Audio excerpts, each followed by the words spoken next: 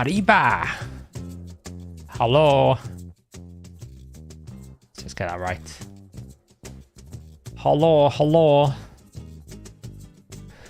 I'm back. I'm here.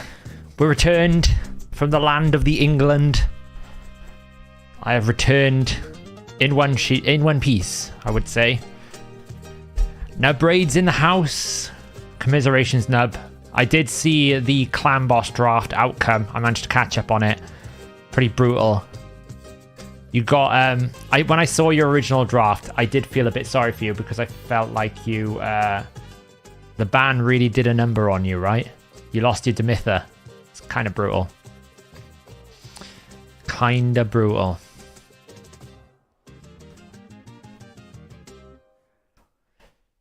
So how have we been? It's been, what, a week? I missed last week's stream. I was going to stream on Saturday or Sunday, but to be honest, I got home late on Saturday and I was pretty whacked out by Sunday, so I managed to get to Diablo, like level 20 on Diablo 4, but I just did it off stream. Just did it in my own time.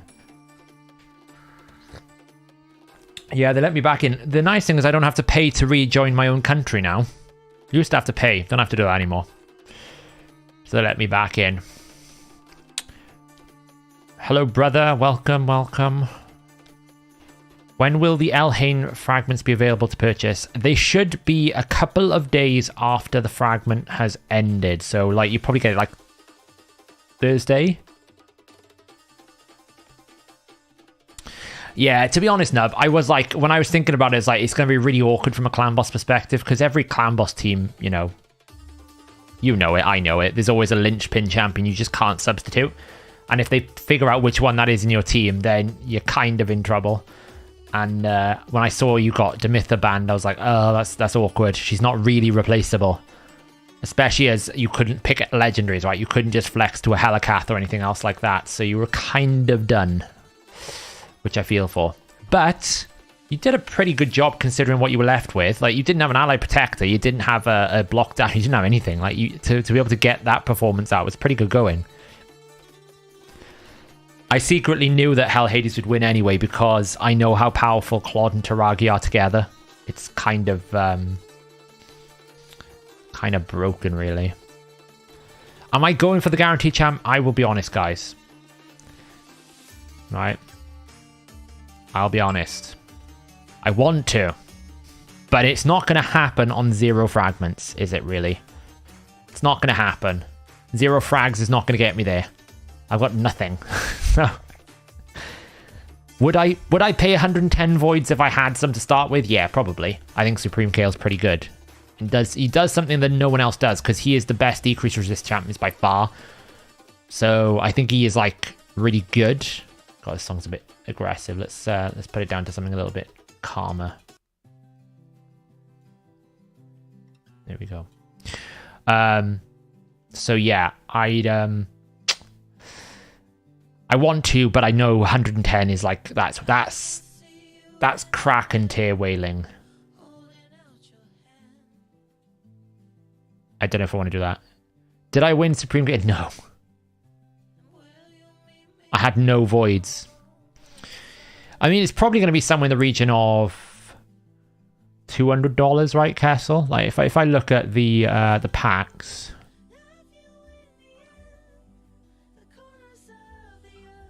Where is it?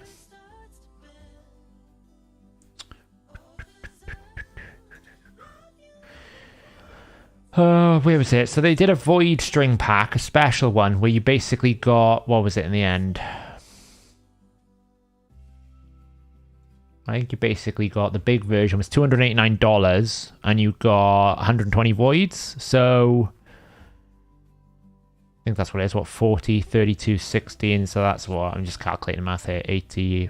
Yeah. So they did a pack that was like $289. So it's probably going to be in the region of like $250, $300 if you want to buy it outright, right? That's a lot. Yo, did someone make me a minion again? Who did this? I think you probably got gifted. Actually, thanks for reminding me. I need to check the minion status for a few people who requested it whilst I was away. NC Fish. Let me just sort this out quickly.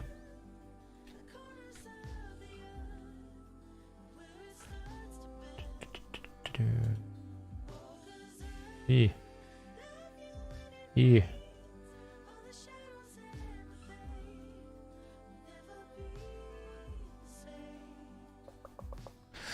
Give me a second, guys. I just need to I've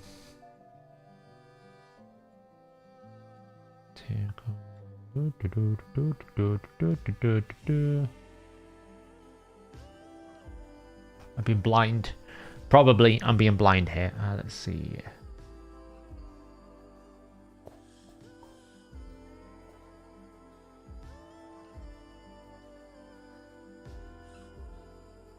Ninja Turbo NC Fisher.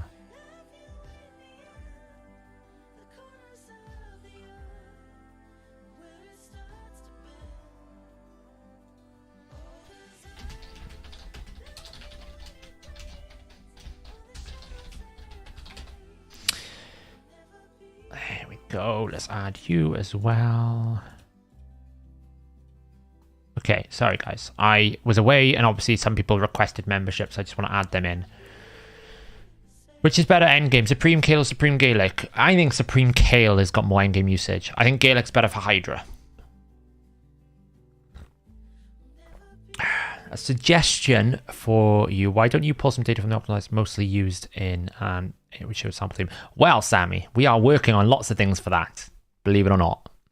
We are working on pulling some new features and new things for Hellhades.com, which will be coming pretty soon, I think. Like, reasonably soon. Reasonably soon.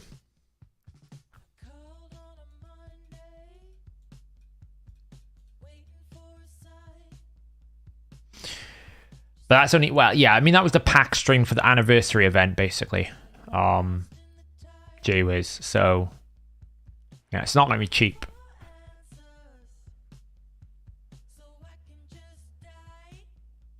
Yeah, I personally don't like paying more than 2.1.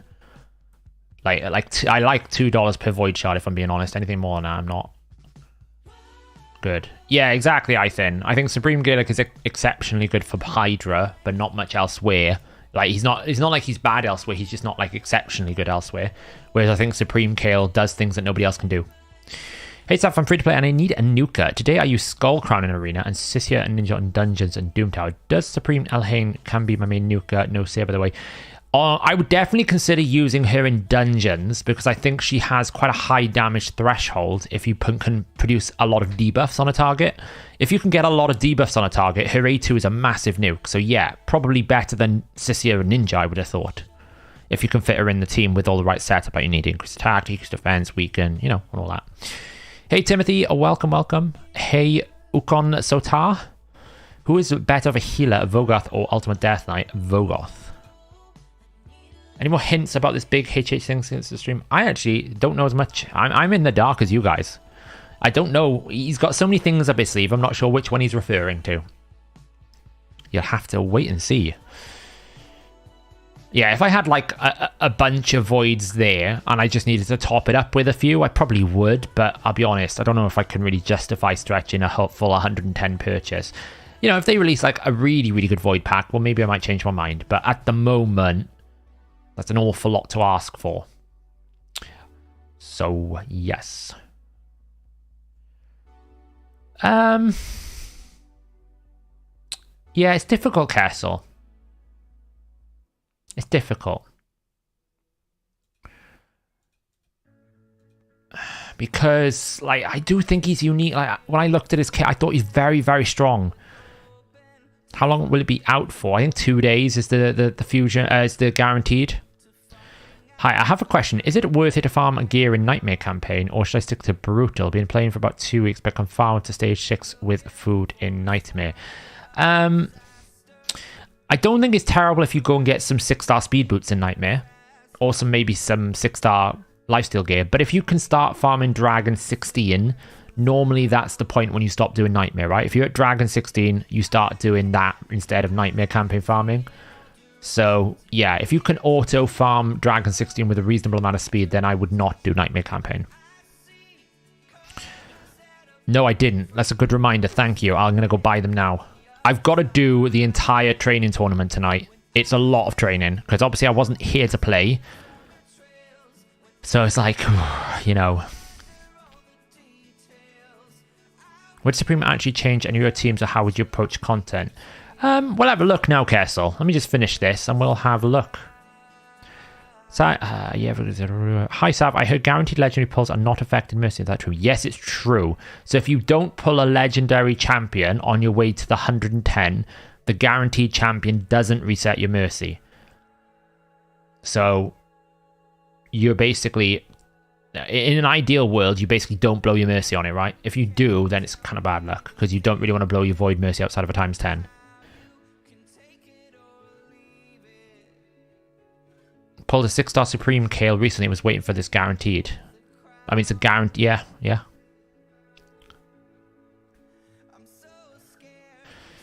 Yeah, but I don't think the thing is, Dutchy, the heal, if we're talking exclusively healing, Ultimate Death Knight is a continuous heal. So basically, if your DPS champions have low HP, then they're not going to heal that much, right? Whereas Vogoth is based off his own healing capability, like it's the amount of damage he takes. So the potential for healing is higher with Vogoth. It depends really what you want. If you want to mitigate damage, then Ultimate Death Knight's going to be able to absorb a lot more himself and use his own passive to self-heal. If you want to actually heal your team, then Vogoth is better. No, I'm not using Naris Al Helper. I've used my auto battles today. I haven't really played an awful lot because I've been trying to catch up, basically.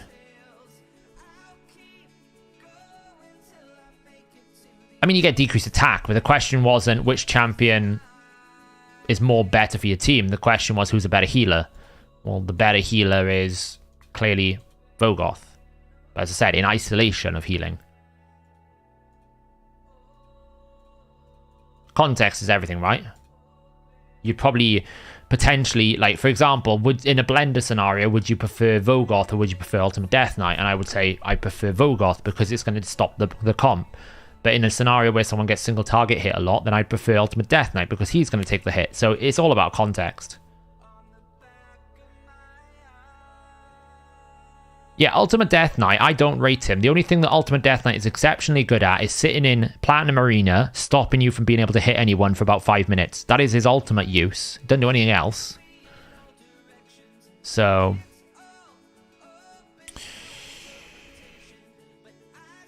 Mateus, I think I answered your question a minute ago. Yes. For Dungeons and Doom Tower, Supreme Elhain is probably faster than Ninja Sissia for you. Oh, you saw the cat, did you? She's wandering. I pulled Tila Gormain over the weekend. I'm excited to build her for Hydra. I'm thinking she would combo well with Ninja for activations and extensions of HP burn. Yeah, probably. Yeah. Has anyone noticed a decline in Sacred Shards and Legendary Books from the clan? No, actually, I'll be honest. I've had more Sacred Shards than I've ever had before from Clan Boss. So you're probably just on a bad run. Like, I used all my Sacred Shards a week ago and I'm already back up to 5. So I did get a monthly, granted, but there you go. Big Piranha has got it exactly how people use Ultimate Death Knight. Triple reaction, 6 stone skin, put him in arena and just wait 5 minutes. It's how people use him now. It's not that he does anything. It's not even that he's a win condition. He's just a win denier. He denies anyone from winning. Basically destroys the game fun.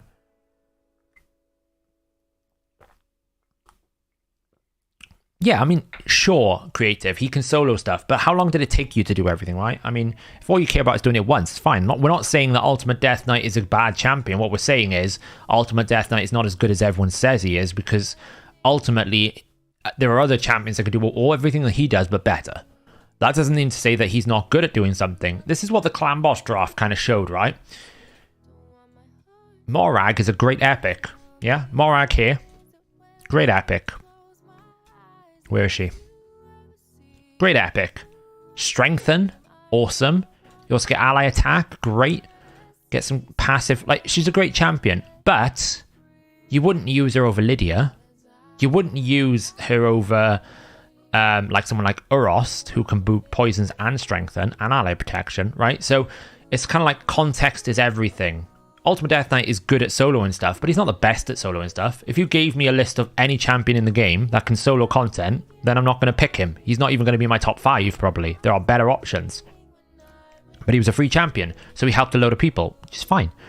What I just don't like is the fact that he's put in ultra slow speeds just to deny people from playing the game. It really freaking bothers me. I find it really boring. So, Supreme Kael. Hey, Shaq. How's it going? How's it going?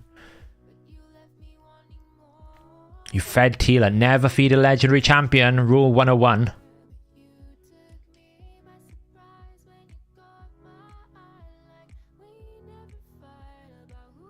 So, why do I think Supreme Kael is very good? This ability is just bonkers. He is by far the best decrease resistance champion in the game. It doesn't even come close how good this is, this ability. It's so strong. It's a 3-turn, 100% place of a decrease resist without requiring accuracy that he also gets 10% turn meter back per placement, and he also places increased attack before increased accuracy on the entire team. Like, you couldn't ask for more. It's so strong. This ability is essentially about a 60% decrease of accuracy requirement across your entire team. So, you know, it's pretty strong. That's what I would want him for. He's basically a resist buster. But he also has this cool ability here, which also places poisons and increases the duration of those poisons. He also has this cool, right? So if you basically get these 3 poisons down, you're going to be able to decrease the enemy's crit rate by 9%. If you can also get, like, some more poisons out as well, which would be great. Also an A1 weaken on 75%. Honestly, I'm tempted to wail for him. I really am. I think out of all of them, he's really good. I would use him a lot. But as I said, I have no voids, so I'd have to full-on wail for him. You know? He's so good. No, it's poisons. Decreases each target's accuracy, crit rate, and crit damage for each poison debuff on them. So you have to have poisons. And he looks the best out of all of them, right? He's the one that they've done the most work with. I think he's really cool. Like, you just don't know how... You got to understand how powerful this one ability is. It's so crazy, right? So if we think of where areas where you need a lot, like you normally need for the old Iron Twins guy, what is it, 550? Now poisons are not exactly the greatest, but you don't need to necessarily use his A2. So for example, in Iron Twins right now, if you want to do stage 15 normal, you need 555. Right, 555 accuracy. Yeah. So let me just show you this display. So normally you'd need... Let's just do this here, right? Accuracy required. We need 5555, right? So in a normal situation, that's how much you need. Well, if the boss has got... Was it 530 resistance, right? 530 resistance. So it's basically this plus 25. Oops. Equals that plus 25. That's how much you need. So normally, let me just do this. Bit of math, bit of Excel. We're bringing it out early.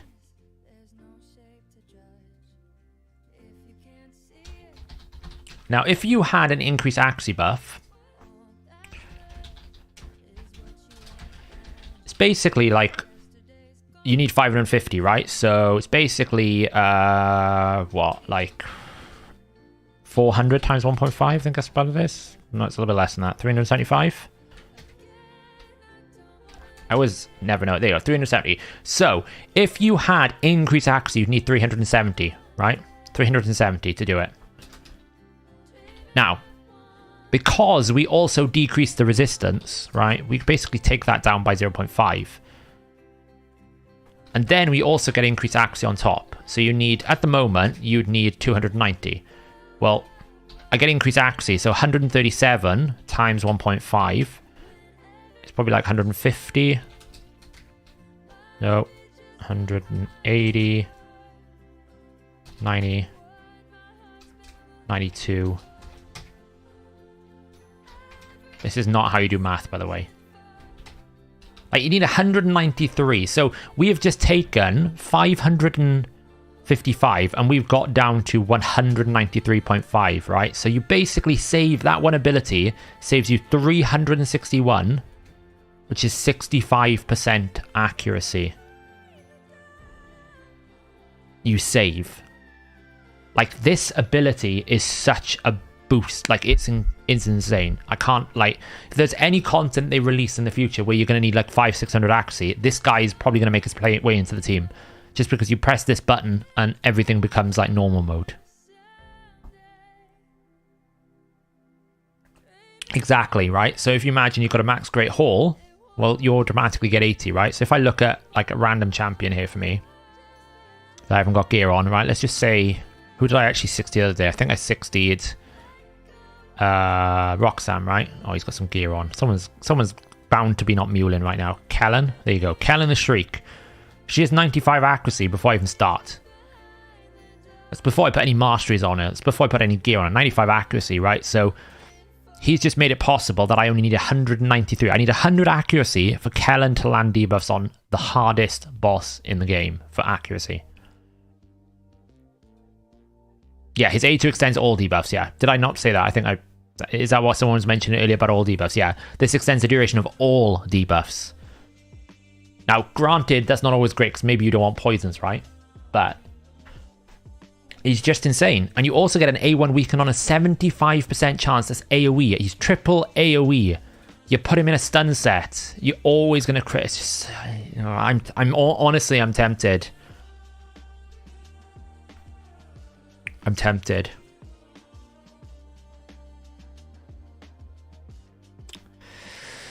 Hey, Steph, do you see Ash's shard opening video? One of the funniest raid videos I've seen. I haven't. I've been away. I've said I'm trying to catch up today to figure out what my my brain is. So I currently have 56 shards. I'm on a low spend tier. Yeah, you'd have to whale out for him. That's the problem, TMTL. Like, if you're only on 56, you're going to have to drop £100. Like, I ethically and morally, I don't think you should ever spend money like this. Like, ethically and morally, spending $200 on a game is just, like, it's insane. That was a special one, the one. I haven't actually looked at what we've got going on. Last clan vs clan was deemed a special one. So we got champion objectives, ice golem ×2, arena. Oh god, it's going to be a bloodbath. An absolute bloodbath again. What do we got here? Oh, savage as well. It's going to be a bloodbath. I'm not a fan of back-to-back. I'll be honest. I'm really not a fan of back-to-back.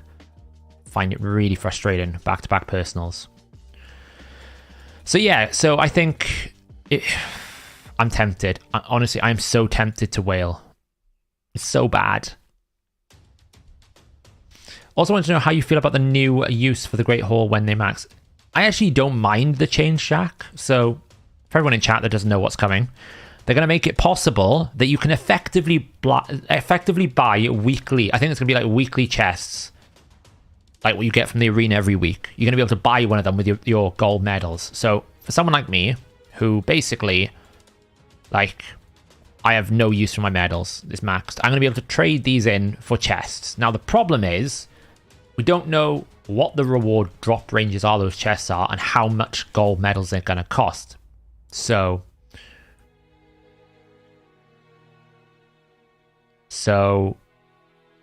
you know.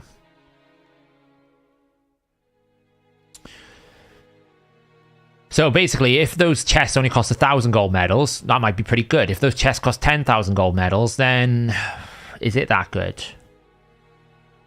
So I don't mind it. Like, it's worth it. It's worth it, right? At least I get something. It's a reason for me to do Classic Arena again. Right now, there's no reason. So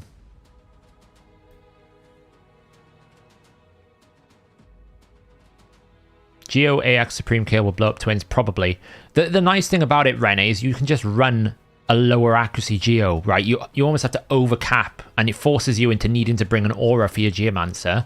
Well, if you don't need to bring that accuracy aura, it opens up so many options. So, but yeah, so it depends on the exchange rate. It depends on the chest, but I think actually it's okay. It's a good change. It gives us a reason to fight in arena, because as I said, right now there's no reason for me to push in arena. There's literally no reason. So it's decent, right? My fear when they announced live arenas, we were going to forget Classic Arena. it doesn't quite explain the whole we're going to rework or we're going to fix the Great Hall, because we haven't. We've kind of just made a new Great Hall that's going to be for Live Arena and forgotten about the Classic one, I guess. But at least they've remembered that Classic Arena still exists and there's a reward structure that needs to be paid off. You never know. It could be better than the weekly one. Could be a really good chest. But, yeah. You know, as Jaywiz says, we've got something to spend our gold medals on, because at the moment they're just sitting there and there's nothing we can really do with them, so... should be able to upgrade.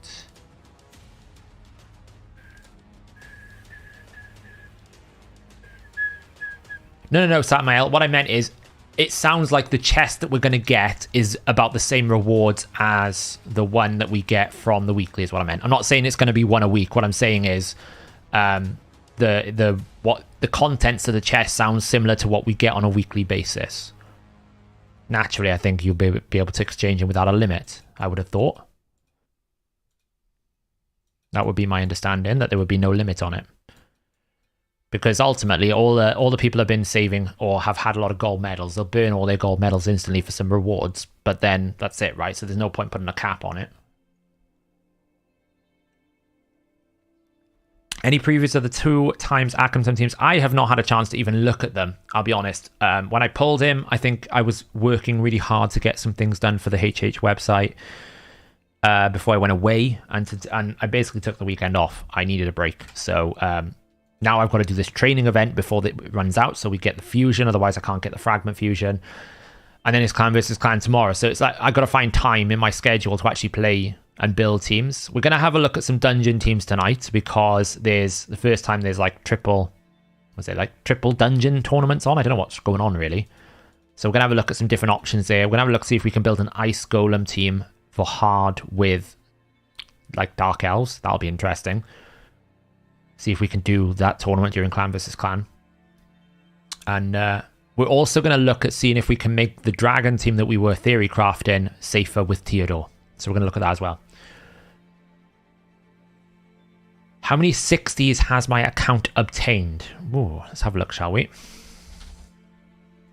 Easiest way to find this is you just go to the optimizer, right? It tells you.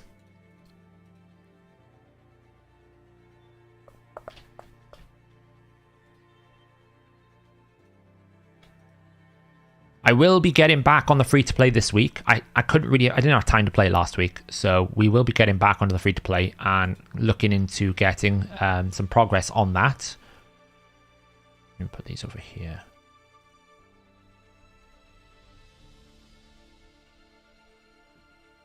So, in terms of my account, we have... In total, I've got 745 champions, of which 193 of them are legendary.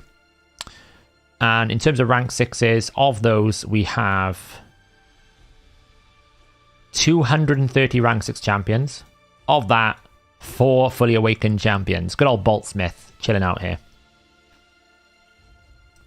We did, by the way, I've 60'd Roxanne for some crazy arena shenanigans. Why not farm 12-6 speed boots instead? Seems like way easier to get very good boots after Ascension. I just think generally, Tim, once you can do stage 16 Dragon, the quality is more valuable than the rank.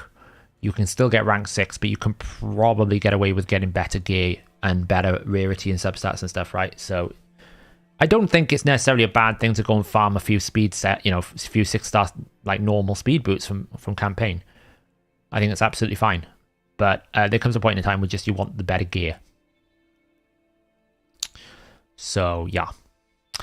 Substaff, how was your weekend? It was good. If anyone doesn't know, I went to my graduation ceremony this weekend, or basically Friday. Walked across the stage, didn't fall over, picked up a scroll from a man in a gold cloak. Felt like I was king of my own fiefdom. Paid a lot of money to do that, but it was good fun. And yeah. So went to watch Les Miserables. Very, very good. Highly recommend. even if it is a little bit depressing at times. Everyone dies, but not, well, mostly everyone. Yeah, so it was a good fun weekend. That's why I was kind of knocked out during the weekend, because by the time I got home, I'd driven all the way down to London and back, and, you know, I was just tired and stuff, so... And to be honest, I've been working pretty hard lately, so it was good to take a couple of days off. I was under strict orders from Fiction to do so. And he would hunt me down if I didn't.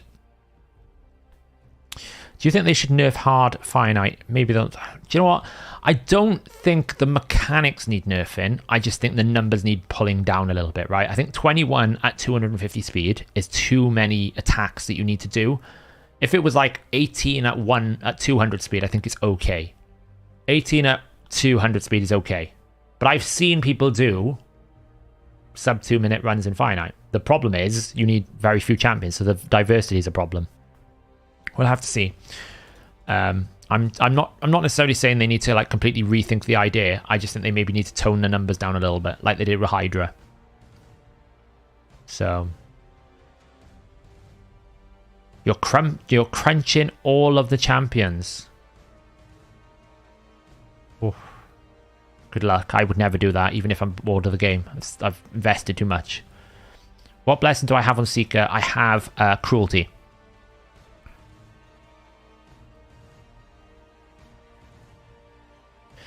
I'm not a doctor, I'm a master. So I'm technically a SAF, BA, MA, a Bachelor of Arts and a Master of Arts.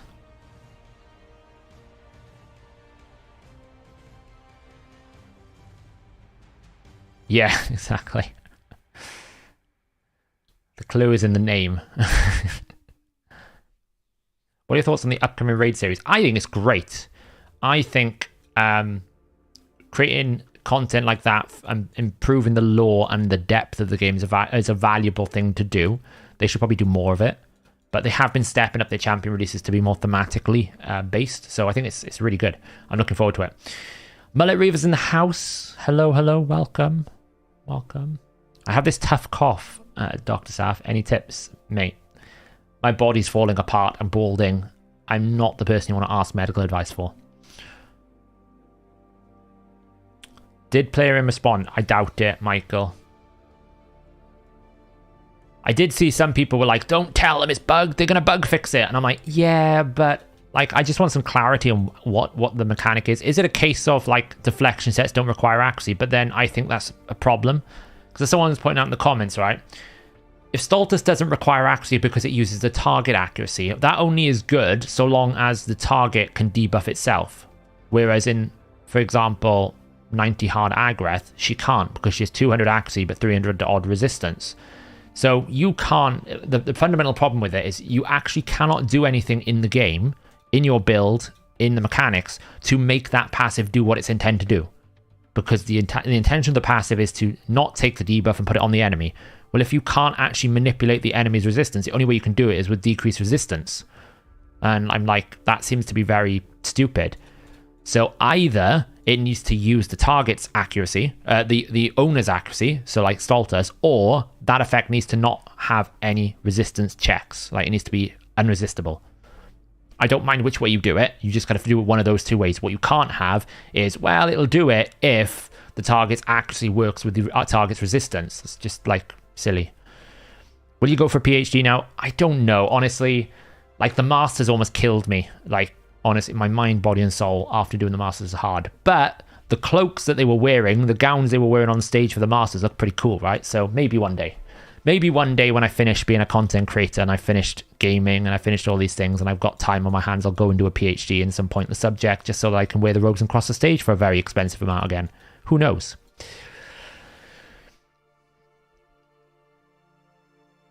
Just use... Yeah, exactly, right?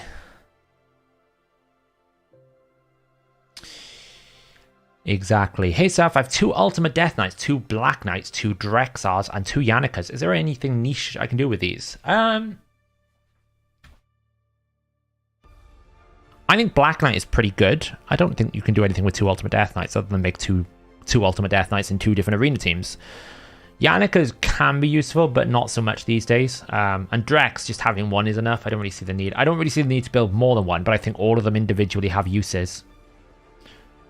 Are you guys going to continue streaming the D&D? If so, when? So we were potentially doing it on the 25th, but I wasn't away. I wasn't here, and then Hellhades wasn't here, so I don't know when we're going to do it, but the intention is to do more. It is to do more. Laszlo's in the house. Hey, am I doing all right? I'm doing okay. How are you? How is your day going? Got my master's in 2020. Just got accepted into a PhD program. Oh, wow. Sky. What are you doing your PhD in? If you don't mind me asking. Congratulations as well for getting accepted. So... You got it, Jessica. I want the cool wizards. They look awesome. I was like, when I was in there, I was like, the Masters will be the final one that I do. And then I was like, but those robes look pretty cool. And I could walk across that with a PhD. That could be awesome. Hi, mate. I just finished Fragments tomorrow. I will pull Shansi at night. Yeah, that's a good point. If you're... So I probably won't unless I need the burst. I'll probably save mine. Just because it's like 650 points on the champion chase, ideally. So it just depends. But, yeah, you can pull it tomorrow is the best time, because unless you save it for a chase, right? So it's fine.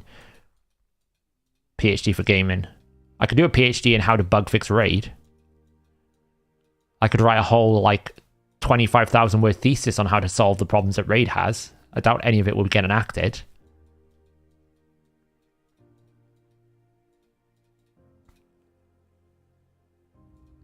Hey, Lisa. Welcome, welcome.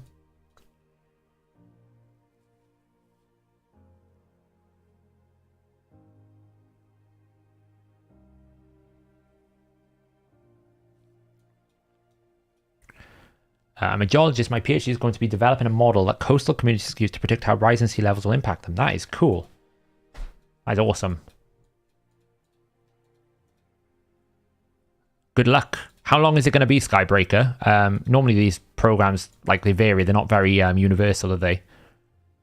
Probably years, I'd imagine, right? You're going to have to do a lot of research for that.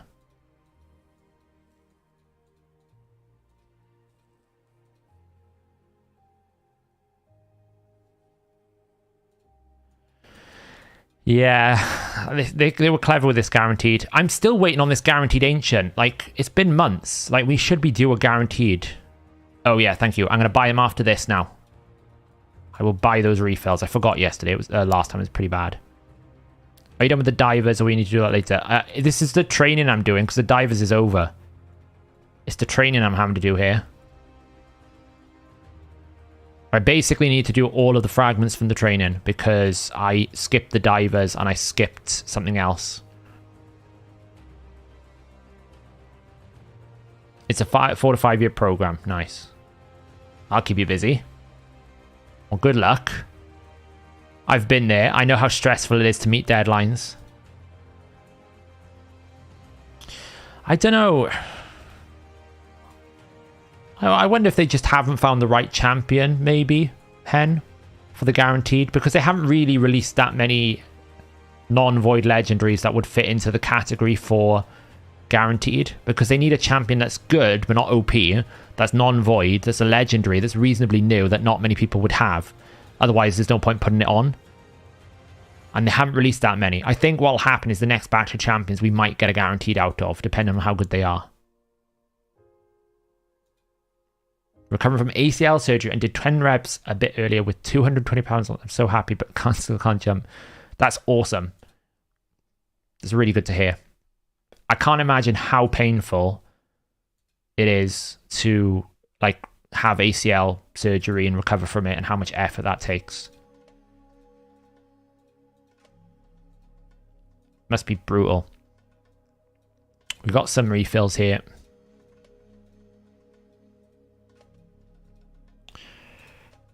Let's get this done. So basically, Laszlo, keep it up. You're gonna get there. You're gonna get there. I got it the other day. Skipped IG last divers. Oh, you got it. You skipped IG in the last divers. Yeah. I think I skipped Ice Golem and the divers, but I haven't done the training yet because obviously I was away, so I've only had the last 2 days to really do it. Is there any reason of training Scathix as clearer when I have 84 parts of Mithrala? Scathix is a pretty good champion. I don't know necessarily is it worth doing. It depends on what else you've got in the account, really. But I think Scathix is a great champion. Like, hidden OP. A bit like Claude, right? You don't necessarily use her everywhere, but kind of OP in the right place. Any place you'd use Michinaki outside of Hydra, pretty much anywhere. Clan Boss, Doom Tower. It's pretty good.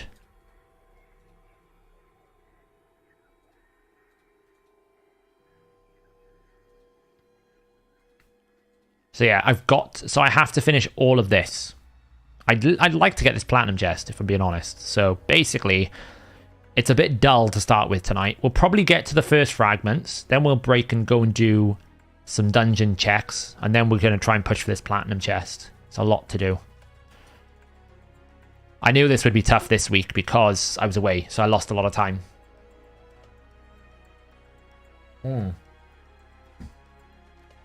Yeah. 1 sec, Felipe. I'm sure I put it in here. If I didn't, I'll put it in now.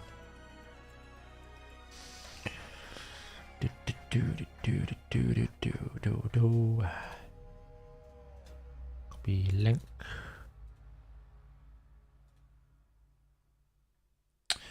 Where's the best place to put this?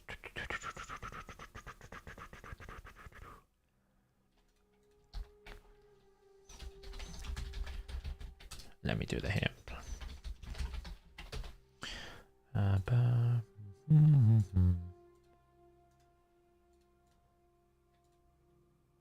don't want to save the image. I want to copy the link. What am I doing?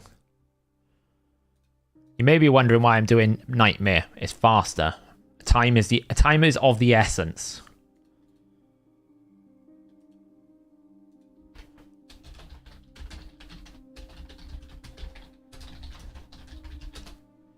There you go. I put them in Discord. We'll get Arbiter count towards CVC. Yes. If you acquire Arbiter, that's 600... Well, it's basically 30,000 points for CVC. Any reason to build 2 Kimmies or 2 Astrolons? I think 2 Kimmies could be useful if you want like a faster one or a slow one. Maybe you want a tankier one for Iron Twins if you use her there. Like Kimmy, probably. Astrolon, maybe not. Juan Felipe, I have put it in Discord for you. I got a 6-star perfect soul for Scathix chilling, but he's still at 50. I don't know where I would use him. What blessing would be good for him in content. He's one of those weird ones, Henweed, where because he doesn't really do a lot of damage, Phantom Touch is not really ideal. Cruelty would probably be good because he does AoE at least. Something like Cruelty would be a good option. It's not bad. How's my Titan event going? I think I'm at 72 out of 77. I need to do a video this week on Titan events, actually. I'm going to do the final Titan event kind of rundown to see where we're looking. Because we had that Heroes path, the Clover path, and that added a load of points. So I need to do another recap to see where the numbers are at. But hopefully I should be able to get close to finishing it. I'm not concerned about not getting there because I've got 2 weeks, basically. So, being 2 weeks in, is there any chance you could get to the bottom chest of Hydra without having to be fleshed out Demon Lord team? Yeah, no, probably not. The Hydra just smacks you too hard.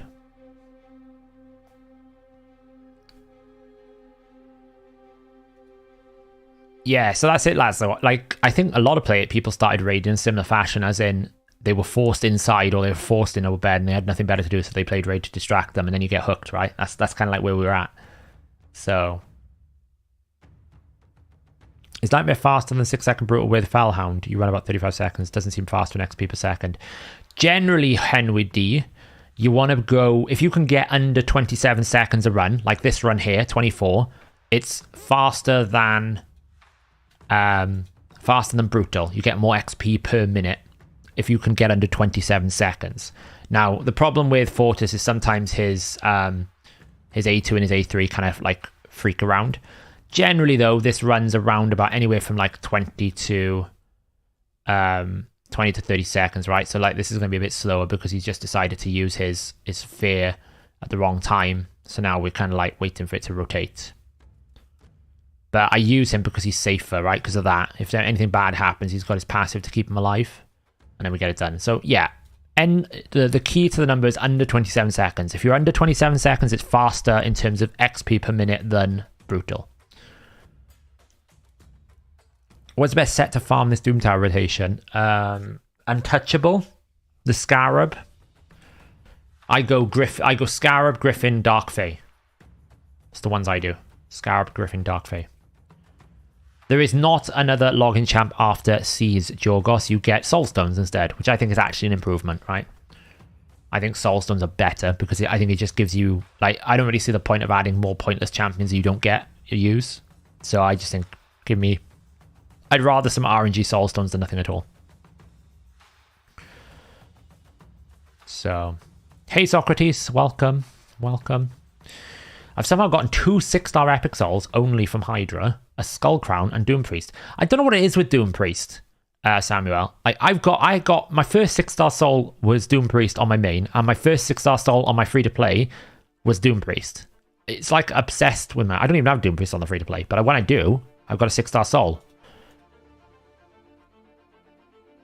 What is the Essence coin cost for 5 to 6-star Epic Split Souls? I think it's 35 and 100 man-made. It's 35 tier 2 and 100 tier 2 for the 5 and 6 respectively. I haven't tried Laszlo because I just haven't had time, right? And I've been following some progress from people. Some people are getting further with it, but it's still very specific. So, yes.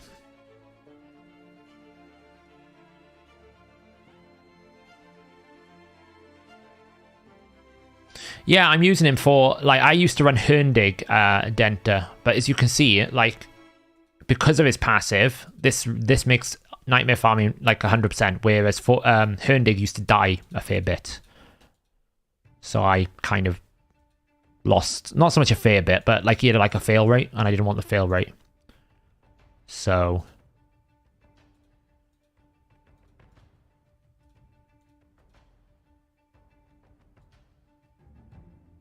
is it 30? It could be. I don't have one in the stock, so get in there. 1,000 anniversary tokens. See, 73,000, so we'll be getting closer to that. I don't think I've got any more to get today. I'm lucky because I logged in quite late. The spider tournament that I've got here is going to be on during Clan vs Clan for quite a bit, right? I'm only coming up to 24 hours, so I'm going to have all day to smash this tournament. So, unfortunately, Russian person, Hard Legster, Big Bob, you're about to get smashed because I'm going to win this tournament tomorrow. I've got everything queued up. We're ready to go. I've done that one. Look at this Dragon tournament, Ice Golem tournament. I've never known a situation where you can basically have all 3 dungeon tournaments, apart from Fire Night, open at the same time. So, yeah, it's just I had a few situations odd one where every so often he would fail, and I'm not really sure why. It's probably different mechanics and stuff. And to be honest, I made a use of my Fortis, right? So I catch the stream now. You're using Fortis, yeah. I mean, Fortis on his own is a great champion. It's like the buff fix did actually fix him, a lot of him. He's not a terrible champion. He just reads like he's going to hit a lot harder than he actually does. But like he's clearing, content pretty well. I can make him solo content. Like he's equally as good as Ultimate Death Knight in clearing content solo. So if people rate Ultimate Death Knight for soloing content, then Fortis can do it. So, yeah. I don't brew my 3 stars, no. I only do 4 and 5. Like you can see, I'll partially do 4 and 5. I just don't do 3. It's too much effort. Does Nightmare enhance the enemy's accuracy? I don't think so, no. I know, Samuel. I've got so many of them, though. Like, I don't need another one. I've got 3 built. So the timings have always been different, right? So when you get drafted into a tournament group, that's when you get your time. So because I started the game up later than everyone else, because I hadn't logged in, I've got a later start time. That's why the global leaderboards stick around for a while, because it's managing late starters, different time zones, different stats, and all that kind of stuff. So I basically I don't have one more day. I think I have 12 hours, basically. Yeah, I'll show you my spider team now. My dragon team we need to look at. So we're going to look at the dragon team first. Then we're going to, after we get to the first set of fragments for this, so I've at least done the training, right? Wait, so when the soul merchant has a soul for a champion you've already awakened, it will be for the next... Yes, Tommy. That's exactly how it's meant to work. So if you've got a champion at 2-star ascended, 2-star awakened, then it will give you randomly the option for a 3-star split soul for that champion. But it doesn't respect like fully awakened. So for example, my seer is fully awakened, but I have a duplicate seer, so it's giving me 1 star now because I can reawaken the other one. Yeah, I can probably rebuild him. Odd one. I could probably rebuild Herndig to do it, but I think I might as well make a use out of Fortis, right? I spent 80 voids on him. I might as well make a use out of him.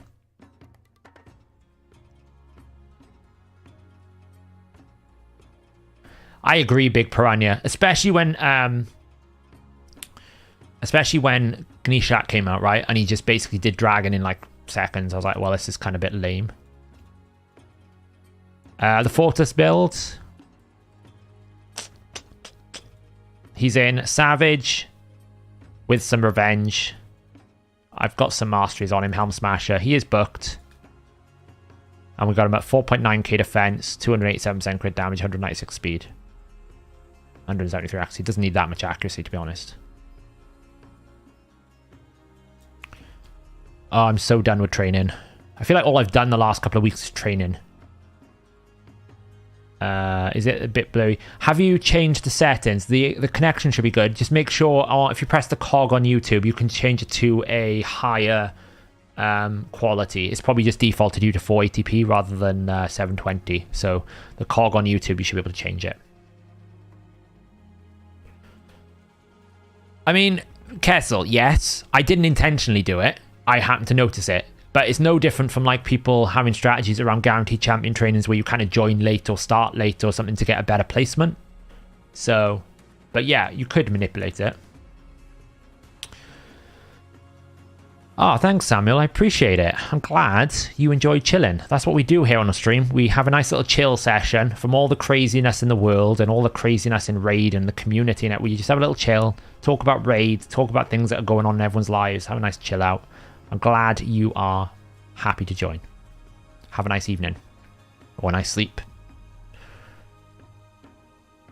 You got Fortis as a mercy. Like I've entertained the idea of building him more for Arena. The problem I think he just has is his A3 doesn't scale correctly. If they fixed his A3 to scale correctly, he would hit really hard. But because he doesn't hit like Solus, he only gets 2% per fear. You just don't get enough damage out of him. And also you've got to rely on having the fear out, which doesn't work in the current Arena meta. So they have done back-to-back personals in the past. It's not unique. We don't like it when they do it. That's why there was such a big uproar when they said they were going to do 3 and we forced them to cancel it, I think. Stephanie, they'll sleep. If the queen takes a turn and drops your turn meter to 0, you fall asleep. So you need to put champions in between it to basically make sure that you can do that. Off the top of your head, which champions would you use to attempt clan boss if you could only use rares? Marked would be in there. Bulwark. So probably Marked, Bulwark, Myrmidon. Frozen Banshee. And then maybe some like a decreased attack champion like Grave Chill or something. Or like a champion that can do decreased attack regularly. Honestly, I wouldn't attempt it. It sounds awful. Rare only. It'd be really hard. So... What about champion chase? Do the Krakens get up early or not? I mean, I don't really think they do. They don't care. If they're going to wail, they're going to wail. Yeah, it could be abused, Cassie. You're absolutely right. Could be. Saf, I have a Diablo question. Will minions be able to connect with HH people in game? And if so, if I'm away for the first week, will you be able to max level? I will probably not be max level instantly, but I'm sure if we want like... At HH Gaming, we've kind of decided we're not going to necessarily do any sort of like formal content plans around Diablo 4, just because we think people like Maxroll, Icy Veins and that, they do a better job than we'll ever be able to do. And it's not really in our genre, right? Diablo 4 is an ARPG. We're more of a mobile / type of game website. So we're not going to do any sort of official ones, but we'll probably set up like some sort of clan system or something that people who want to play can join in. But it won't be a problem if you're away for the first week, because I'll probably want to spin up different characters and various different things, so we can always figure out a way for you to feel welcomed if we do it. I don't really know what the plan is. It's not till June, and I really think about 1 week forward, so I've not really thought beyond of like what am I doing this week, but I think it'll be fine.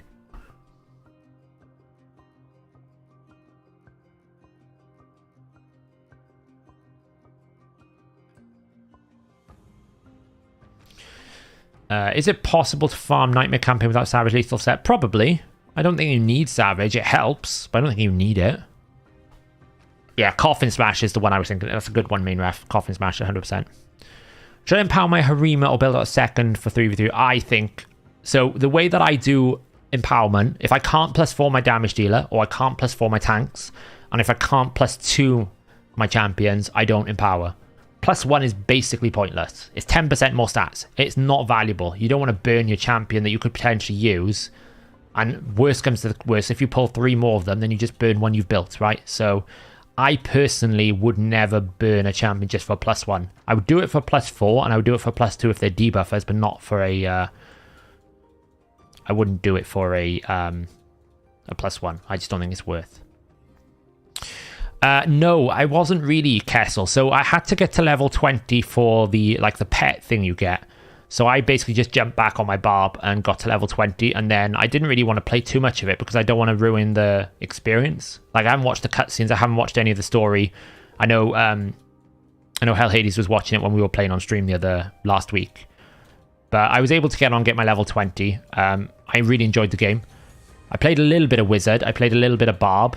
I played a little bit of... I think I played those two. I didn't manage to play the Druid and Necromancer, but I saw the Druid and Necromancer, or the Necromancer specifically, was extremely strong, so... Lord Saf, YST's in the house. YST, how's it going? Hey Turgle, welcome, welcome. Will we be able to see the server HH Games? I don't think there's any server Carnifex. I think you just basically play the game, and then if you want to team up, it just pulls you over. I think it's like, I don't think I've ever had any servers on Blizzard games in that sense. For like Diablo, you just get pulled in, right? So when you have 3 times...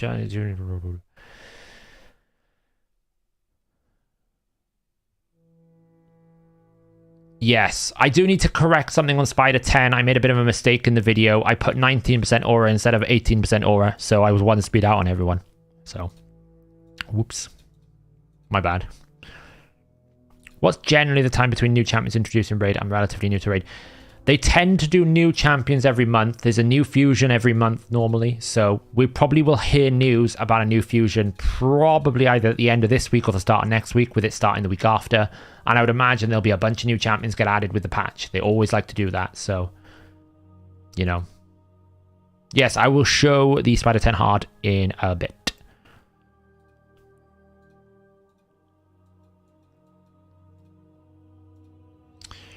Boom. Is there a nice guide for Sand Devil? I've never pulled Godseeker because I can't use that strat. Yeah, we have a guide on the website that has a bunch of different strats on it.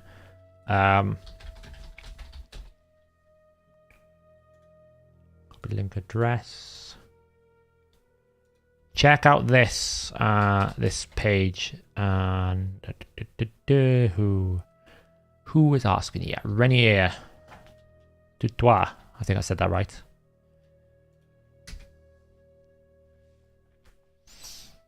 YST's in the house. I like the Barbarian Arcanix, so I built a upheaval. So I built the 3 war cries, right? I built Taunting, Bat, War Cry, and something else, and I built them with Upheaval, and I built then the Killing Blow. So basically, the idea would be, and I built Frenzy. So I'd hit loads of times with my dual wield, get up to 10 stacks of Upheaval, smash everything with Upheaval, and it would AoE wave clear. And if I needed to like survive, I'd go God mode, press my 3 battle cries, and just annihilate everything. I found, like, a lot of people were saying Barbarians were not good. I did struggle on some of the bosses due to the fact he was melee, but I didn't have Killing Blow at the time. I think Barbs will scale better and be better later on in the game than the others which are really good at the start. They may need buffing in certain places, but honestly, I think I was having so much fun on my Barb. Especially when I went God mode and I just basically, like, killed everyone. It's great. was great. What is the most brutal secret room? Probably like the stage 9 rare attack champions. I think it's pretty hard. It's pretty rough. Am I in 12-3? I should be on 12-9. Am I in 12-6 or 12-3? Have I gone the wrong one? No, I must be on 12-6, otherwise I messed up. I shouldn't be on 12-3. 12-3 is actually a lot harder. I didn't think you could do it. 12-6 is better, sorry.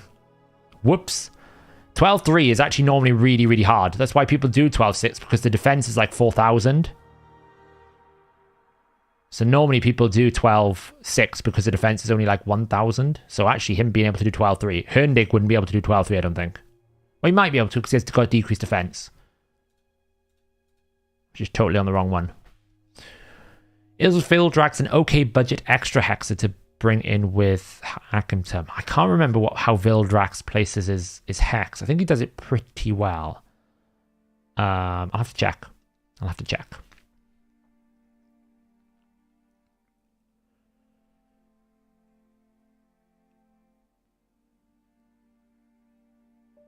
Oh, you got baited, did you, Turgle? I mean, I only had a few voids anyway, so I figured I'd just pull them, but I'm tempted to whale. Yeah, tested out Odd One. I'm curious to see, because I think it's about 4,000 defense. They have a lot higher defenses. That's why people normally do 12-6. Let me know. Vildrax, he's a demon spawn, right? He's a bug. How does he place hex?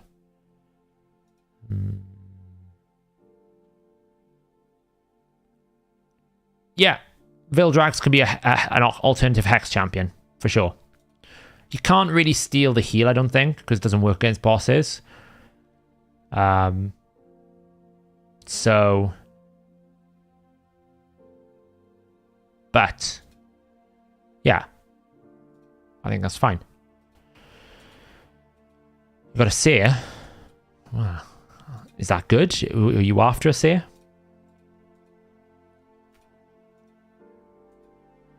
I should start pressing this button here to make this easier. Habit. Saf, if we get some good rewards, will you do the Dark Elves IG challenge? I'm going to look at that tonight, actually, Laszlo. That is on my list. So that's one of the dungeons I want to look at tonight. What can we build to make that work?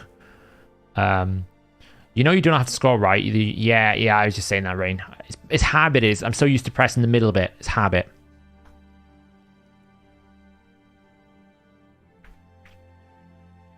Oh, it's a dupe. Ugh. May have already covered, just hoped. What's the attack speed, crit damage needed for clearing Nightmare Fortress? So Fortress is defense-based. So I have him here at around about 5,000 defense, 280% crit damage, and about 196 speed with a little bit of accuracy. Nothing crazy.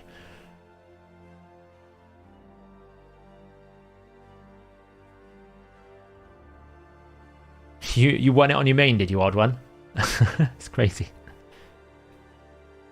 Professional streamer, you got it. Yeah, Vlad's multipliers were always quite good. Vlad was always underrated in my opinion because Vlad had one of the best turn meter skills in the game. There was not many champions that can compete with his A2. It's just that his A3 being single target meant that you couldn't really set him up. But now you've got an AoE decreased defense. Like him and Constantine together smack. They're very good. What's the best epic poisoner rare in your opinion? The best epic is Akimtum. The best rare is Frozen Banshee, in my opinion.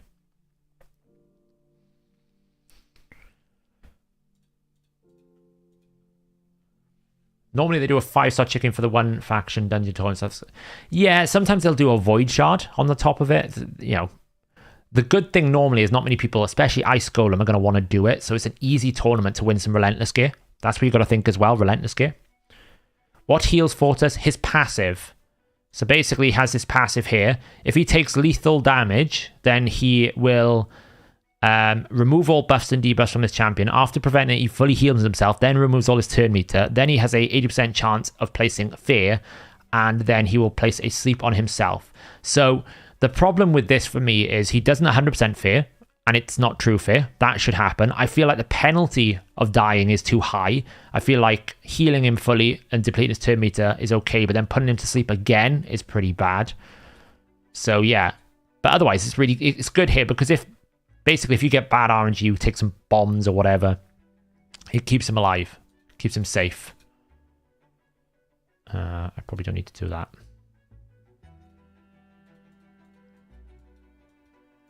So yeah, that's why I like his passive. Hey Tort, welcome. I'm alright. How are you? Should I 6-star Bad L as my second champion? Probably. He solos a lot of content. He's a bit like my Orogram on the free-to-play, right? He's basically a dungeon carry for you. He'd be really good. You're farming masteries for Vlad, and he's out-damaging my Herm. Yeah, Vlad is good now. Vlad is very good. When you go to campaign, why do you scroll all the way across the side instead of clicking the button? Because I'm not a professional streamer, Preston, and I'm an idiot. It's habit. It's habit. I click the middle bit, and then I think I forget. You know, I'm just dumb. I won so much Relentless game my first 6 months of playing after that. Yeah, you do, actually. That's one of the things we noticed about the free-to-play. Odwin, you probably will think the same, right? We won so many opportunities to win Relentless because the tournament groups are much more fragmented. But then you hit 50 and then it starts drying up. Then you're in with the big boys and it becomes a lot harder to win Relentless. Hey Eric. Gort is in the house. Welcome. Good to see you all here. Are all I can't talk. Are all limited time fusion epics just filler champions? Limited time filler champions. I think Broadmoor's quite good for faction wars. Some of them are quite good actually.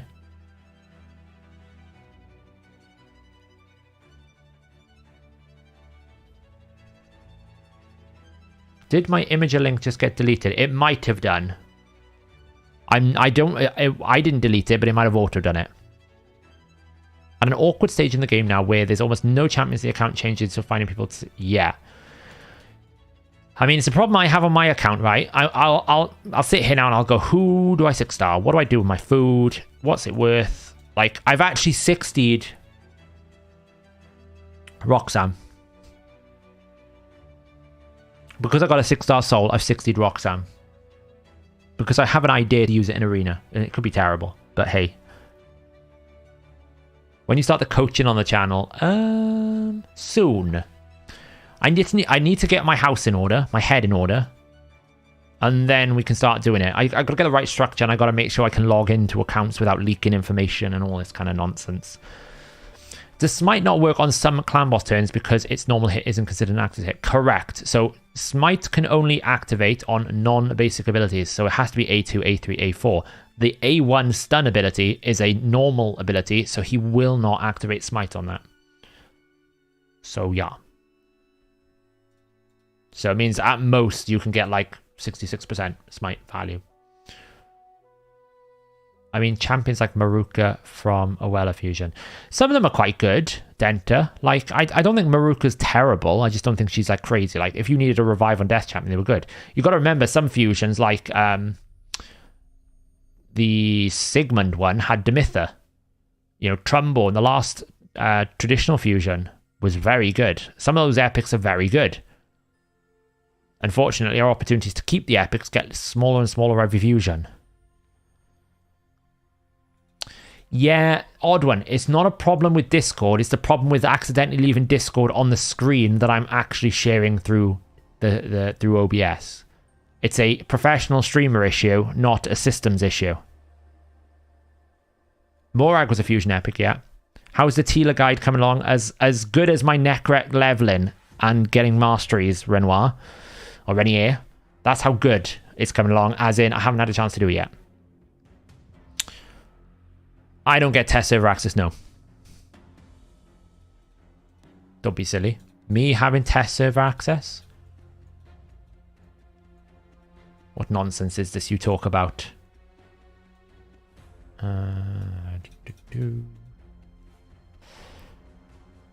Yeah, it's not a system issue, it's a me thing. I'm terrible at it.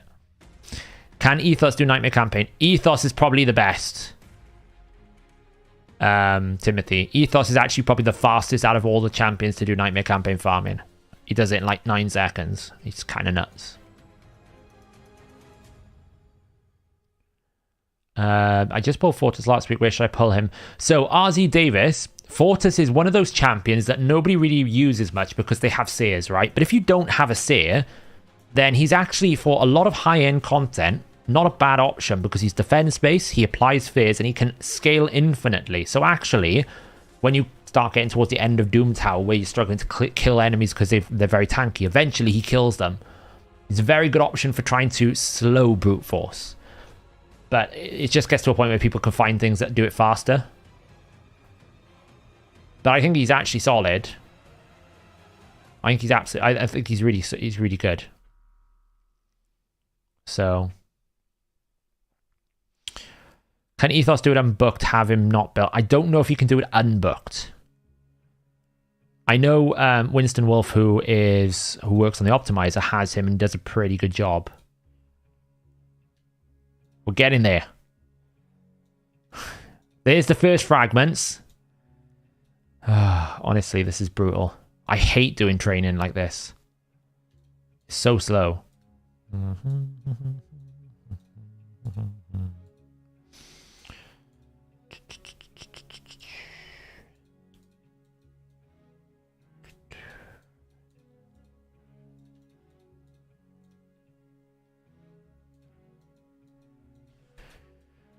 Might as well use our 1 stars to basically partially level up our food here.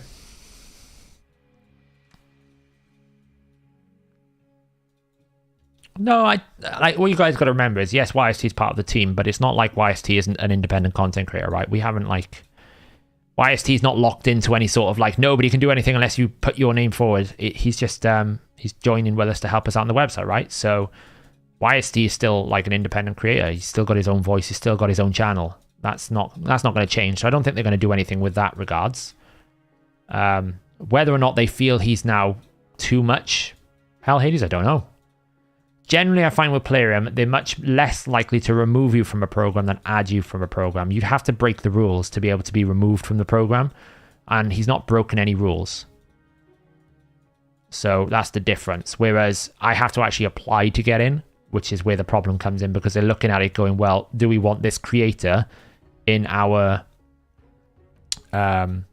creator pool? And they've decided they don't, which is fine. It's their prerogative. They can do whatever they want. I don't mind. It would be nice to get some clarity on the exact things I would need to do if I wanted to join, but yeah, it fails. I thought so, which is not a problem. It's just because stage... What up, cat? It's just because stage 3 has substantially more defense for some reason. We're talking 75% more, 25 to 75 is the split, right? It's 4k defense versus 1.5k defense. So no braids. I can confirm I'm not holding YST hostage. How do you know? How do you know that he's not holding me hostage? Maybe he has all the keys to the kingdom now. You gotta watch out for YST. He's a sneaky devil.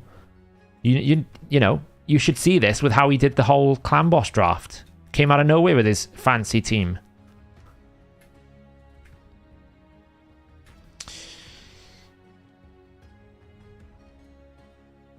Hey, illegal mist. Oh god, that's a bit of a mouthful. I probably messed that up. Welcome, welcome.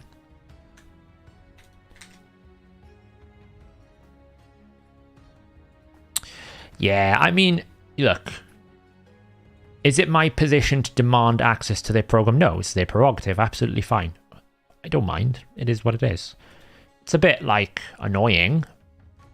It means I have to burn a lot more resources than most other creators, but that makes it more like you guys, right? So the content that I produce is all scaled to the same amount of time and progress you guys can make. Granted, I probably spend a bit more money than the average player, but still. Everything I create has to be created on my account, so I can't use free resources. I don't get any perks, I don't get anything, so... Vagabond.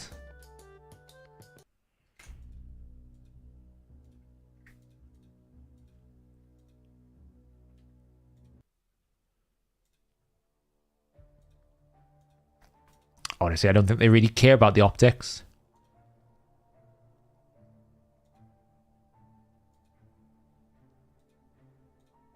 I like to think as well that I don't actually criticize them too much. Like, I don't feel like I overly criticize them. I don't know what you guys think, but I feel like I'm pretty fair with my criticism. I pretty much like back them up when I feel like they're getting unfair criticism. Like I back them up for things like the Sand Devil. People think Ascension's terrible. I'm like, I actually think it's all right. I back them up for things like when there was that Nogdar bug. I don't really blame them for that bug. I think that's one of those unavoided bugs. But when they obviously do something that are very silly, like this, for me, Spider was a bit unforgivable because it didn't take, like, it took 5 seconds of testing. Same as the Dragonite Shield, the Finite Shield. It's 5 seconds of testing. There's not really an excuse you can have to say, oh, there was a bug that we weren't expecting, because, like, well, it's pretty, I don't know, it feels pretty straightforward to me. Like, it's a bug that you can easily find by just spinning up the game for 5 seconds. But generally, I think I give them a decent run. I try to be fair, and I try to help. You know, when I bug fix and find errors, it's not because I want to go, oh, you know, I found something that Playroom didn't have. Like the Stoltus video was me just being a bit clickbaity on the video title. I'm not actually going in there blaming them for anything. I do think it's a bit disingenuous that they sometimes think I don't know what I'm talking about, when clearly, you know, I'm not some idiot on the street. I've got 2.5 years of trying to understand how the game works. So if I'm coming forward with a bug, sometimes I might miss the mark, or sometimes there may be something happening I'm not aware of. But generally, I feel like if I'm reporting a bug, it's because I've tested it and I've showed, you know, I come with a video and everything else like that. So why don't I use the brews? Well, because I've got mystery shards to burn.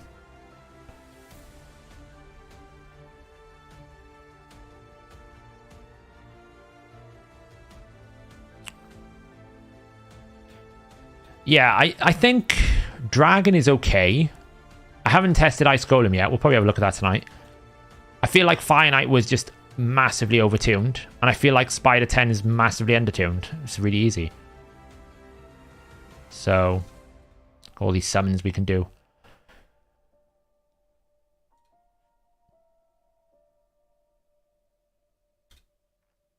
Let's be real, if Playroom cared about their optics, they'd put effort into game events. I think they do pretty good with the game events. I think maybe, you know, I think we've criticized them in the past for doing the same events, and they are trying to diversify, right? We had the Deck of Fates events, we've got Heroes Path, we've got this Titan event. They are trying to put new types of events in. Granted, it's all based off an existing model of like Dungeon Diver, Summoning Champions, Artifact Upgrades. Fine, that's a fair criticism. But I think generally they're trying to make the events more diverse. It's not just here's another Dungeon Divers event. So I think they're trying. It's actually, like, when you think about it, it's actually quite difficult to come up with a unique event system in the game that you can't just like abuse. Like, that's the challenge. You got to make sure you can't, that people can't just abuse the point and win. So it's actually quite tricky.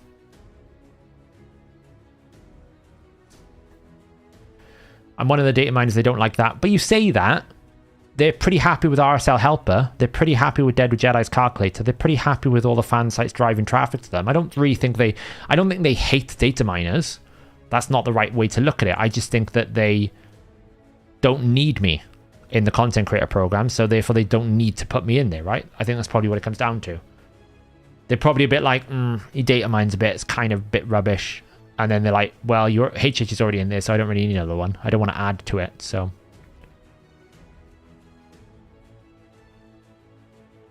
Barrels are so useless thanks to Minnow. Yeah, so I think sometimes a barrel is good if you've already got masteries on them, but I've used a barrel a few times when I've done a champion training tournament to win, but I've not really used barrels. I'll be honest. The grind is boring. I agree, Nub. I think the first Heroes Path we got was a bit rough, but they've refined it and improved it over the last few Heroes Paths, and they're pretty good now. They normally give you access to flexible rewards that you don't normally have, right? So a lot of people will say Heroes Path is terrible, blah, blah, blah. And I'm like, but what do you want? They've basically given you optional rewards that fit where you want to play the game. Do you want the book? Do you want the soul stone? Do you want the coins? Do you want the energy? Do you want the shards? Like they've given you flexible choices in a model that still kind of makes it not difficult for you to get points. I think it's great. As long as the reward structures and the reward tiers are well structured and they're pretty good, I don't think it's ever a problem. Yeah, I'm doing QA for free for them, right? And I don't mind doing QA for them for free. I always try to give them constructive feedback. Here's a video. This is what's happening. This is why I think it's happening. I mean, the Fortis thing, I even said to him, I've looked at how Solus is working. He's not working anything like Solus. He should. He's described like that. So either update the description so it's 2% or make it more like Solus. It's not like I said, you've got to make it like Solus, otherwise it's terrible. I actually said to them, just change the description. Because for me, accuracy is also as important. It bugs me to heck that all the hard Doom Tower, all the new hard bosses have a minus 60% incoming poison debuff. But it is not visualized anywhere in the game. Nowhere in the game does it tell you that the Spider Queen has 60% less damage from poisons. Yet it's in there. It's in the code. Kind of frustrating. That sort of stuff frustrates me because you might be going in there thinking it's going to work, and then you're like, why isn't it doing as much damage as it should? It's only because we data mine that we know this.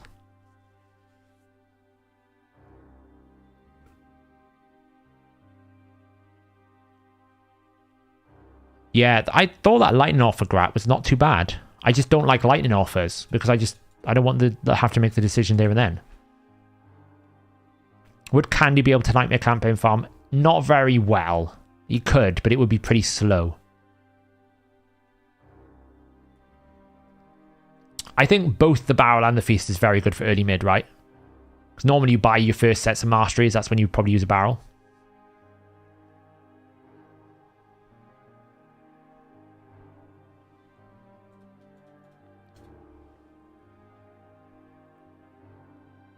I have only one slot left that I'm unsure. I've been trying to decide between Rhonda with 1-star Brimstone or Frozen Banshee. Deacon, Lightsworn, Myrmidon, Valerie. It's a traditional team, Tommy. If it's a traditional team, you might find that Frozen Banshee is better than Rhonda. But it's not a 2-1, and Frozen Banshee can suffer because if she hasn't got that poison sensitivity, she can't place the poisons, and you haven't got any counterattack there. So you might find you want to run... You might find they're about the same, but I generally feel like poisons are better than damage early on in a traditional team. So...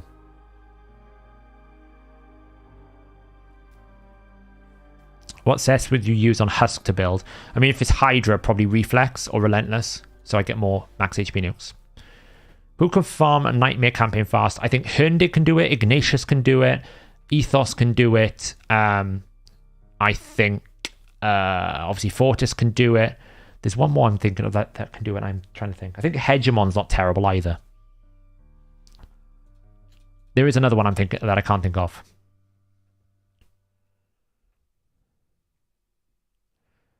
For lightning offers, you don't have to make the decision there and then. You can open the payment page and close the offer, then look to see if it's worth it. Yeah, I know.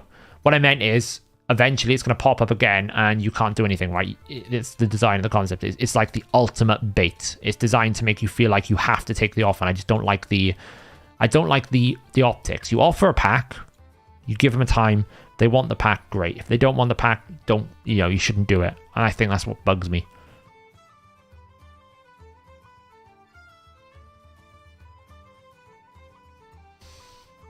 Norog, that's the one I was thinking of. Norog can do it.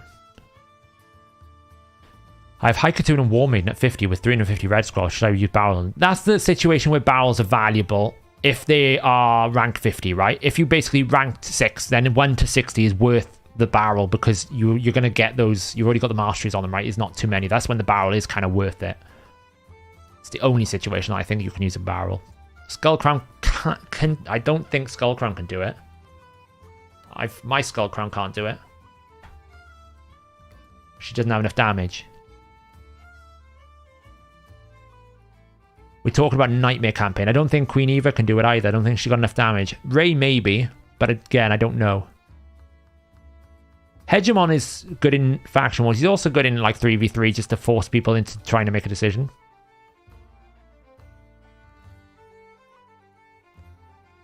Does it? I don't think it does. Let me check. Maybe I'm wrong. Maybe they changed it. I didn't think it did.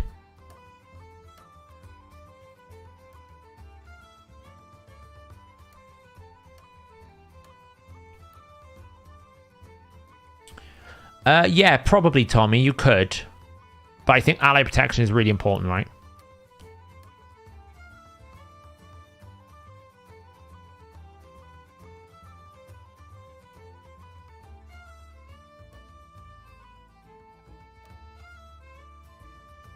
If you go to healing assured. Where am I seeing this healing assured? Normal spider.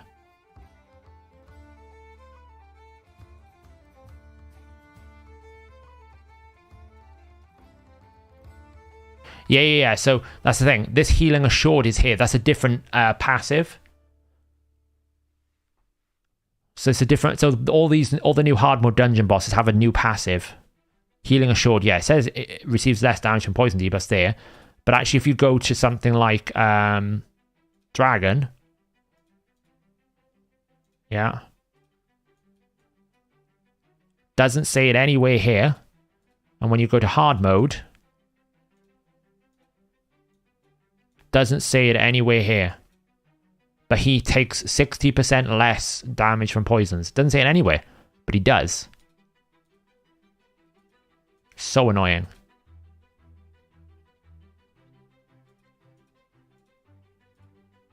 Because it's not the same passive. It's a different coded passive. It's got a different ID.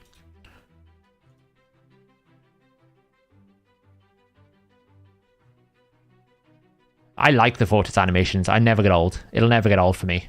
Especially the zoom, like the vortex. It looks so cool.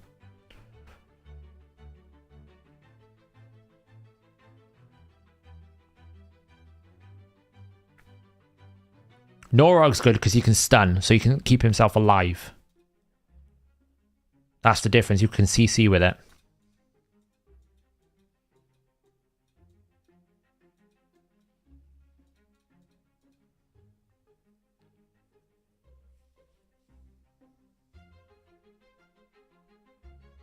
Yeah, Ray probably, because Ray gets like a bonus damage, so she's got a bulk of damage, and she's also got freeze. Again, champions that have generally built-in control will probably be okay.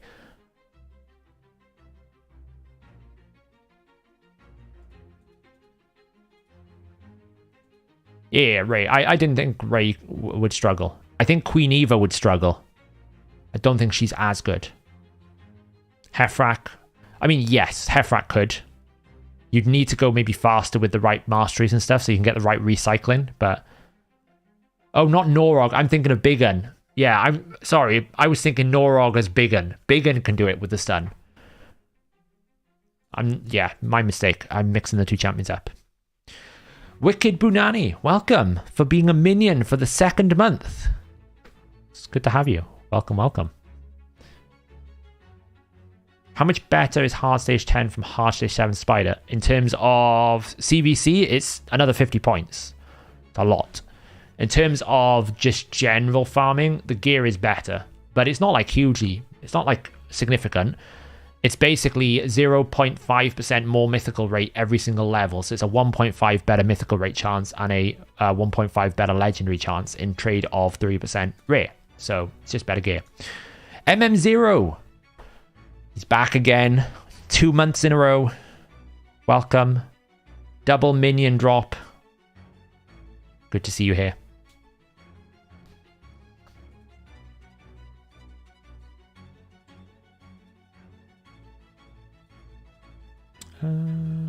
Yeah. Oh, training is so boring, isn't it, guys? We're going to take a break once I get the 2nd fragments.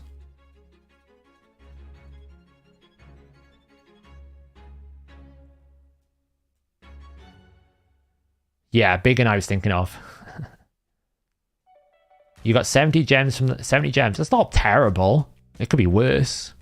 Not the best. Like gems, I think is at the highest rate, right? What's the odds here?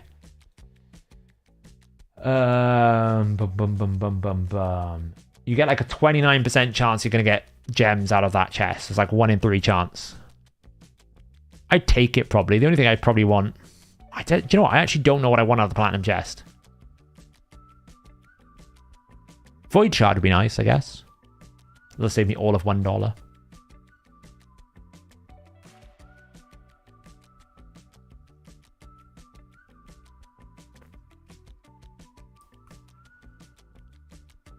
You think your membership renews next week? Oh, cool.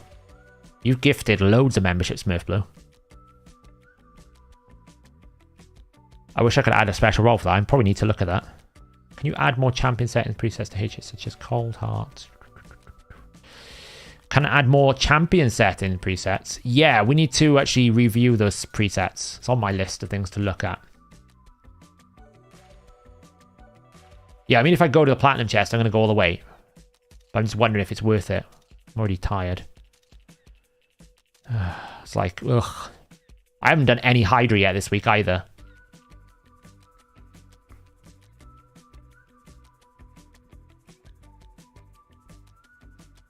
So my plan, MM0, is I'm going to see if I can replace Ghostborn with a shield set and with Theodore. To see if I can just get one extra activation to make it safe. That's my current plan. No, but we got to at some point.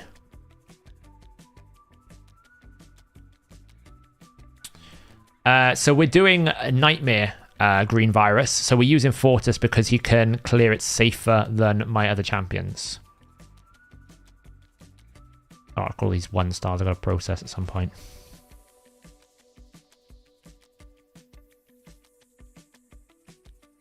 Honestly, I started earlier today because I knew I had a lot to do.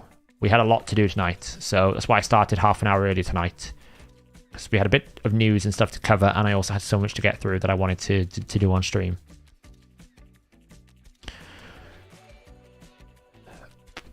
I think if you've got the voids, I think Dark Kael is worth getting, because if they release future content in the future that you have got the need for lots and lots and lots of accuracy, he's going to make that entire fight substantially easier. I mean, I'm at the point where I'm like, can I stretch the budget for the month? It's a lot of budget, but I'm looking at it.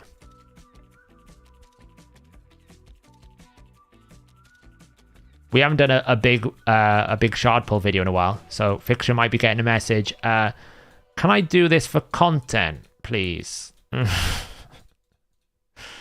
110 voids. I have 0 voids. How was my graduation? It was an experience. It's one of those things I probably will never do again because it was an expensive experience. I mean, just getting the gown and the photos done was like 200 quid alone. You know, basically getting renting a gown and the hood thing you have to wear, and also then getting professional photos taken was the same cost as trying to get Supreme Kael. But it was an experience. I didn't fall off the stage. We went to see Les Mis, which is worth it. So overall, it was a good couple of days off.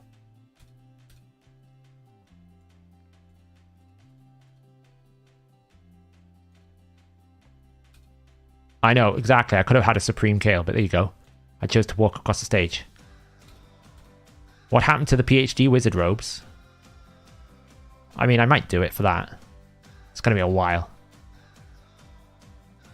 The last master's essays and stuff was so hard.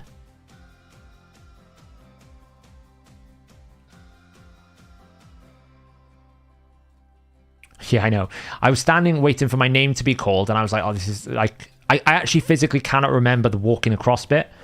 My mum was like saying, oh yeah, everyone gasped when they said philosophy because you were the only one that did philosophy, and they were really impressed. I was like, I literally cannot remember it. In my head, I was like, walk across the stage, don't fall, don't make an idiot of yourself, this is going on YouTube. So it's like, you know, I don't really want to make a fool of myself walking across YouTube. They managed to catch a camera angle of me looking extremely bald as well. I think it's just the lighting. It's quite funny. What subject? Masters in Philosophy. Oh, we got a gold chest. We're nearly there. Smurf Blue is going at it again. Round of applause in chat for Smurf Blue. If you've got a membership from Smurf Blue, put a thanks in chat. You don't have to do that, but I really do appreciate you supporting the community. I do appreciate it. No, I don't do 3 stars. It just burns me.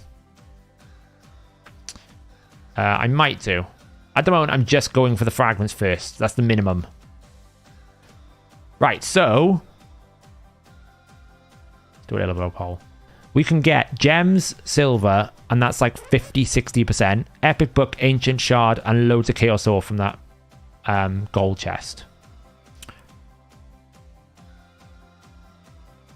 Got the gold chest. What are we going to get? What are we going to get? No, but we were going to do a collab on... I remember us having a conversation about doing some funky collab in philosophy. We never got around to doing that, did we? You actually have one in philosophy as well. Oh, look, we could have like a philosophical collab. That could be fun. I have no idea what we would do it on. We got to figure that out. Maybe we can have a bit of Nietzsche moments or something. Like, can we do some sort of weird Nietzsche analysis of the will to nothing towards, like, pulling shards constantly? I don't know. I've no idea what we would do it on. We'd have to come up with a topic. We could have it like an Irishman and a Welshman talks about philosophy for 45 minutes, and then somewhere in between we talk about raid. Let's not go into the Rings of Power. I think I've, like, traumatized fiction now. He's like, please don't mention the word Lord of the Rings or Rings of Power to him because he just won't stop. Nihilistic shard pulling, that's it.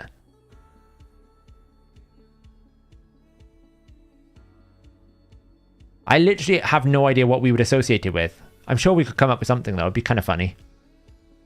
Unfortunately, I can't wear the gown. I had to give that back. So... Today I got Legendary Home and Sacred from CB Nightmare. Congrats, that's nice. Awesome. Right then, what are we going to get from the gold chest? The wonderful, the amazing... Oh. That's amazing. Ooh. Look at that, guys. I've managed to save myself 150,000 silver. That's like one level. Wow. Stupid game.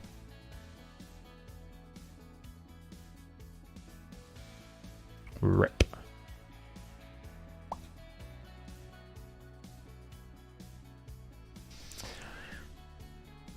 Kant's take on gambling. Do you know what? I actually didn't do an awful lot of Immanuel Kant in my philosophy masters. As crazy as it sounds. They focused more on...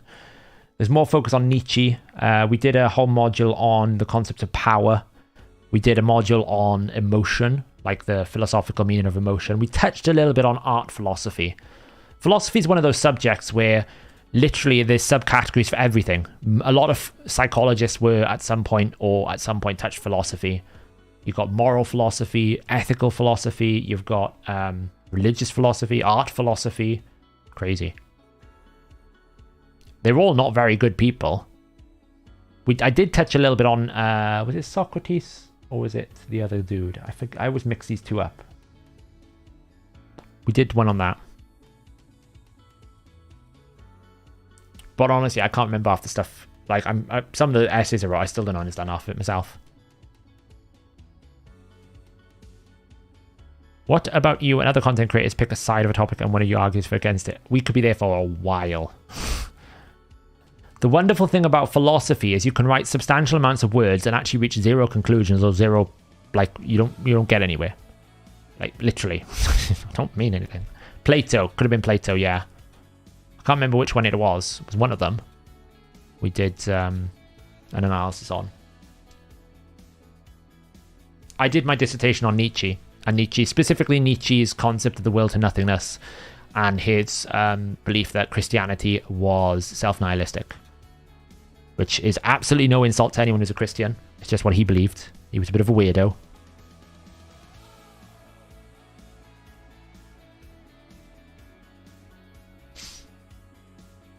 Yeah, if you want the minion roll, go to the Discord. I'll share the link now. Hang on. So if you have joined the minionship, you can join for free as well. You don't have to be a minion. But we have special channels set up for if you are a minion, you can get a special role if you have joined the minionship on YouTube, and that opens up some more channels and some different fun things we do. But you can join for free as well. We want a welcoming community. We chat a bit. We do a bit of data mining. So, funny enough, Preston, I actually was going to look at doing a master's in computing. Figured that was a good idea. But the problem was the master's in computing was like 6 years. I'll be honest. I felt like by the time I completed it, I'd have to start again at 6 years. It's a crazy amount of time, right?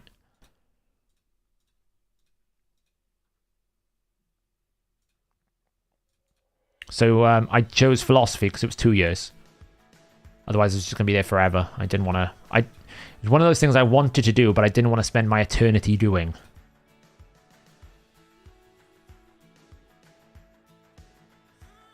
How much have we got? I need a break from this training. Or a little bit more.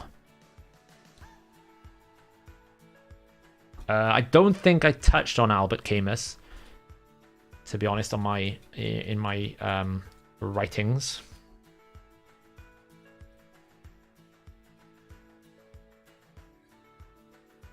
What will I do with it? I mean, the good thing about philosophy, it's a bit like English literature.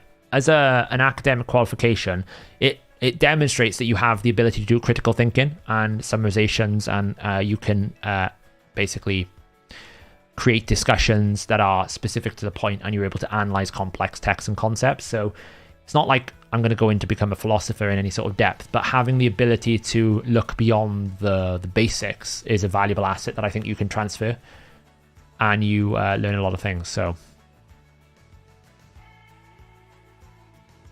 the workout's done its job. No worries, Laszlo. I'll catch you in the next stream. Have a nice rest. You've earned it. Hey, Nick. Welcome, welcome. The think tank, yeah. Did you do any political philosophy?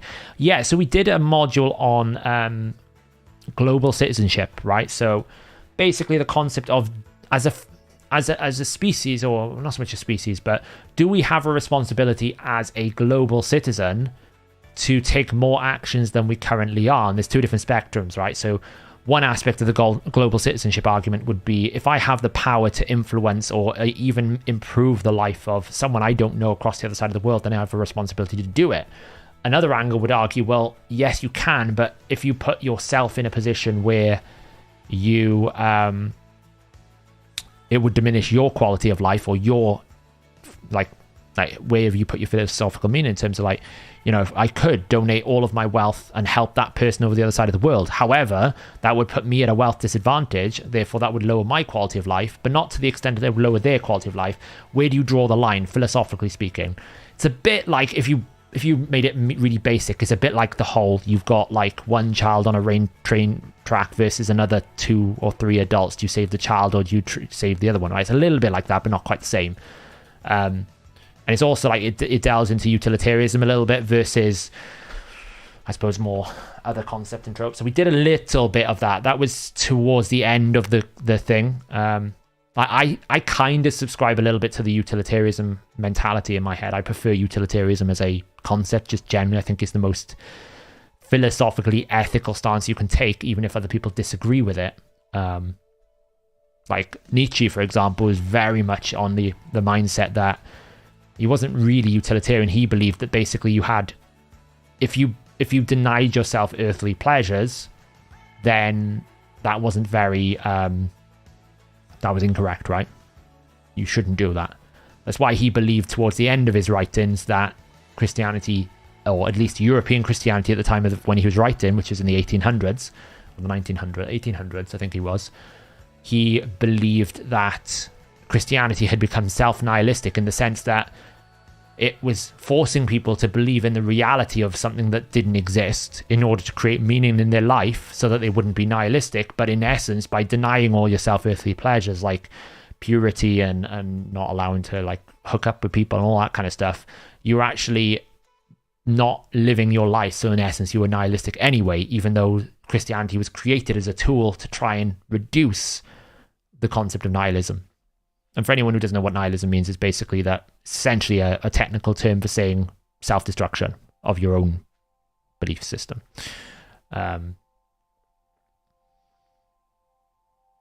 Was he the one that said it? I think he did. I think you're right. Like, he started off in his writings quite positive about Christianity because he felt like Christianity provided a meaning to existence. Like, because what he believed, which I think he's pretty accurate on, is we as a human species would rather will to nothing, as in believe in something that doesn't exist, than believe in nothing at all.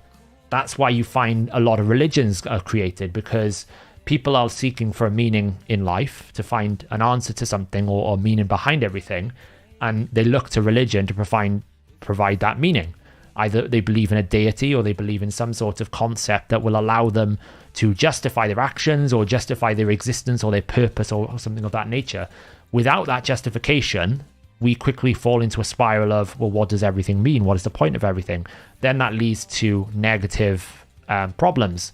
He attributes, for example, the anarchist era in a time where religion and social structures were decaying, and anarchists were coming along believing there was not worth anything living for, so anarchy grew in popularity. And then anarchy became self-nihilistic in its terms. So basically anarchy led to more destruction, which led to this destruction of society, and vice versa, and blah, blah, blah. So he believed that Christianity in the early writings was an answer to that, because it provided a meaning for people to believe in. You know, you had the priest who would basically enforce the concepts of like rigid social structures that provided some belief systems for the individual people to follow. Now, the problem he then came along with later in his writings was, because people were subscribing exclusively and 100% to these religious beliefs, you actually denying yourself what you should take as a normal species, right? So you would denying yourself the ability to reproduce. You're denying yourself the ability to enjoy things in life. You were making yourself poorer because they were teaching you to give all your money away, right? The priest was designed to live poor, not have any relations or anything like that, which makes no sense. So he then said, well, yes, it solved the first problem, but it then created its own problem, and it became self-nihilistic. That's kind of like a really, like, I probably misquoted things in places, and I probably said things a few wrong, but that's kind of like the TLDR of what Nietzsche kind of went through in his transition of his writings. There was lots of other topics he talked about as well, right? So it's not like it's exclusively that, but that was kind of what I wrote the dissertation on, was why did he go from opinion that he felt that Christianity was good to then an opinion that he felt it was not good? So yeah, welcome to my TED Talk.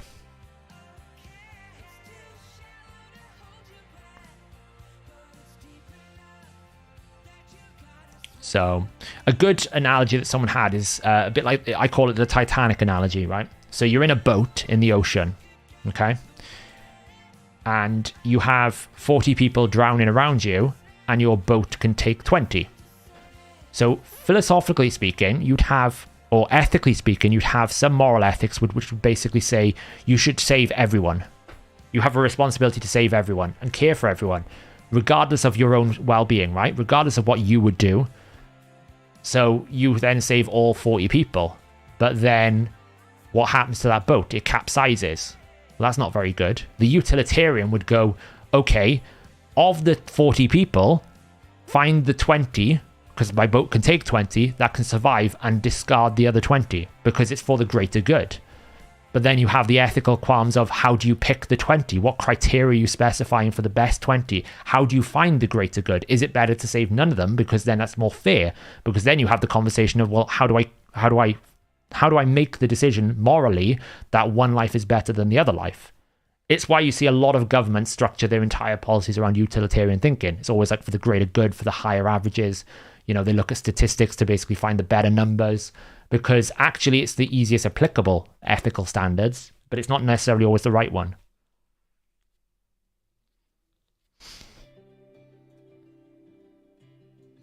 You know, it's very thought-provoking. We're talking about Nietzsche, Tiger. Freud is the psychological version of Nietzsche, in my opinion.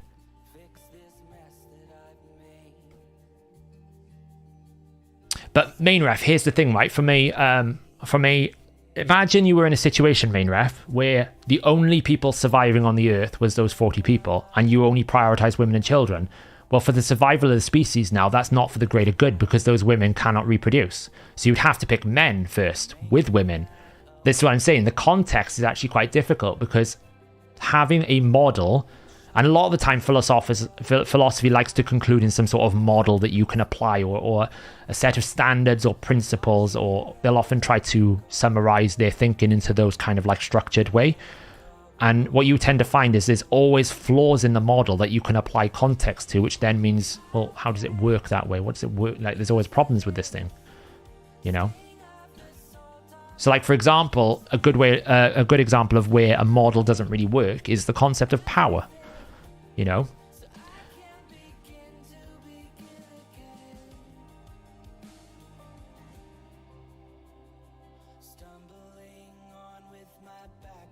Yes.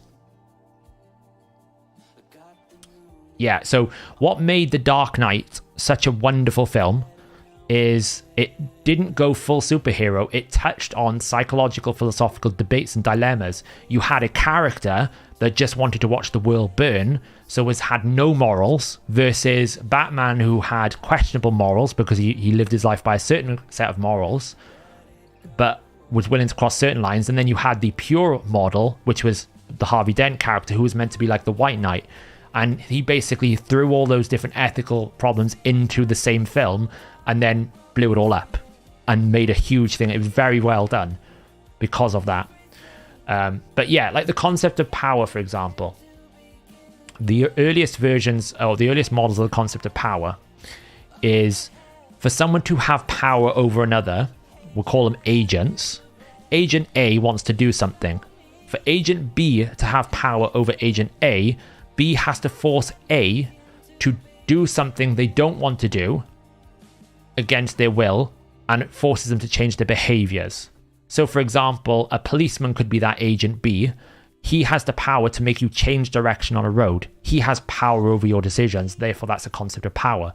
But the problem is when you start drilling into that, it's like, well, okay, what about societal pressure as power? That model doesn't fit that. So, for example, if the only option I have in society, and you see this a lot in disconnected areas, or not so much deprived areas, but areas where connections to the outside world are limited, they actually don't have an awful lot of power individually because there is a social structure that is built in such a way that actually the power is influenced upon them by the fact that there are no other choices. You know, so you tend to find like deeply, what's the best way to say this without sounding insulting? So places where maybe like there's a deeply religious, traditional, conservative manner, it's structured in such a way that someone becomes religious because that's the societal pressure and power and expectancy. So that means that society has power over that person. But the model of B forces A to do something that A doesn't want to do is not, it's not there. You can't apply that model. But there is still clearly an element of power there because that individual is being forced into a path that maybe they don't want to do, but they actually don't know any other way. Technically, you could argue examiners have power over the examinee when you take an exam, because they basically have the power to make or break your career. If you pass that exam, congrats, you now unlock your life. If you don't pass that exam, that examiner can change it. And what you tend to find is the exam boards hold a certain level of power over society because they are deciding what the pass mark is. They decide what questions go in that paper. They decide all of your power there. You are basically subject to the examiner's board. And if that examiner's board doesn't give you a tick, doesn't give you a pass, your life could be over. That's a huge level of power that someone has over you. You just don't visualize it. You can't see it. It's not as simple as the police officer has said, turn left. So you can see, like, philosophy is very complicated. You just can't conclude anything. It's both a good thing and a bad thing because it forces you to think more thoroughly around what you're deciding. But at the same time, you kind of get frustrated because you're like, what is the actual definitive model then? What is the definitive definition of power? Is there a model that we can get to? Can we ever get to the end of the question of what is the purpose of existence and everything in the world? So, all power derives from violence. Not true, Gort. I actually disagree heavily with that. The strongest form of power is the one where violence is not even needed.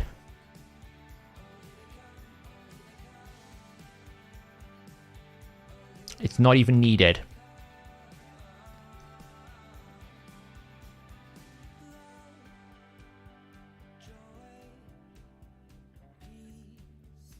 What do you think about the mandates of the pandemic? What do you mean by mandates?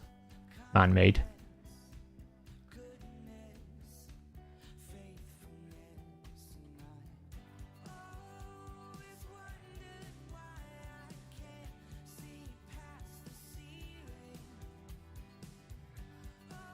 Right, so we've finished Supreme Elhain. Cool. We can move on to the next thing I want to do, which is perfecting the spider team. So someone actually asked earlier, what's my spider 10 hard speeds?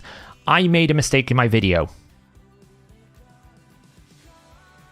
So you don't even need to replace violence with threat. Power, the strongest form of power is, in my opinion, the power where you don't realize your decisions are being directed by someone else. That's the strongest form of power. And normally it is driven on a societal level, and it's driven on a systematic perfection.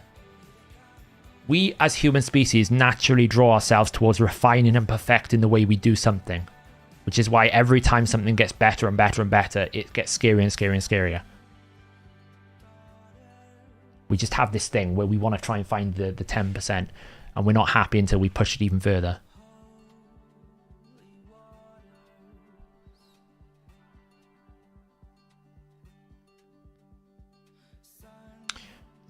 Yeah, like nihilism is a very dynamic word, right? Nihilism can be anything from meaning like a literal self-destruction, like, for example, an explosion that absorbs everything and destroys everything, you know, versus also down to like just the basic functionality of like a concept of suicide can be as well.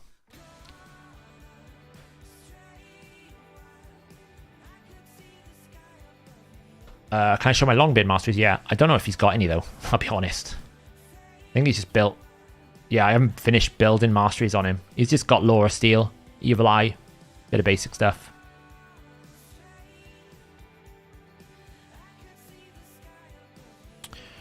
Right, so Spider 10 hard. I made a mistake in the video. I had 19% aura in my calculator's 18%, so I had to up everything by 1 speed. But yeah, this still works. This is what we'll be running tomorrow.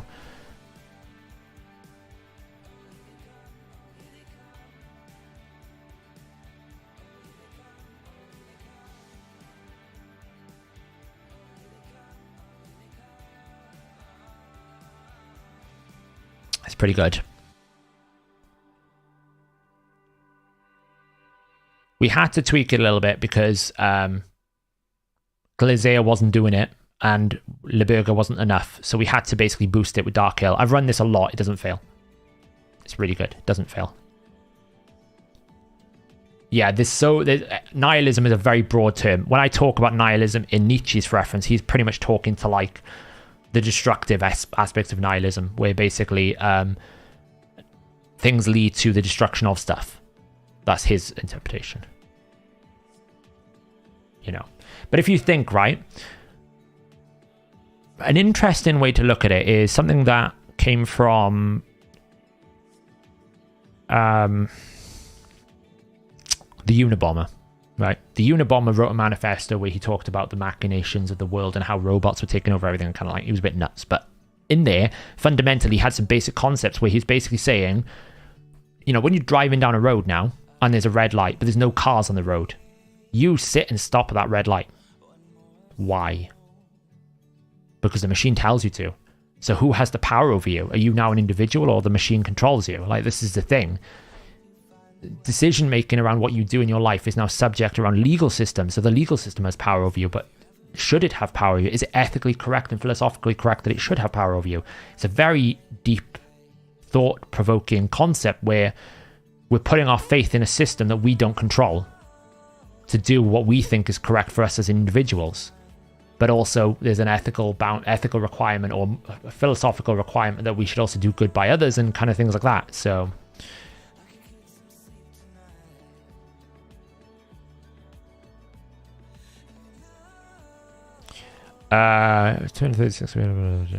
so Big Piranha is probably either an aura related issue, or there's some sort of turn meter gain, or something is going on in there that's causing that.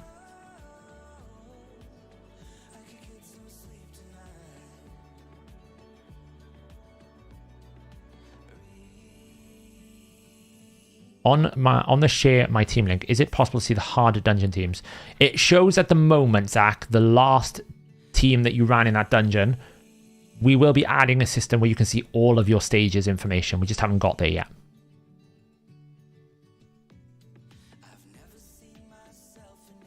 You're correct, Tommy. That is the problem. It's very, very deep and complex.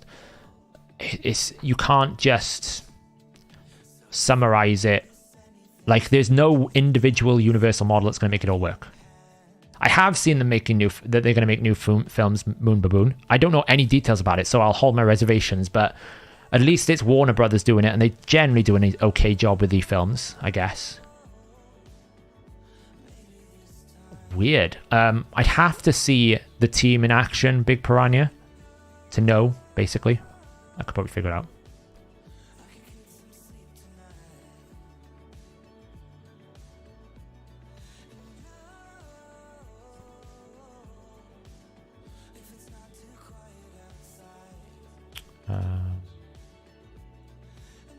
Oh, I forgot that you're crouching. Sorry, I forget you got different names. You're confusing me.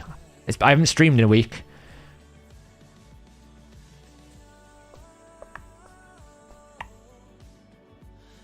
So are you saying your royal guard goes before someone else?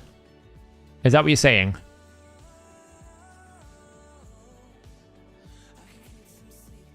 No, I haven't built a finite 10 team yet.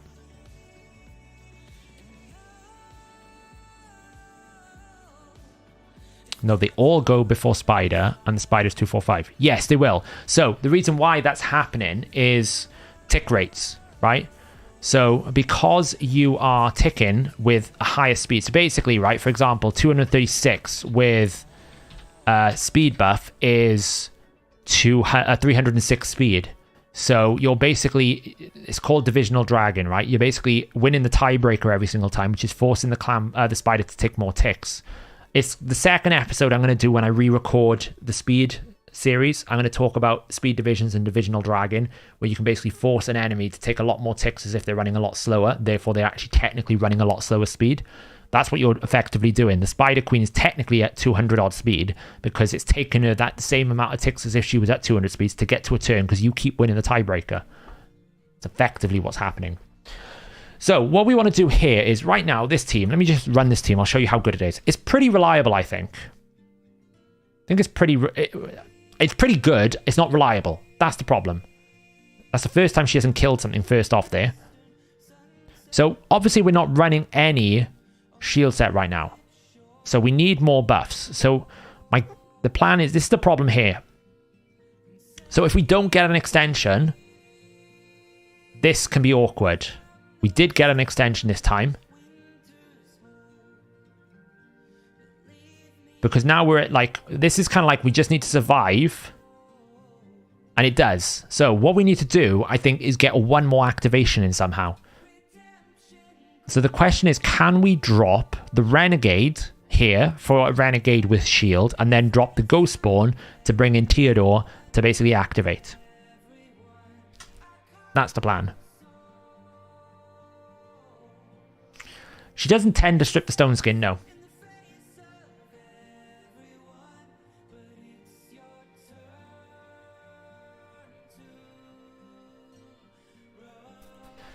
So what I want to know first is, I'm pretty sure my fast Renegade is in shield set. So let's just do a test first. This one, I'm pretty sure you're in a shield set. We'll find out. And then we want Theodore. I have no idea what Theodore's in. I don't even know if Theodore's built. Let's find out. Now, I kind of want Leberga. So we've got a shield set here. So we could basically do open A2, nuke. See, it's not enough. I don't know how I'd get that. That's not enough.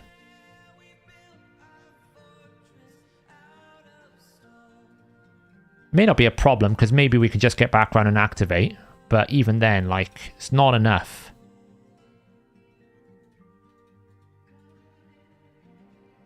It's so close to being enough, but not quite.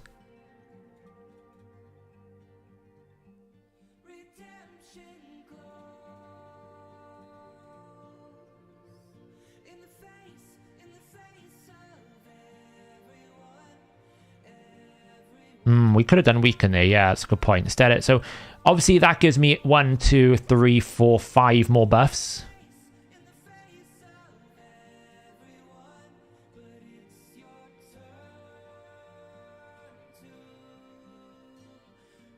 Obviously here we can just do that, so that one's not a problem. So we kind of need him to do that, so he doesn't, like, obviously he shouldn't die there.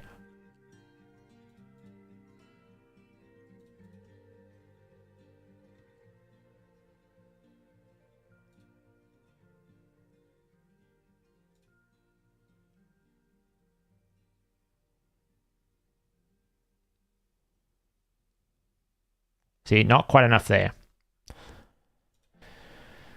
So let's just try that again and just test that wave with A3. So at the moment, I opened A2, which gives me increased speed and poison sensitivity, or I could open A3 instead. That gives weaken. But now I haven't got enough buffs, right? So it's the same problem. We did strip stone skin there as well. That's the problem when you drop Ghost Spawn.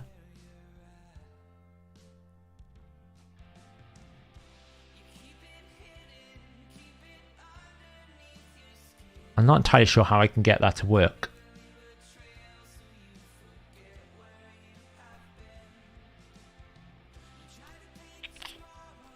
Can I run Serie 2 first? Possibly.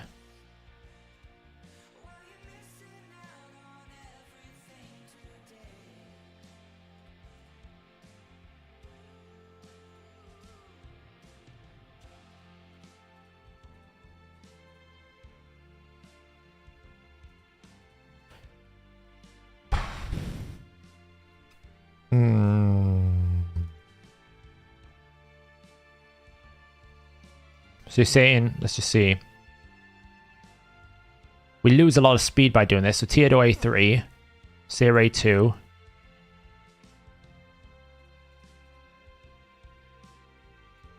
We could run that. Obviously, we've got enough now. It's just slow. That'll be enough.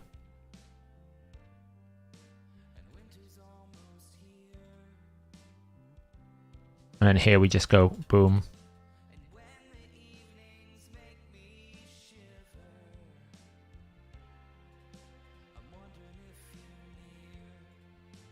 Not enough here then, see?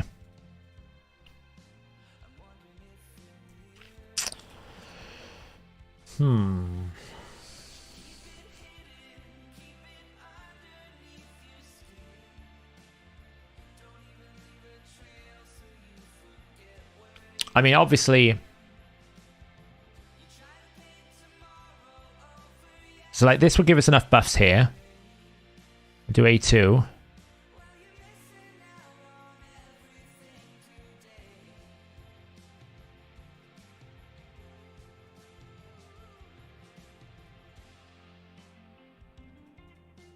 I'm not in a blood shield ring, I don't think. And then we need to reset here. Put weaken out, which we're not going to get because we've already A2'd. That would be a blood shield situation.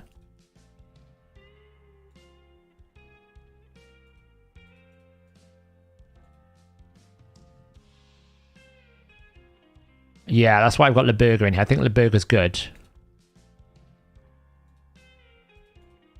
Like here, obviously Theodore would be living if he had a little bit more about him, but he's not built up yet. I kind of don't want to use the Theodore activation here either. Because I'd like the Theodore activation to survive.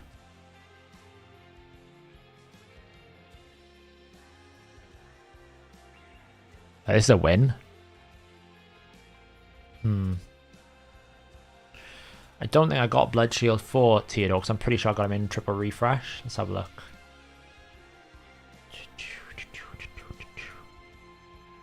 Oh, well, I mean, put rings on him. It helps if I put gear on him, right? What do we got? So we could go attack. Crit damage.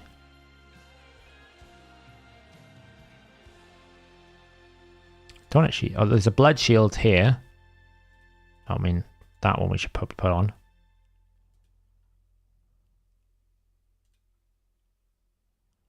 And then, can we get a refresh?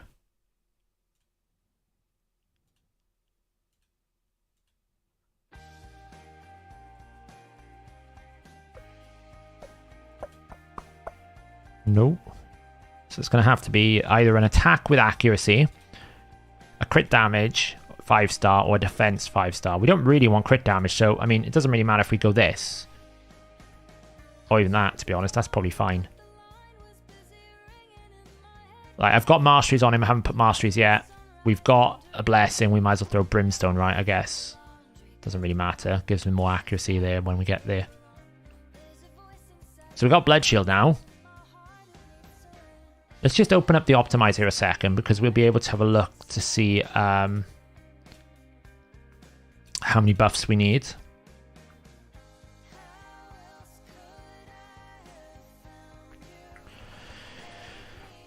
So if we have a look at the stages tool here for hard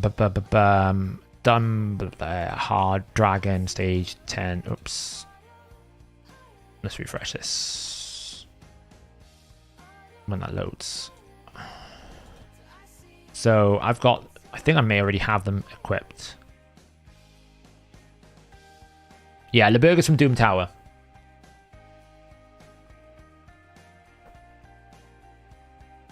Renegades needs first and you can reset in time. Yeah, potentially.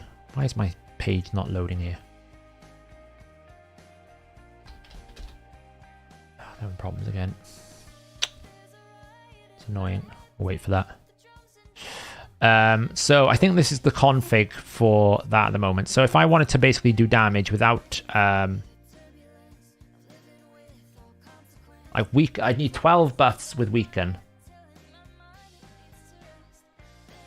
Have you run... Yeah, it's broke. It doesn't do it as good as it used to. Or at least we don't... We tested it a little bit. I thought it did it better than it did. It doesn't. So we need 12 buffs. Let's have a look how many we get here.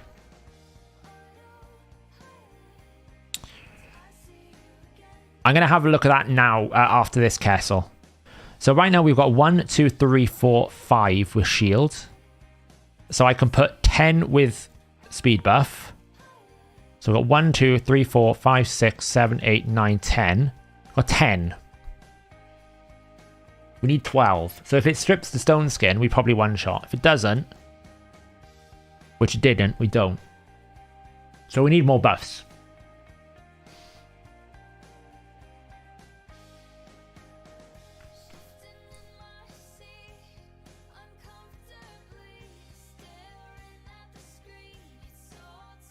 How fast are my renegades?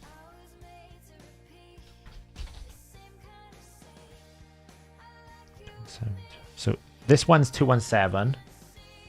This one's 178. That one's 108. Don't know why that's 108. I can probably... I gotta be careful with my renegades. I don't want to mess up my other teams. So I'm pretty sure, like, for...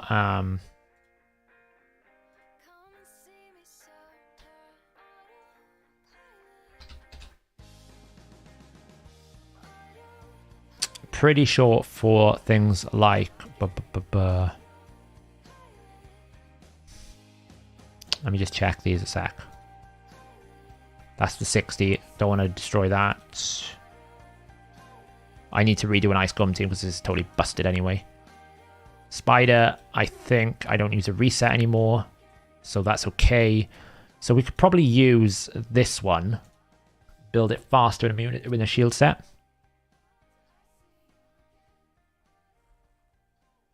That's probably the way I need to go.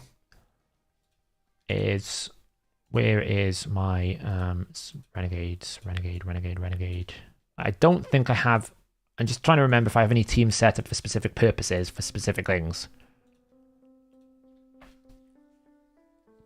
So that's in my finite team. There's no renegade in that team anymore. 40 is in this new team that I was testing. I got 2 here. One of them's in Slow Stone Skin. But we're going to have to redo this team anyway. Because I've taken gear off Leburger, I've taken gear off Frozen Banshee, so... There's you in that team, I don't even know what you're for. Oh, that's Dragon. That's my old Dragon normal team. Okay, so basically my third Renegade, because, you know, can be built whatever I want, right? So let's just go and rebuild her.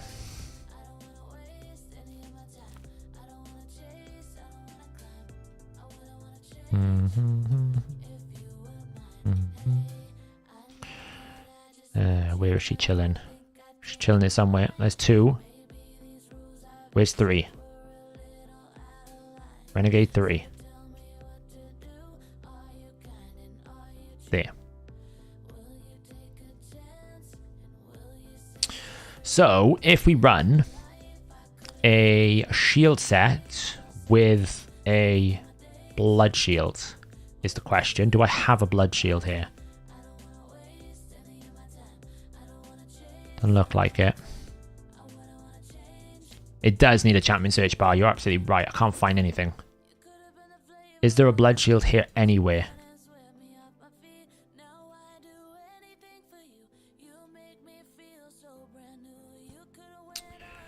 Show set, blood shield, show faction, night revs. Oh yeah, we do. We have 3. There's a ring in here somewhere. There. Okay, so let's put that in there.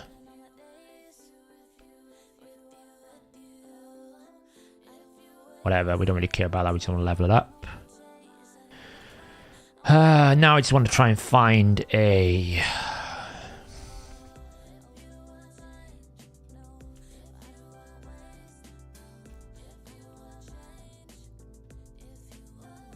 whatever, balance mode, configure, don't. And I just want to be, whatever, configure.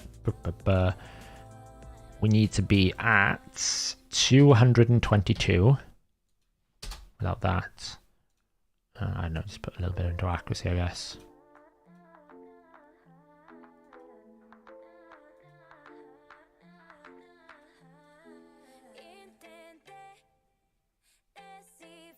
Can we get there? Oh, it needs to be in shield set.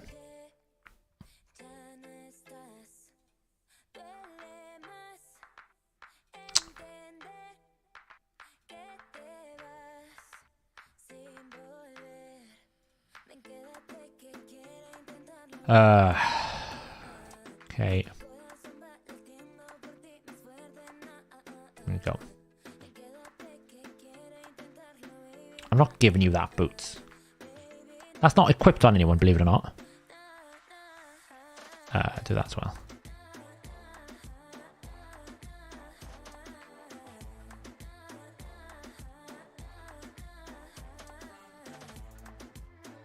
I'm not interested in that. Just like any speed boots will do. It's being an idiot. Right, why is that even there? Remove. Destroy. It's awful. It's flat stats. What about you? Remove. Destroy.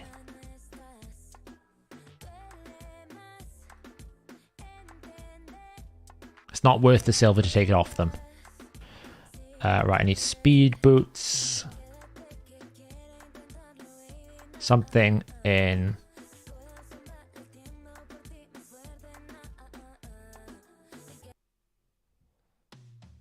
Something not necessarily insane. That's perfect. Right, so now I can go slots, take out the boots. I refresh. I need to take Brimstone off my Drang. Any advice? I was thinking Intimidating Presence. And other thoughts? Soul Reap is pretty good, Liam. Soul Reap might not be a terrible thing, because it actually, like, for PvE, it'll help you, like, kill it off. It might save you a little bit of time. It's not the best. It's not the worst. Go. We'll do that. Wait. Taurus is meant to be... Is that another Taurus, or is that the main Taurus? Where is he?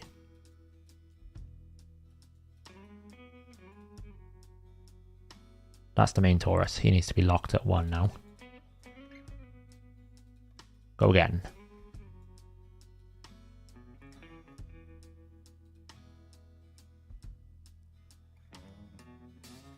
That should do it. I really want to use Gruark Shield if I can help it. I'll do it. Right, so let's go find Renegade 2.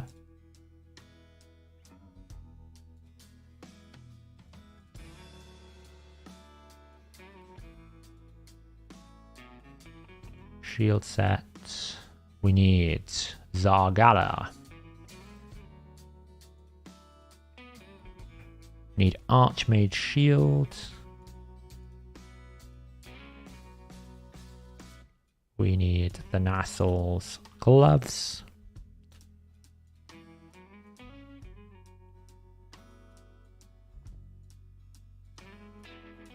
I know I'm on the wrong screen. I'm just changing it over and then I'll swap the screen.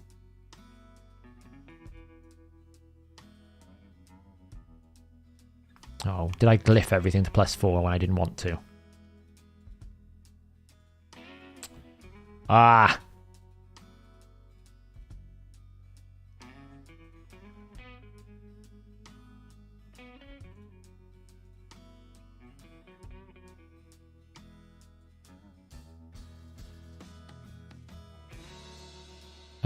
I'd rather not use the Defiant Gloves.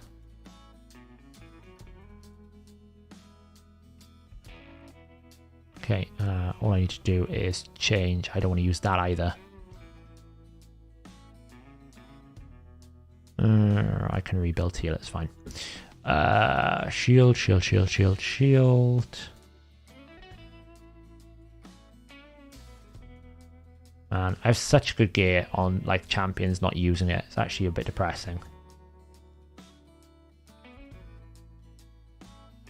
I mean, can I just find anything with speed? It doesn't need to be equipped. Just needs to have 17. Yeah, I'll do.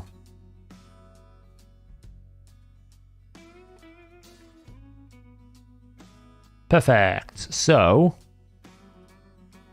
we're 223 speed now. So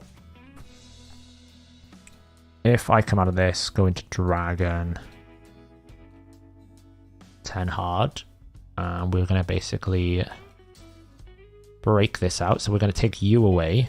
I'm going to take you away, and in its place we want to have TOTO. Where is he? There. And we want to have number 2, number 3. So in terms of speed, these guys shouldn't take a turn. Theodore's at 237, so Theodore should go first. We probably need this buff here. Renegade is going to go here, so we can basically just throw this out. And then that. And then round 2, we should open with... she's going to go before because she's going to get the speed buff. Theodore is going to go before this, so we kind of need to open with that. Then we need to do that. This is going to work. Might not. And then he's going to first choice that, and then he's going to first choice this.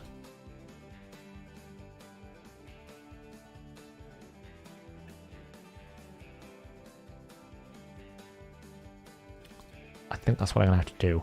Hopefully he survives the turn. Okay, let's see how this works.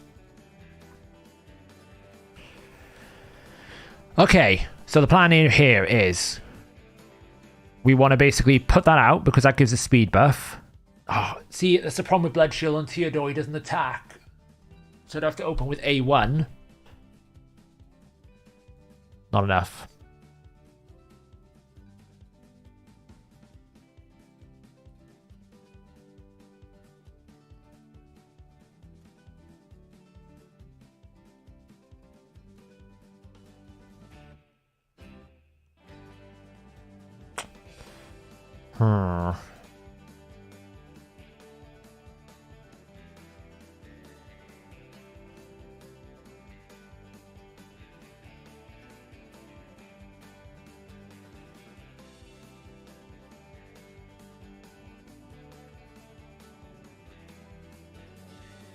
Tio's never going to survive.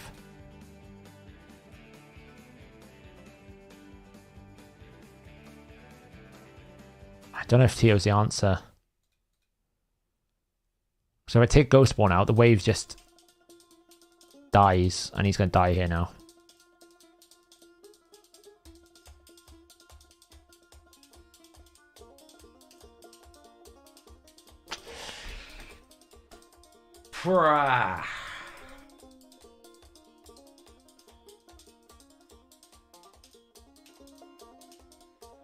No, because if I make Leburger faster, then we don't get the value on the boss.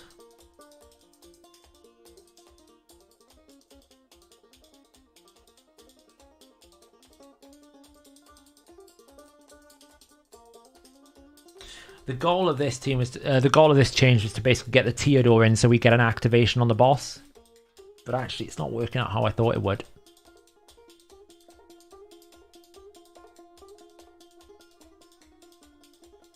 Yeah, he's in Relentless at the moment. He's not in any decent build.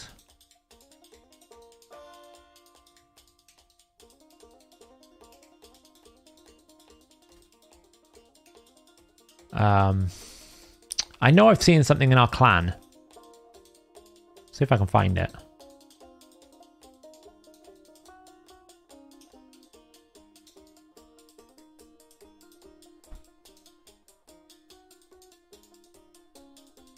I've seen the suggestion. I'm going to do something I don't like to do. I like to try and figure it out myself, but because I got so much to do tonight.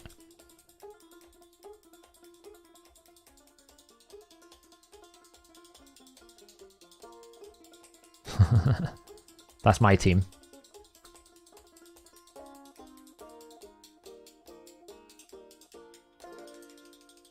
Like, these are the teams I've seen successful, but normally they've got this Stultus in regeneration. So we can see the TO is running at 263 in regen. We've got a shield set. Leburger's going slow. I mean, it's a weaker Seer. I don't know how they're killing wave 1. Using there.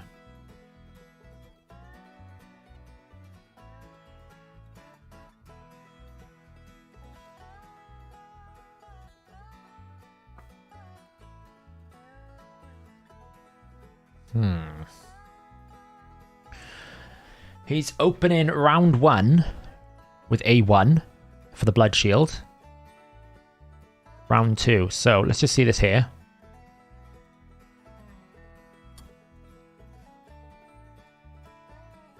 So open A1. And the Renegade here is built slower than Seer. So Seer would be nuking here. Oh no, there. There. Leburger opens. Leburger Bloom. Why would you open? I suppose Spoil Within for speed. He's gonna come back round. A1 again. Stultus is just whatever, I guess. It's a lot of turns to get back around to Seer, I've got to say.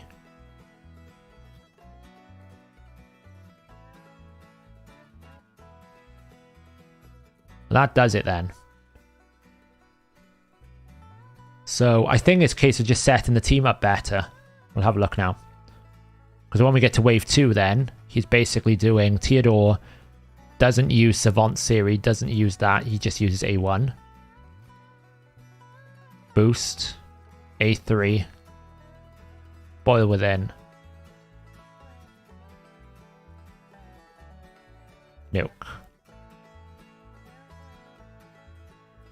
And then the boss comes in. He dies, because obviously I need him to be faster. But on the boss wave then, Seer is just going to do whatever.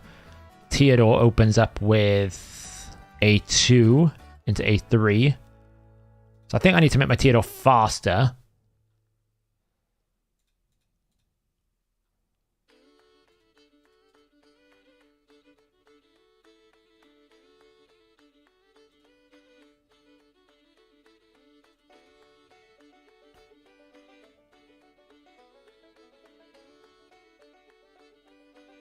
Okay. Yeah, there's loads of finite 10 hards. They're all the same team, though. Yes, it can proc main ref. But it can only proc if the boss has more than 1% HP and less than 20% HP, right? So if you kill the clan boss, it doesn't work when it has no high... It's technically dead, so it doesn't work. So if I work on boosting my speed of my Theodore above the boss, we get a turn, right? So round 3, we're going to open with this. First choice that. Round 1, Stultus can do whatever the hell he wants. I don't really care. Karma's going to open with this, but first choice that.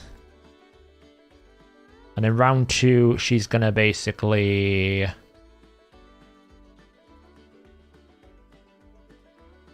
First choice that. Leberga is going to basically...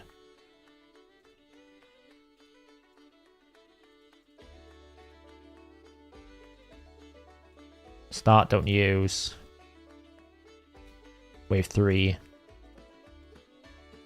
Open. Yeah, start, don't use, open. And then wave 3, whatever. Doesn't really matter.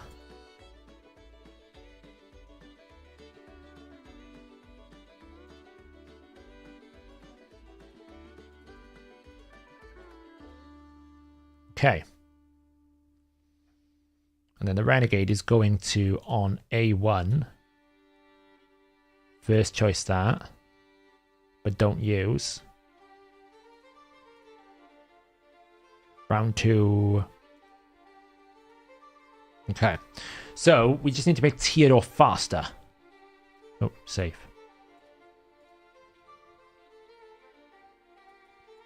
Yeah, I think I did. I'll double check him though. I need to make him faster. Obviously, he's taking a lot of damage at the moment because we haven't built any masteries on him, right? So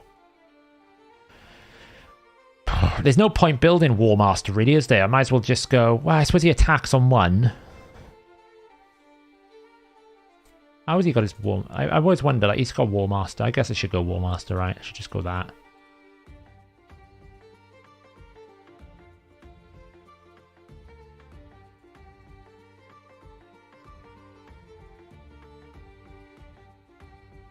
Oops, I made a mistake. I should have gone that. It's not that it really matters. So I need more speed. Okay. That's pretty trash.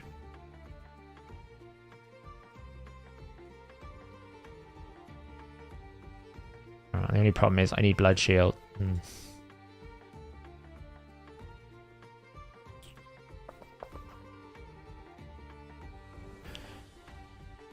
Okay, so I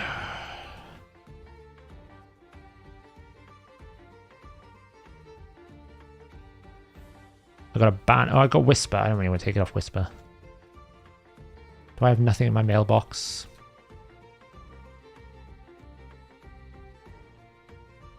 Sometimes there is some CBC stuff in here that I keep.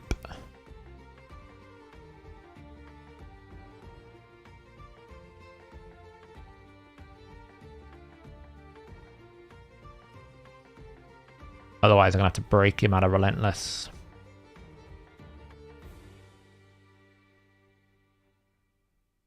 We're breaking out of Relentless, I think, because I don't think...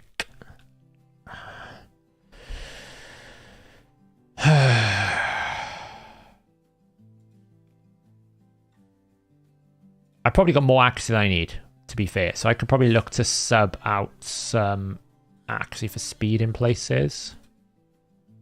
Like here, can I get some...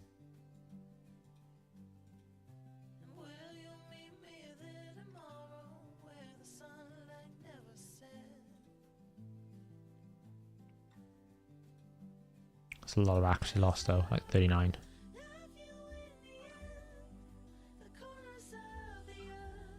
That was not so bad. That gives me 6 more speed. Go with that. Gets me 243. If we just glyph the rest, that's a pretty good 1 to 5-star glyph.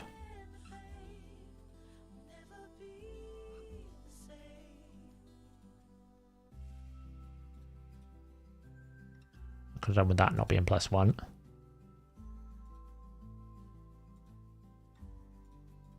248. Oh, I need 2 more speed. Ah, that's so frustrating. Okay. Don't disappoint me. You didn't. Have I got enough? Ooh, 250. That's borderline. That's freaking borderline.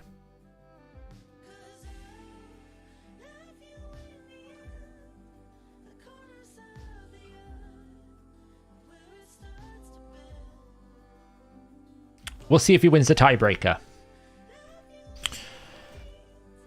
So, Theodore, did I set him on A1? I don't want him to use that, right? I'm pretty sure.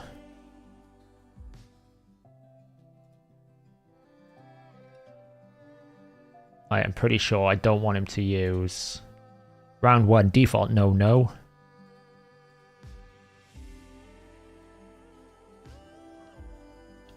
Don't use... Don't use. So open with A1, don't use, don't use. Then round 2, we open with Savant. No, we don't use it. Don't use that.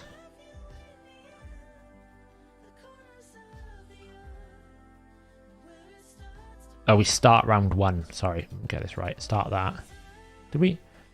Yeah, we open there. We don't use the dirt. Nor do we use that. And then round 3, we open first. Okay, let's see how it works.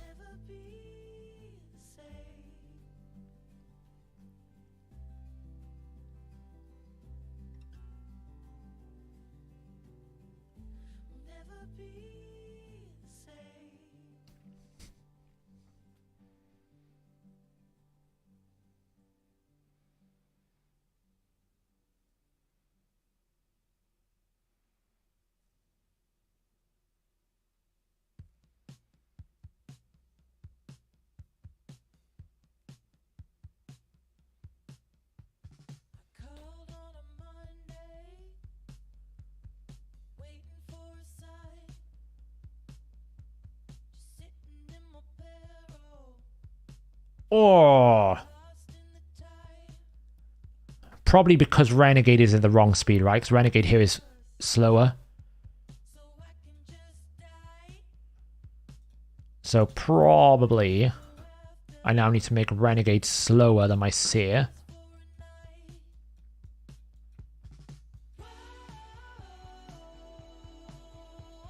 I think the Renegade, the Relentless might be a problem. I think it might be a problem.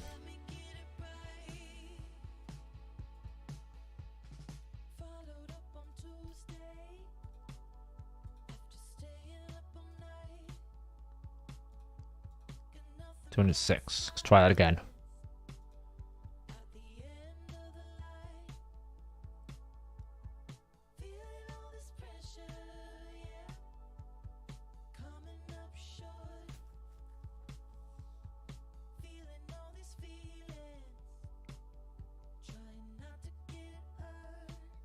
Save 4 seconds in this run now, because we slowed it down.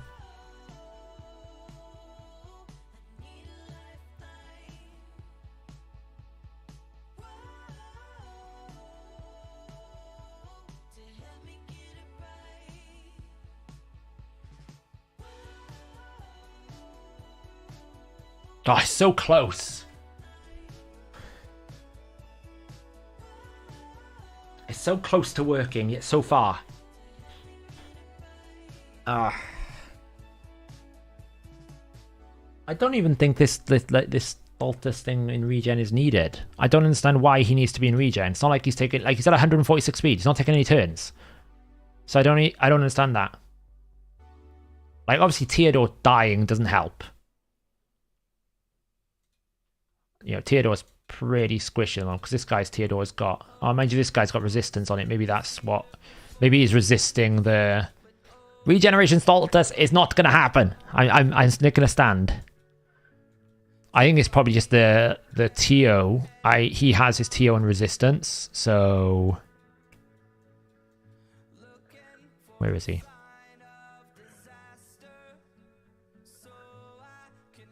Mine's in Relentless. I probably don't need as much accuracy here, so I could probably swap this for Resistance Chest. What do I get as 2-part here?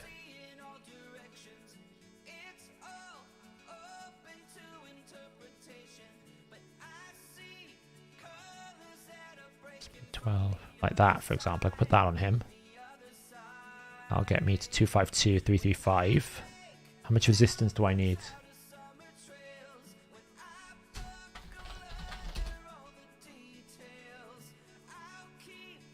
Dragon, stage 10 hard. Need like 400 resistance. How are you getting resistance here? He's got 350 resistance. That doesn't seem an awful lot.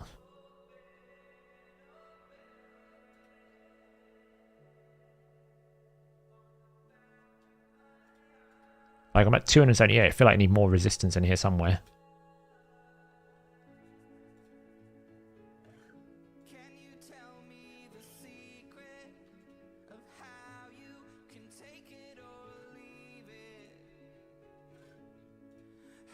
That drops me down a little bit. I need to find a little bit more speed, which I can find here. At 6-star speed, glyph that. Oh, come on! +3 on a 6-star speed glyph. Oh. Really? Really, game? Really? Honestly.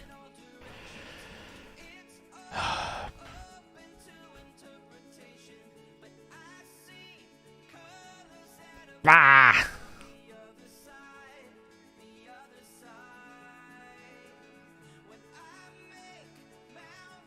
I've no words. I've no words for that. I just ate all my 5-star speed glyphs as well. I mean, he's 249. He might tick over enough.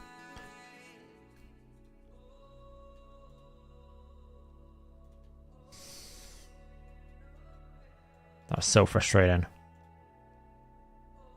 It is. I might have to take him out Relentless. You're right. I might.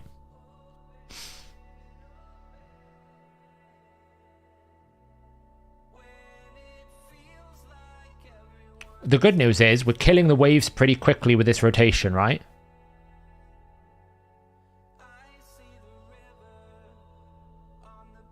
Waves are dying nice, and so the wave clear is good. We got double hit there.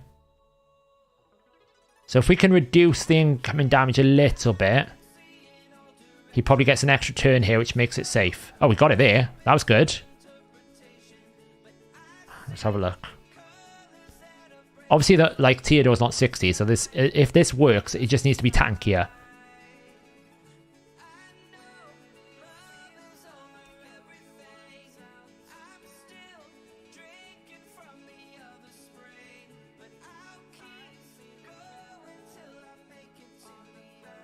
It took too many hits there. So if we can try and mitigate some of that incoming damage.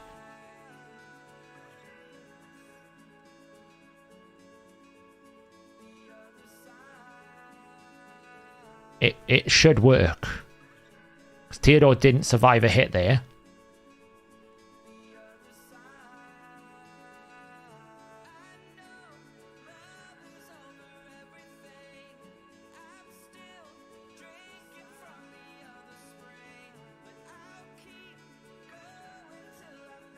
Oh, it's fine.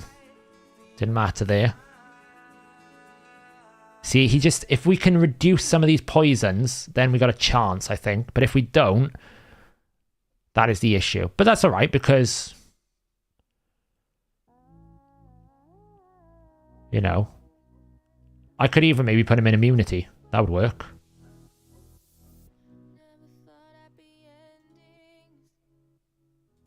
He's not got enough resistance, for sure. Like, we would probably need, like...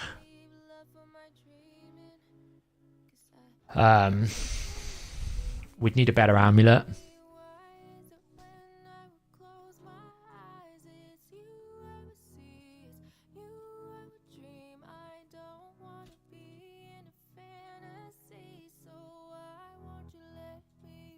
You know, we could basically look to put him in a tankier amulet.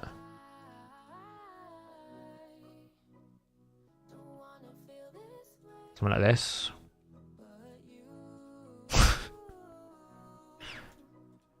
Just casually triple roll something. It's fine.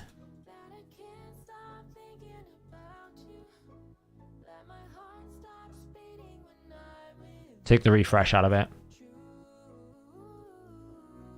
Obviously, we still got some more here to come, so we can get some more accuracy that way. We've got, like, accuracy we can put here. So we don't need more accuracy, per se.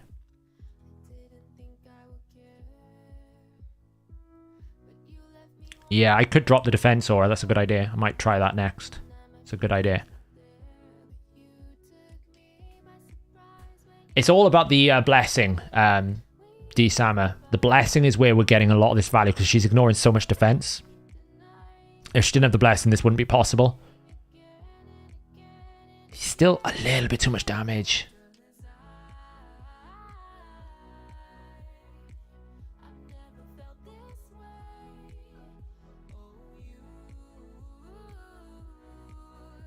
That worked, though.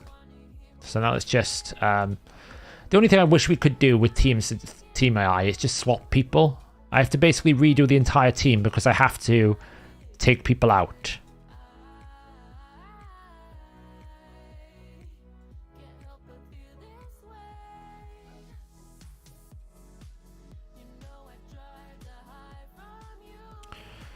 I mean, I'm about to set this up now. See, round one, we're going to open first.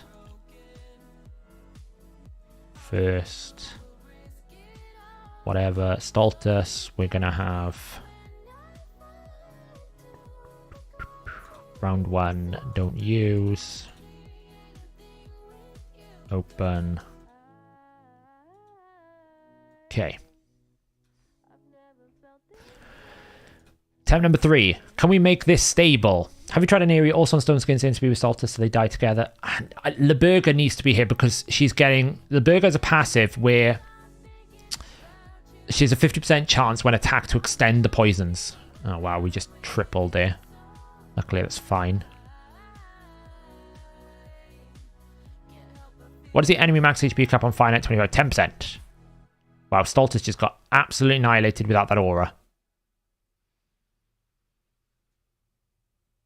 Good idea, but the aura kind of was needed, apparently, because we just got absolutely annihilated.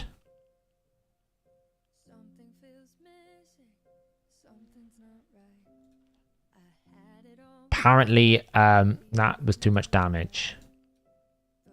Oh, did he crit? Well, I don't really care if... I don't really want him to die if he crits. He's just so squishy. He has just no defense.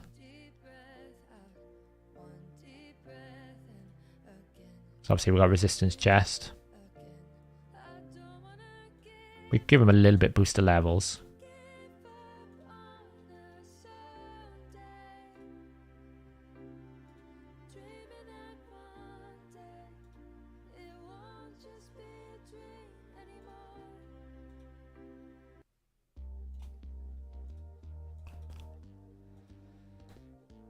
I mean, instead of... Well, Theodore is activating.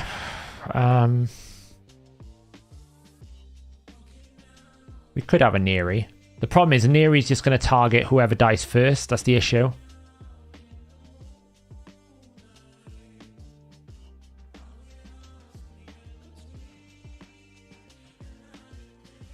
And like Theodore's bringing buffs for the wave, which is kind of important.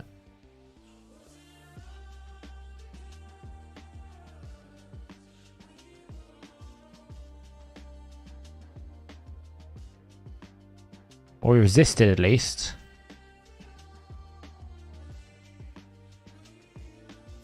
Yeah, so if we can survive that third hit, that's where it's safe.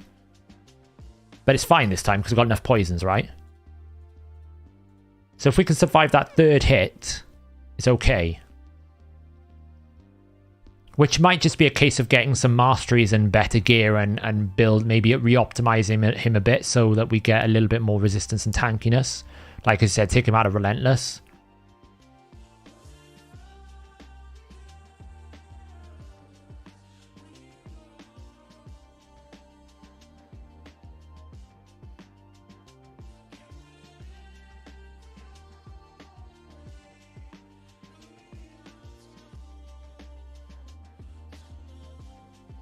So let's just try.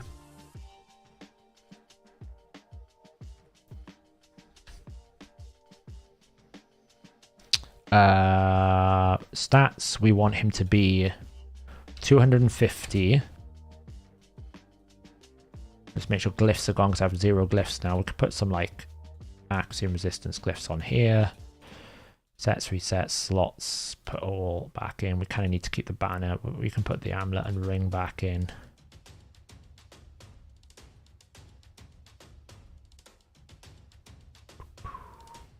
Let's leave that in there. Boots are in.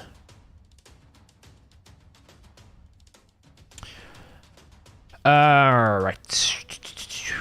The only reason why I'm doing that is because I'd have to take that blood shield ring away, so I could swap that one out and put the ring on, but the ring's not as good as this ring, so just leave it like that. We need 250. We need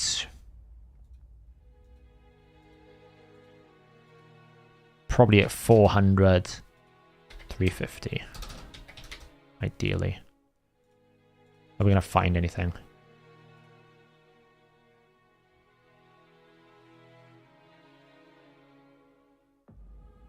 Lots of results. Let's pull it back a bit.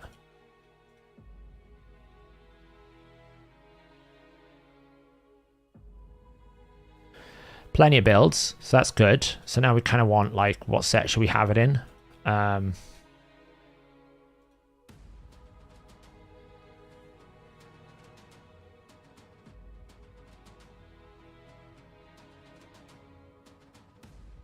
I mean, immunity would be good, right? Because I'm pretty sure the boss doesn't, like, can't, like, do they?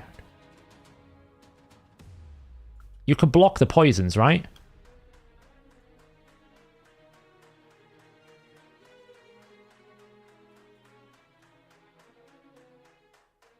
It doesn't say you can't block the poison, so I could just put him in immunity. Right, we'll try untouchable.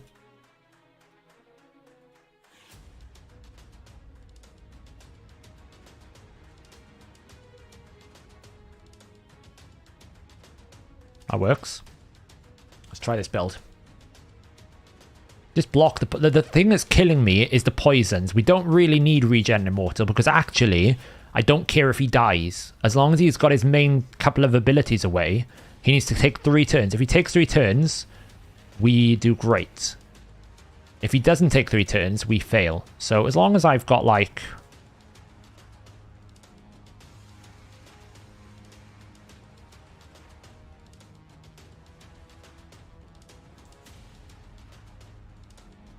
untouchable. Where's untouchable? There. Right, so Tomoa, you lose that.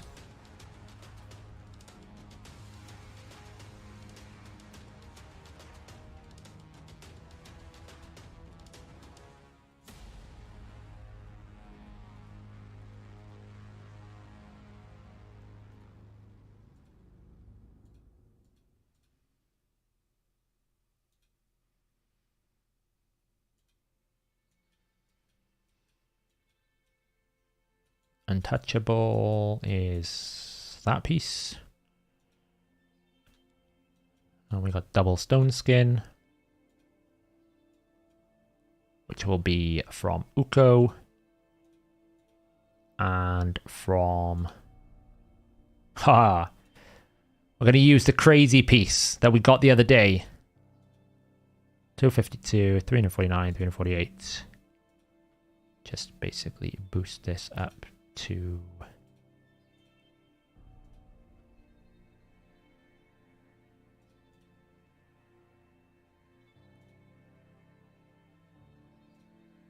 game.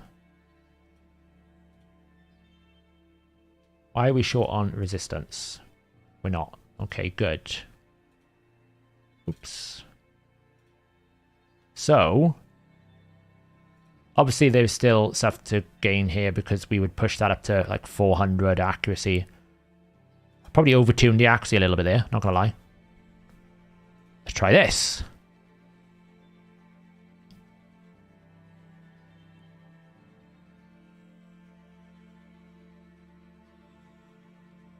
Okay, somehow I didn't kill him that time. I don't know how. Something must have resisted, I think. Maybe Weaken didn't land.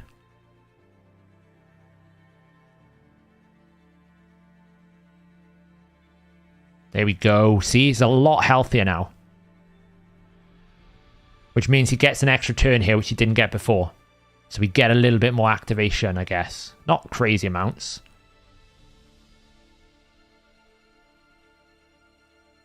"36 seconds that time. Sell. Because we lost a bit of time on the wave 1 for some reason.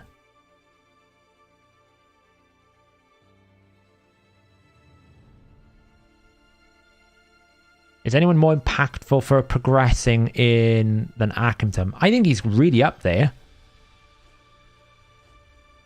I can't use Bolster because it won't strip from Seer. Seer won't take Bolster away.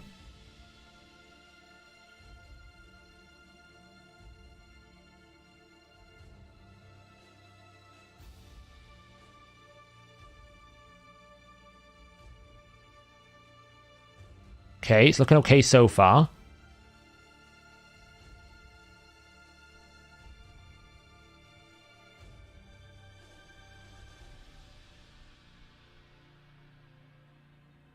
I think the Seer not having accuracy here is like taking this a bit longer.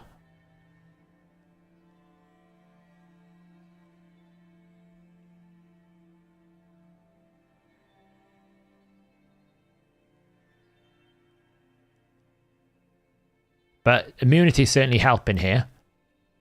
Keeps him alive, so we get this extra A1. Doesn't really do much, I guess, the A1, but it's a War Master proc, I guess, eventually. But it looks pretty stable so far. It's not failed yet. Here we go, it's a smoother run.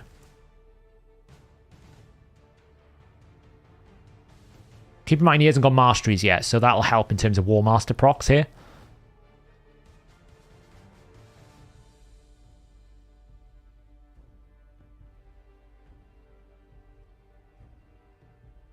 Oops, here's doing a thing.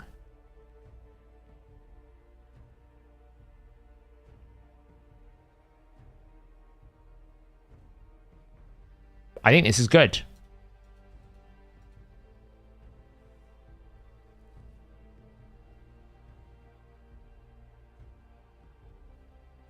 She might be able to one-shot now without the extra turns. I don't know. But the waves are pretty clear at 15 seconds.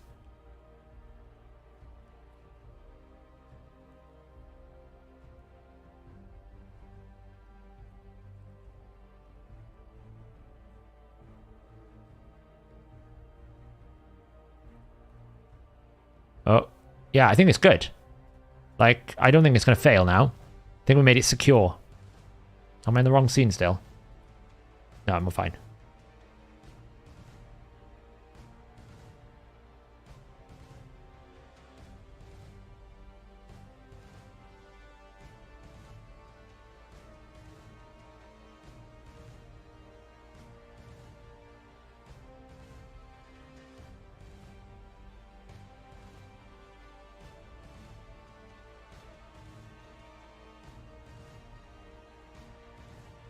Just trying to see if there's any risk of fail.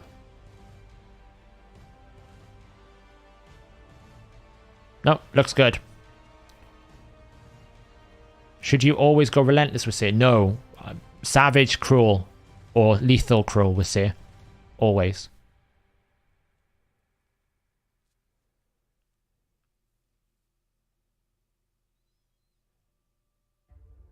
Yeah, the problem is, main ref, if I put a bolster set on here, then it converts the existing shield to bolster as well, which means we will be in a situation where I can't strip any of the shield buffs. There won't be enough buffs then.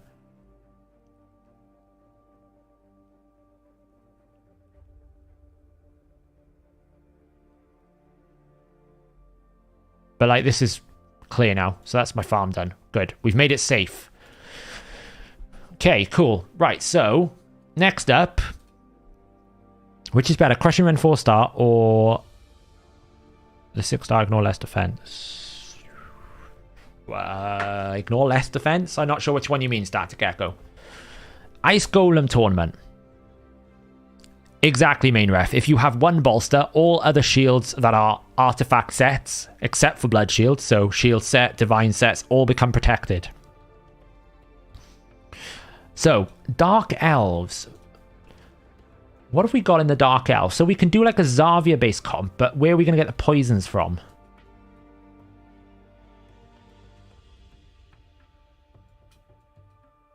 There's no poisoner in here, is there?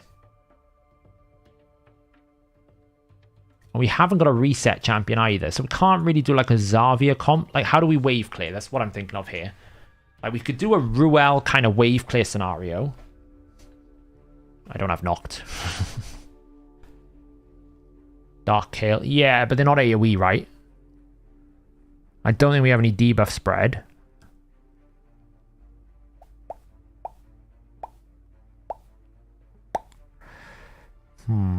So like, I'm trying to think of hard mode. What do we need for hard mode? There's no burns, which is kind of frustrating.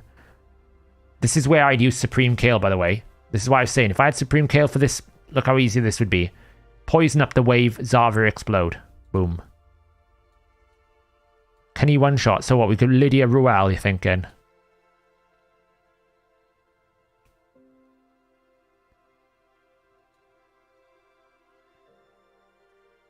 Isn't there a Dragon tournament on as well?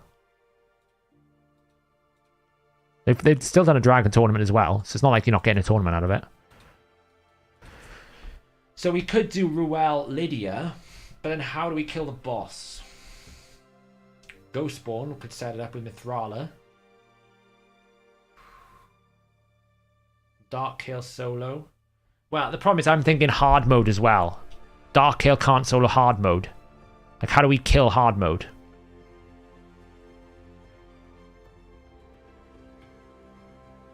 Because I was thinking if we can we try and do it, because it's clan versus clan, I'd rather do it hard mode. But I don't think it's possible, because I just don't think you've got the skill, the diversity of champions. Like...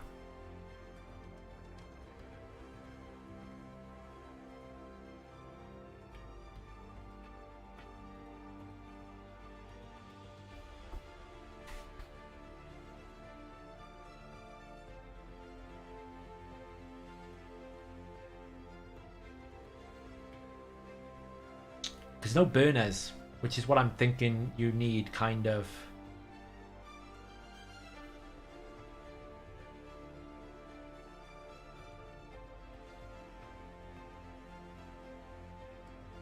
So, like, for example, I was thinking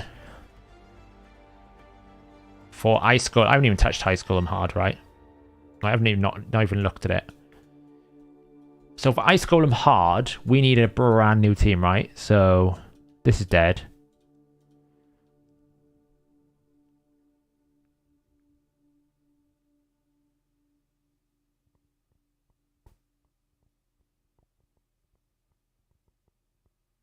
Yeah, there's just no way to kill the boss in hard mode, right?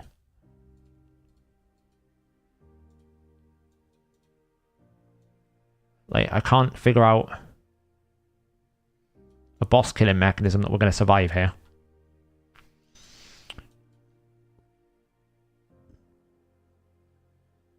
Because you can't poison it, so you need to burn it. Or you need to bomb it. There's no bombers really apart from Astrolith, which I don't have.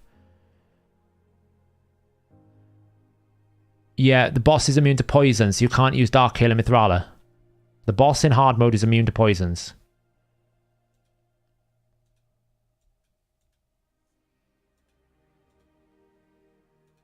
We should try and unlock some of this content anyway.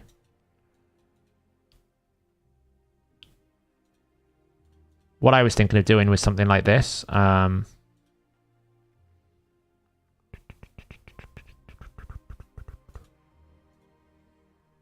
forget which aura.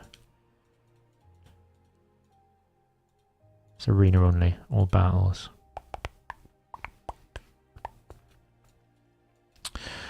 Ba-bum.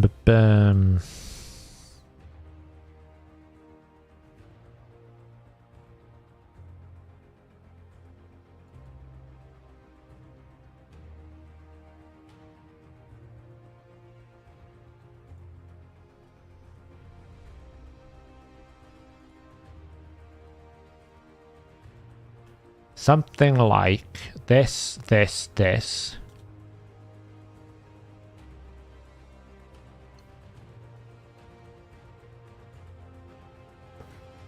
With our dear friend Ninja. If I can find the fair fellow.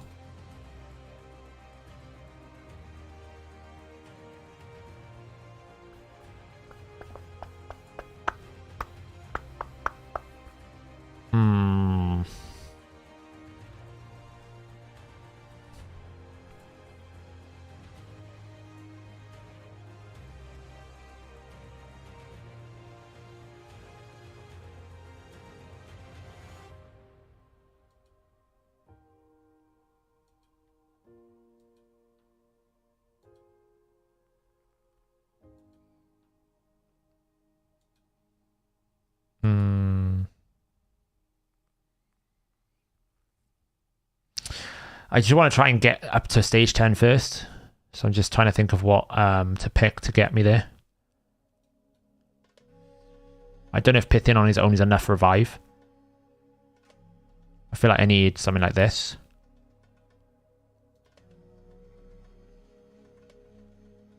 We're doing Ice Golem now. It's the first time I've been an Ice Golem. Drang may be an option, but I got Ninja, right? So I don't really need Drang. I made a mistake there. Haha.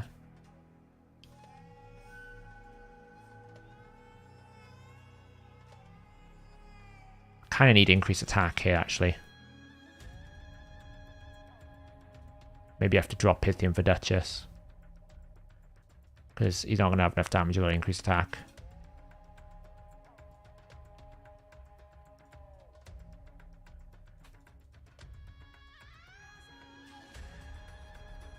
It's kind of insane how much control I've got here.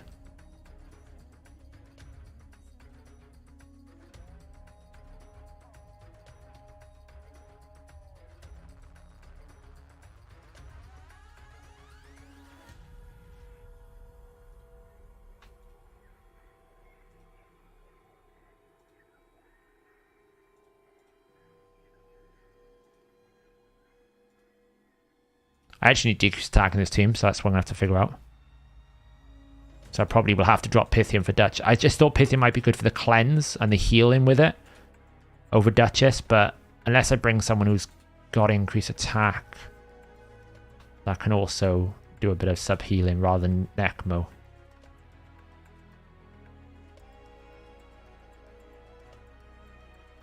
God, this thing's got a lot of tankness. There you go.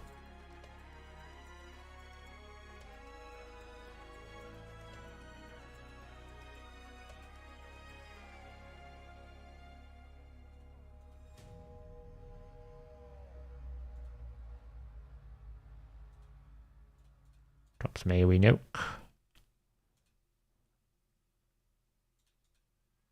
I can't use my Elva. My Elva is built like a glass cannon. It does a lot of damage, but it will die instantly. I use my Elva for clan boss. So the concept I'm thinking here is if we can use Vlad and Constantine, we can take advantage of Constantine's ability to block revive. So we kill those side minions. The idea.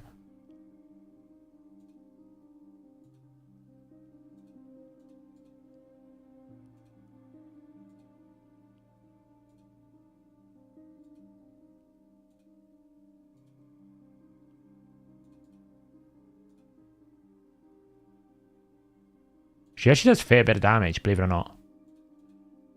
Oh, they're very purple, aren't they? So we can just, like, block all that. Just throw out some burns, I guess. Oh, wow. You take out their maximum HP fast, don't you? It's crazy.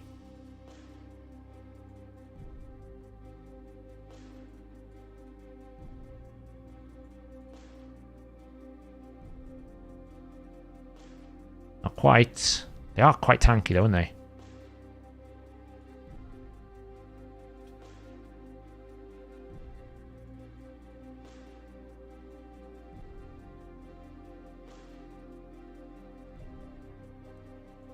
So this is the idea, right? So if I block revive them,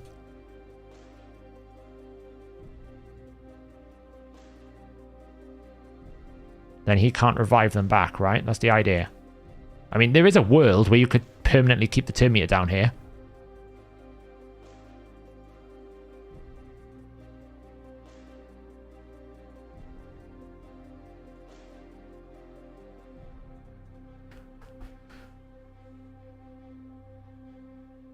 Whoa, that killed my Constantine.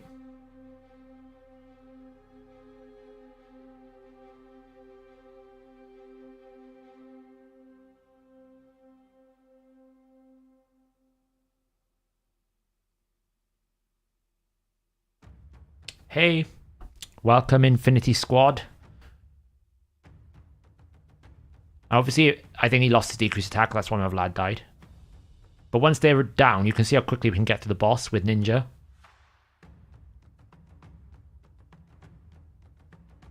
As long as we've got an AoE decrease attacker, I think this is the strategy to go. Obviously, he's going to scale a lot harder. He's going to take a lot more damage here, which is fine.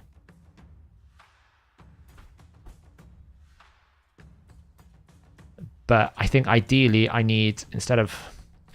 So I need a champion that could do increased attack and boost. And decreased attack.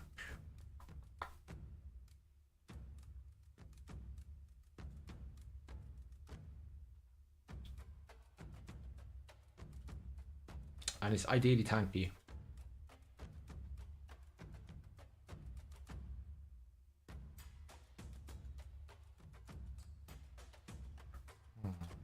I don't have Siffy.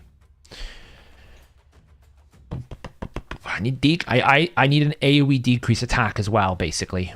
We need that AoE decrease attack, otherwise we're just going to get smashed to pieces.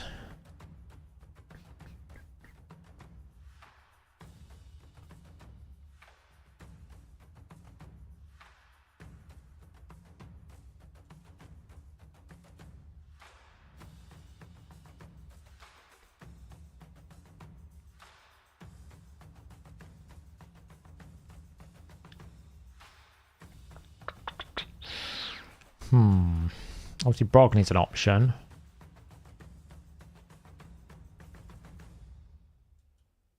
There's going to be a champion that's perfect for this role. I just don't know who it is right now.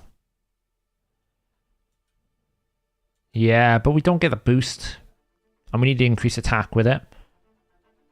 So we basically need someone who can increase... So in this team right now, I need increased attack, decreased attack, and some turn meter manipulation, ideally. So Pythian could be dropped in favor of someone who can boost, or in favor of someone who can like block something. Obviously Duchess does increase attack and defense, so that probably makes more sense to do that.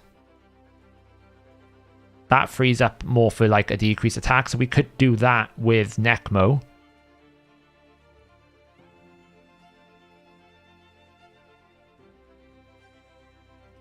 Yeah, Sal of the Morning might be an option, actually. It's a great option.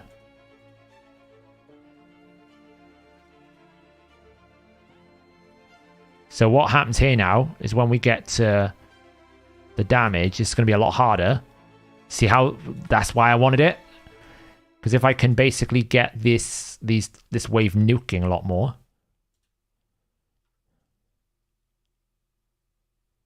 I suppose we just AoE here.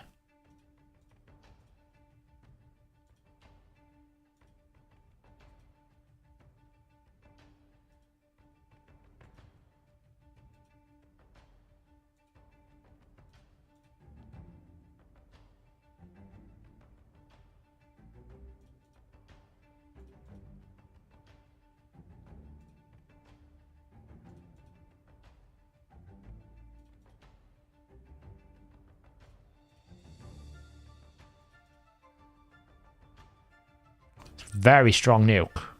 And I know Constantine could be built better if we wanted him to be.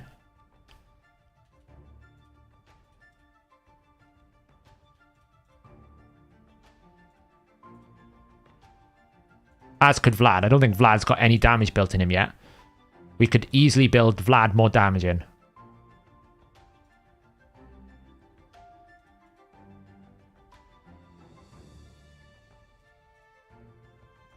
Kind of like the idea of Necmo, because you get turn meter boost, increase speed, decrease attack on a regular, reliable fashion.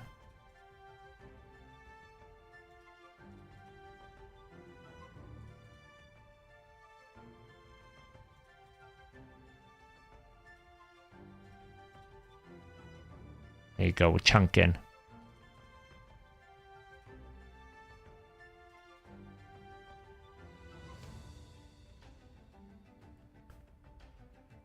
What, Elfrig? Elfrig could do it, yeah. Block revive.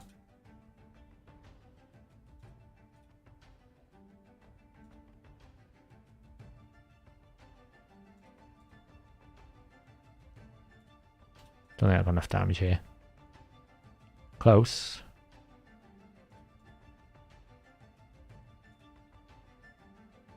So the key is going to be, can we get the block revives down? Once we get the block revives down.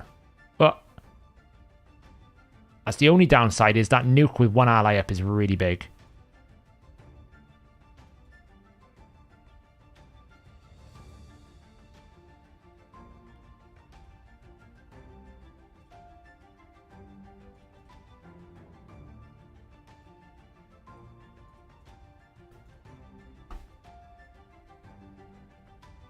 He's in Sand Devil build, yeah.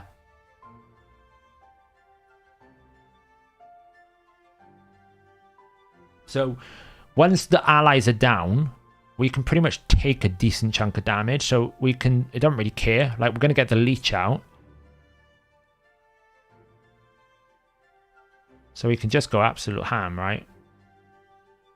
And you can see once we have time to go ham, this is actually not so bad, because we could take a smack.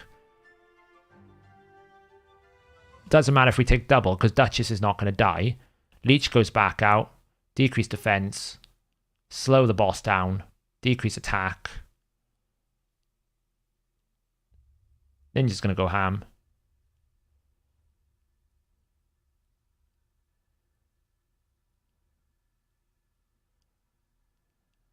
I think this is the team. Probably just rebuild some of them better. It's pretty good speed. I'm pretty sure, like, Constantine, for example, could be built better. Vlad could be built better. Like, Vlad is built glass cannon right now. I wonder if I've got masteries on him.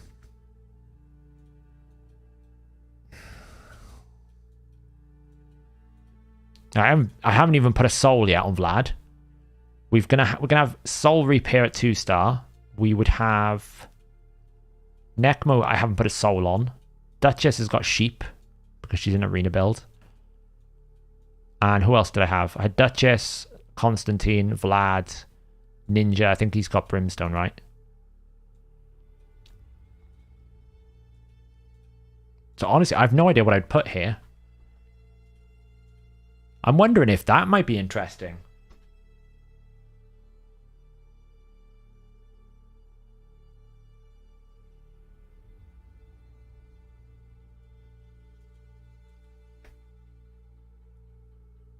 I'm wondering if that's interesting.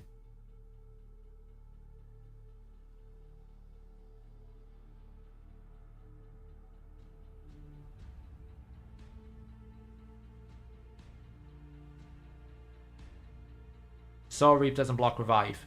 But if Constantine activates his Soul Reap, it will block revive.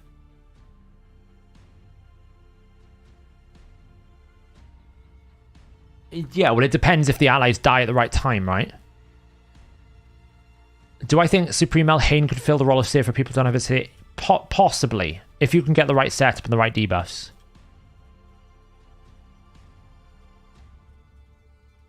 Otherwise, it's like an aura, I guess, or lightning cage. But I really feel like that's an interesting option. I can always change it. I'm gonna try that.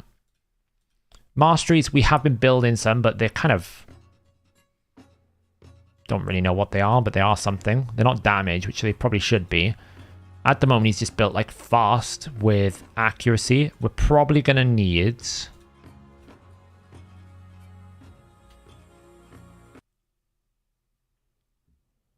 damage mode for the A3.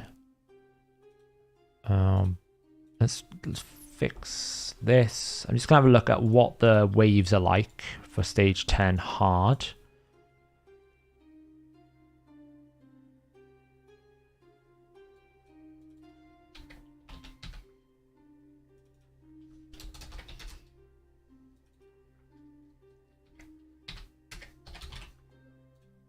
So we're going to block active skill. We don't have weaken in this team, which kind of sucks, I guess, but it's okay.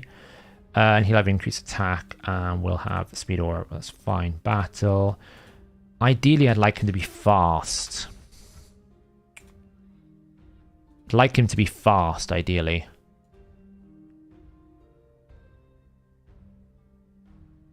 Interestingly, the boss's speed is only 240 on this wave. But he needs to have 345 accuracy.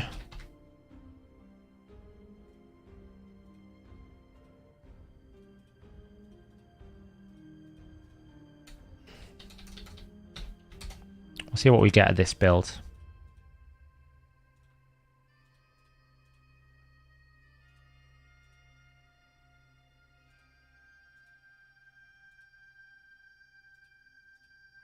So we can take Morrigane's banner if we want. Would give us a bunch more speed.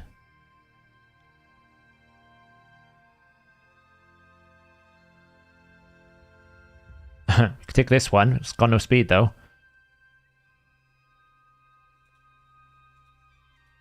What crit damage do we have here? Must have accuracy. Sort by accuracy. She's keeping a nice little piece. This is not too bad though. Am I in the wrong scene here? Yeah, I am. Professional streamer.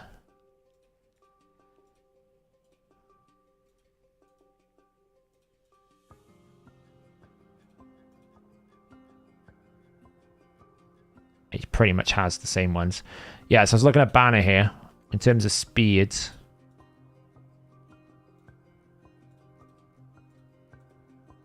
Like Morrigan has got a 21. Because we're probably... I'm assuming we're going to need an accuracy banner at 345, right? We're going to need an accuracy banner. There's no way we're going to get around that. The only way you get around is if you have like a quad roll. Like something like that. Which you could probably take off him. Like, we don't really need that on him.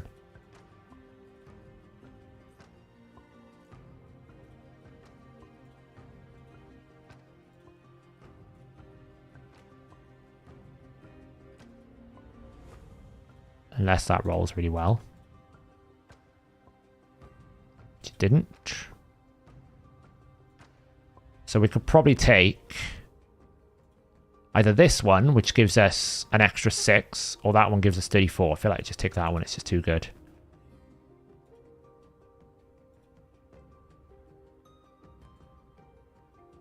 Let's just play with the idea of saying the amulet's locked in. We only want either an attack or that. Slot sets. Don't really care about that. We just want damage. Let's see what we get.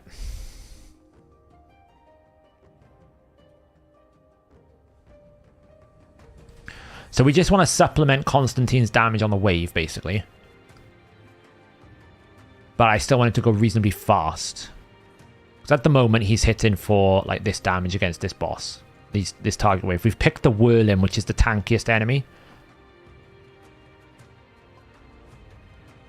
So you can see we're going to double our damage, which helps.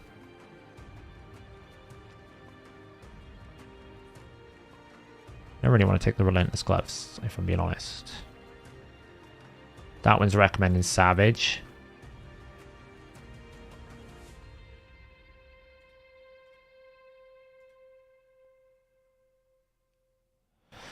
Oh yeah, live refresh, good point.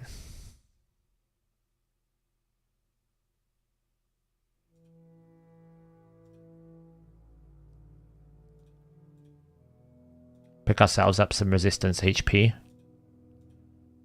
Don't really get any... So with Life Harvest, we don't get offensive stats. It's better.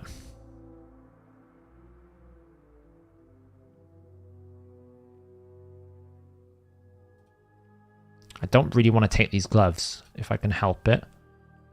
I don't really want to take those either.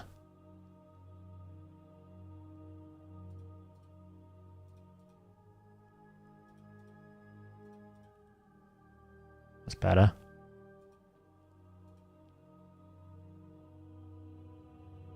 That is taking Morrigan's banner, though, which we'd expect.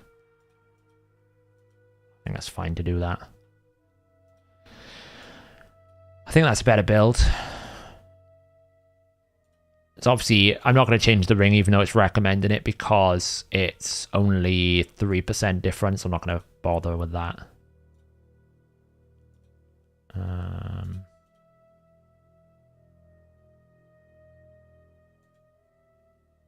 I actually have some stuff here that I haven't rolled. All HP based though, isn't it? Doesn't really matter. Yeah, let's just take it off Morrigan. We don't really use Morrigan anyway at the moment, so it's fine to do that. Let's see.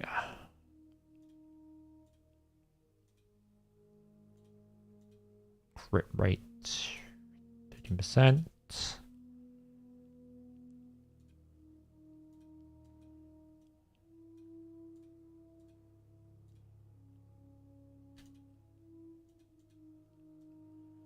There's a speed piece up here.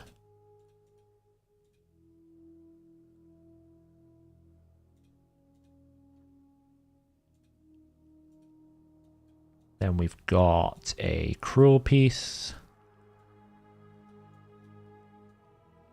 If I can find cruel. I know I'm in the wrong stream. I'm just picking it. Hang on. Game. There we go. We need 25% crit rate. And then we've got to take it from a leaker.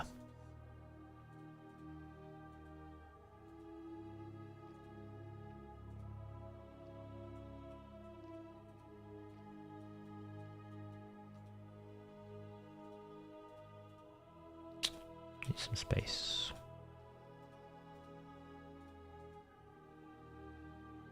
You need some space. Equip. Perception chest.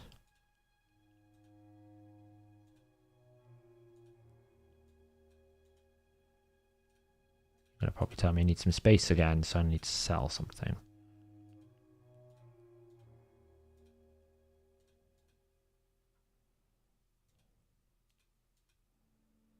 Okay, so he's now at 4.8k, 250%, 90% crit rate. Why is he? Oh, I haven't changed the boots yet. I was going to say, why is he at 90% crit rate?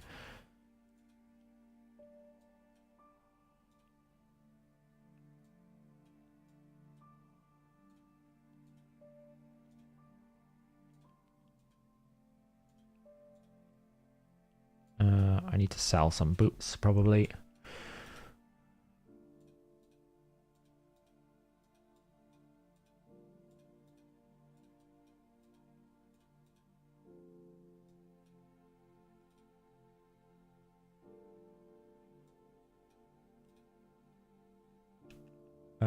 They're pretty bad.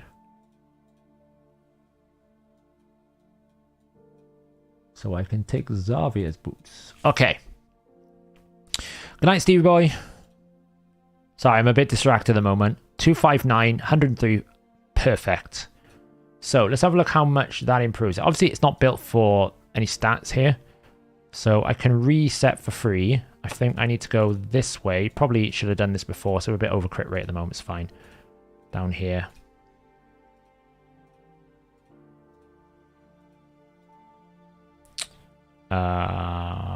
Get this.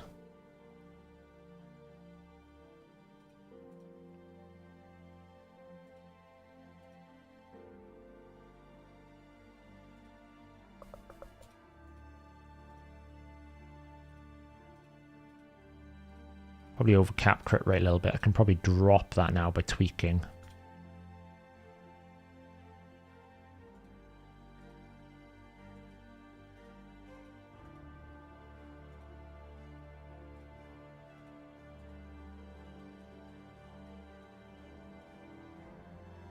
who doesn't need gear here?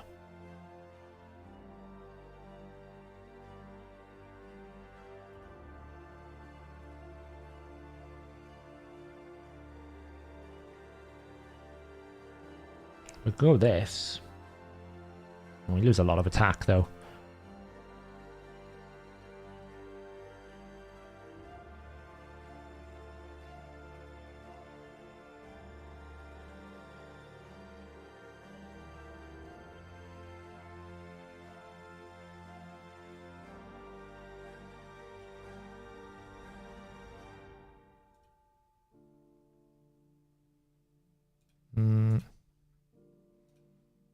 Lose speed, lose crit rate. We don't really gain anything by using that. Gain speed, lose crit rate. It's fine. Hey Adam, we are looking at Ice Golem. Oops, I didn't want to press that button. Okay, I guess we're doing this run again. Let's just see how much more powerful this nuke is now.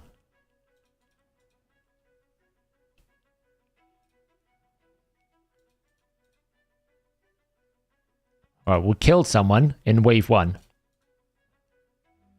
Killed another one.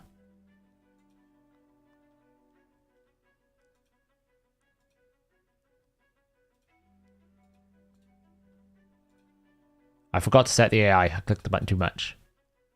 Am I in the right view here? Game. Okay.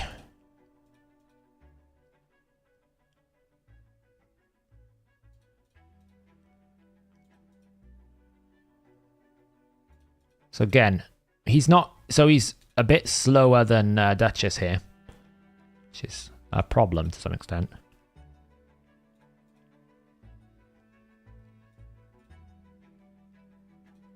He's a bit faster, sorry, than Duchess. So technically, he's... 186. I mean, we haven't really solved... I don't think we can do Dark Elf hard mode. Ice Golem. I think that's just too hard.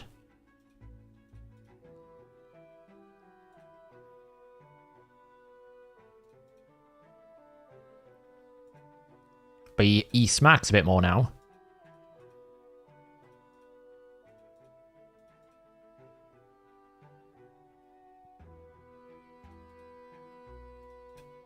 Decrease speed out there.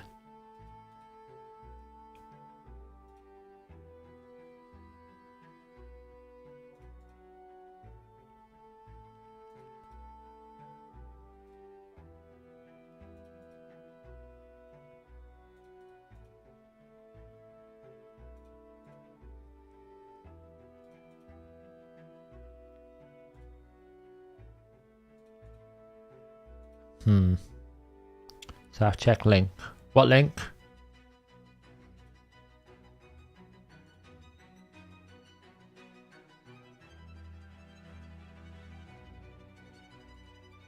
What link have you sent me?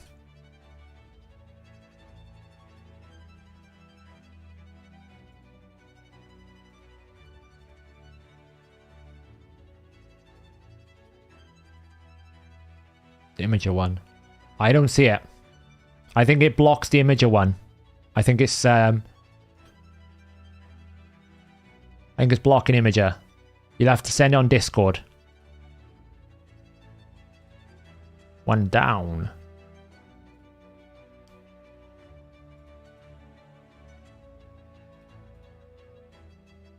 Yeah, fire it over.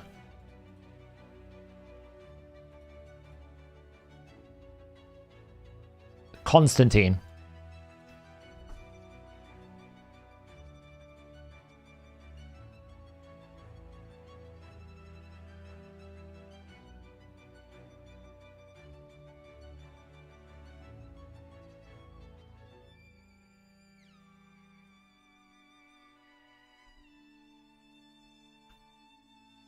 Well, Constantine's dying a lot.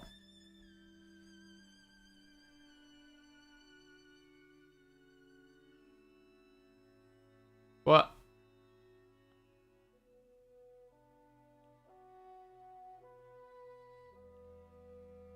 ECMO. Where's your 100% decrease attack? Oh, he's weak hitting. Necmo's weak. I was like, why are we all dying? It's like, because Necmo is weak. To be honest, Ninja can probably solo it.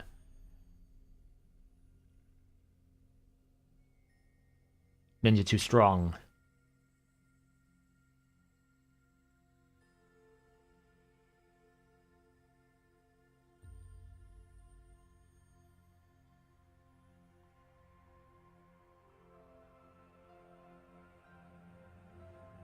I think Ninja's a beast, right?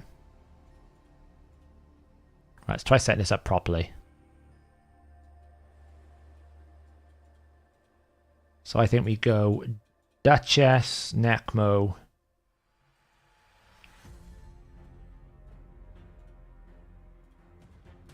Ninja, da.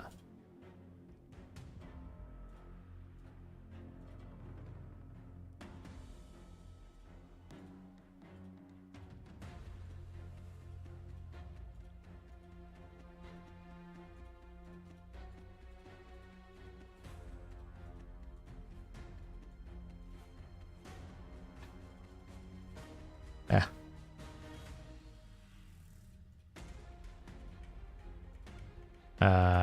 Don't use.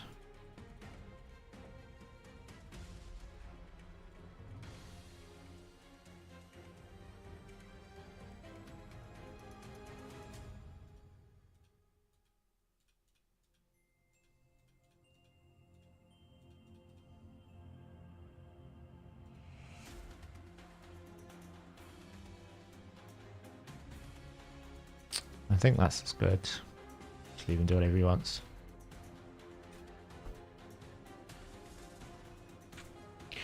Yeah, but you can run Chronum here, right? Chronum works just as good.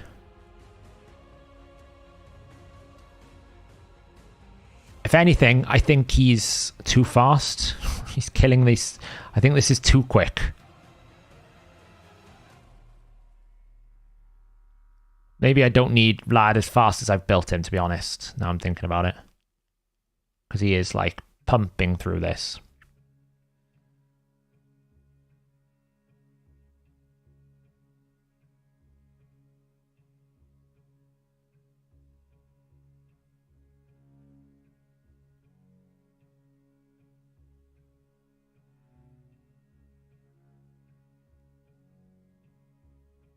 I've bought them, Carnifex.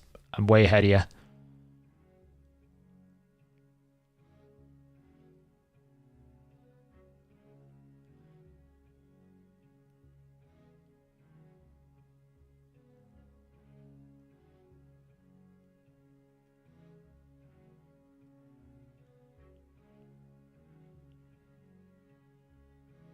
One down. I like the concept of this team. Whether or not it's sustainable, it's a whole nother topic of conversation because we're only at stage like 4, I think it is. So whether or not we can actually keep these guys alive long enough. It's annoying Ninja likes to target the wave instead of the boss in this situation.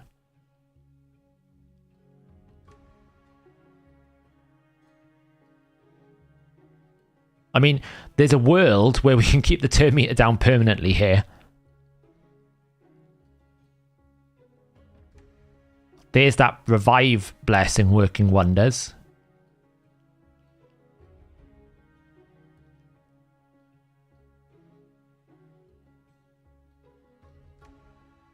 I blocked him this time.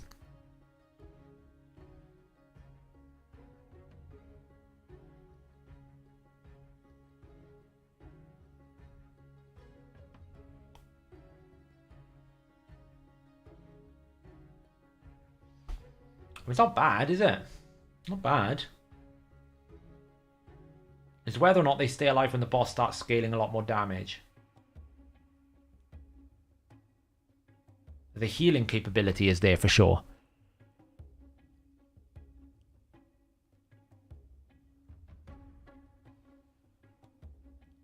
I'm pretty sure that was weak affinity for Ninja that time.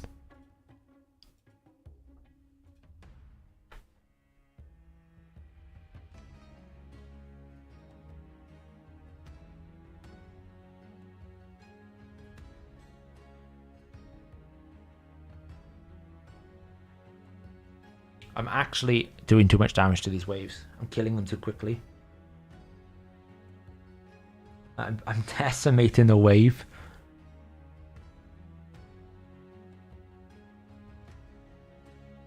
Yeah, I mean, it does scale much more, right? So that one was like we're on stage 4, and he's got like 29,147. It's going to go up to 35,000. So it's not that much more, Dutchy. It's not that much more. It doesn't scale that much harder.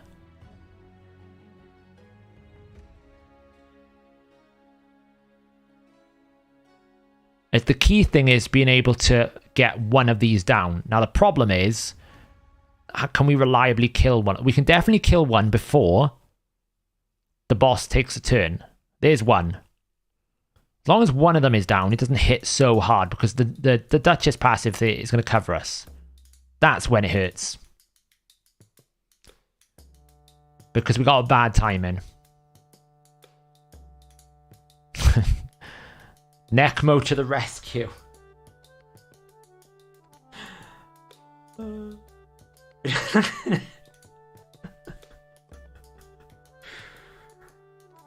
this is going to be funny.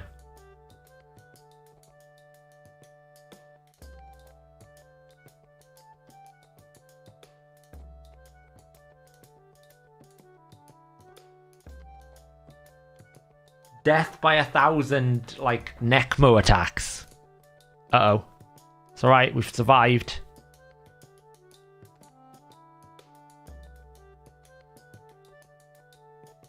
Go, Necmo, go! It's so dumb.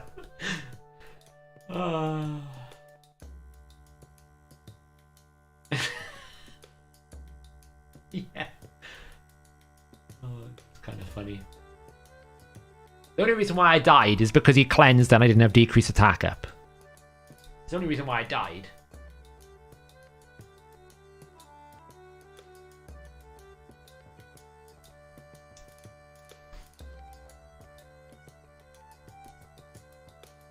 Oh, it's a bit dodgy.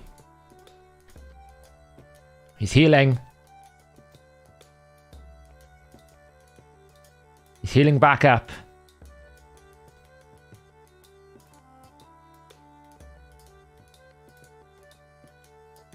Who needs ninja, right?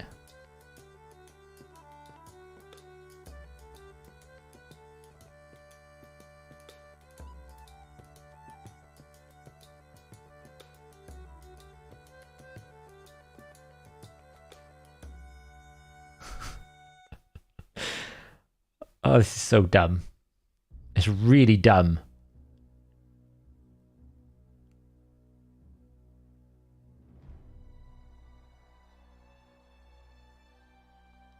At Swiftcut, I'm tempted. I have 0 voids though, so I'd have to fully, completely, and utterly wail like a filthy kraken. I don't know if that's... Economically, it's stupid. Morally, it's dumb. Ethically, it's wrong. But I want a Supreme Kael. So I don't know. Probably won't. Well, guys. Tell me a more OP champion than Necmo Thar. Because this is kind of gross.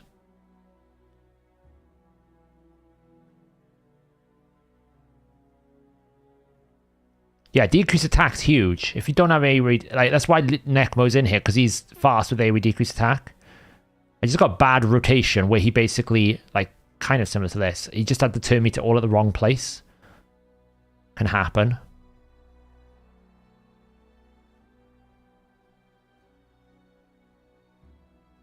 The only thing about Toxic Necmo is the boss is immune to poison, right? How much would 110 voids cost? We're talking $250.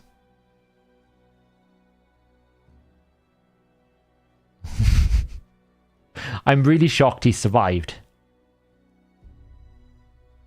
He's in relentlessly, so all these extra turns are just dumb. He just keeps taking turns. Well.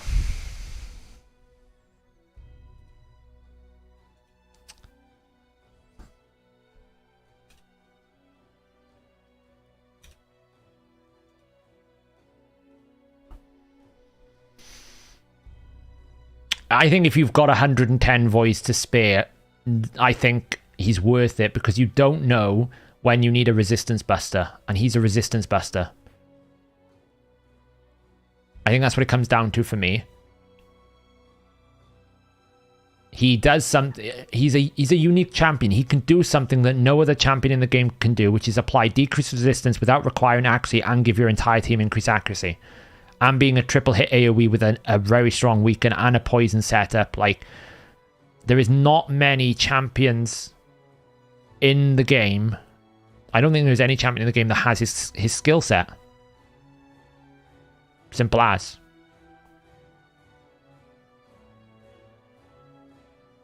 So it's not that he's OP.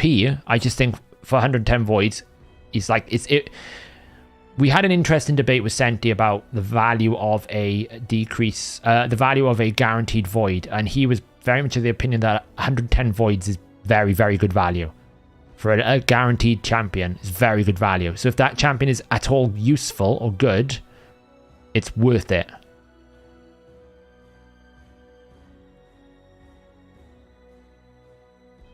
I don't want to proc is that. I didn't want to proc that because we're now going to get cleansed.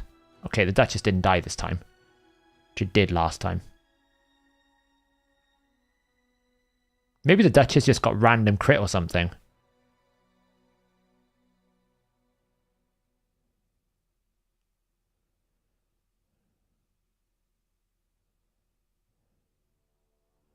Right. Can we stabilize? Nope.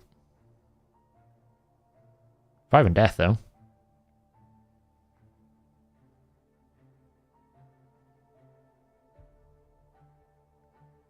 Duchess is dying.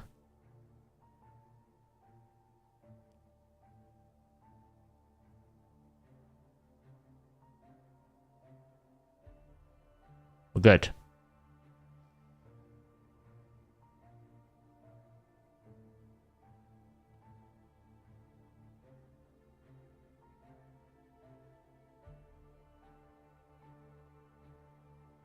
Yeah, it is a lot of voids, but it's worth it if you've got it, I think. It's just my opinion. You could basically pull voids the next times 2 and get a useless champion, right?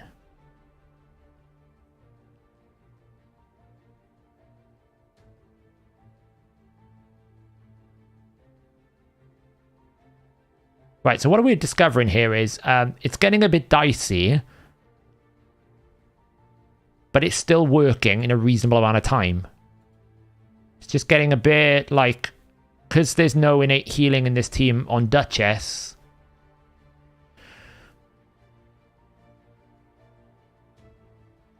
What the hell is that? Oh, Aetors.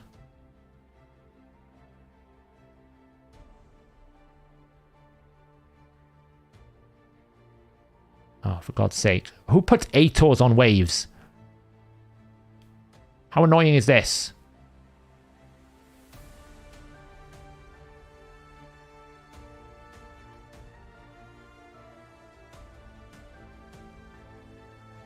It also doesn't help there's a Norog as well.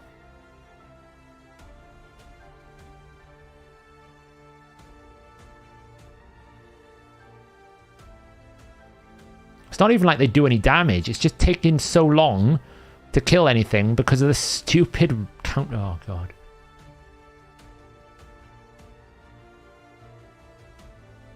Oh, and I've just wasted my increased attack.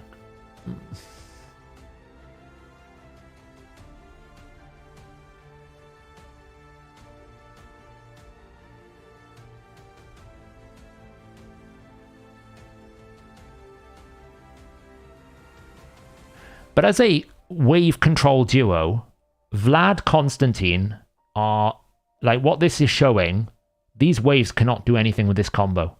These duo are locking these waves down like crazy. Necmon's helping, of course, with decreased speed, I'm not gonna lie. But like the fact we've got block active skills, block decreased defense, we have leech, turn meter control, it's really, really strong.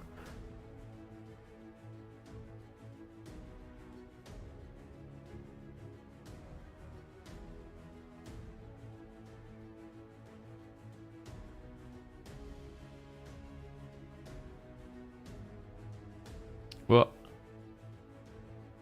Boss is getting faster now. It's actually not a problem that the boss gets faster, because as long as... Wait, why are we resist on decrease accuracy? As long as we can get the decrease attack back out before he gets a second turn, we're okay, which we didn't manage to do there.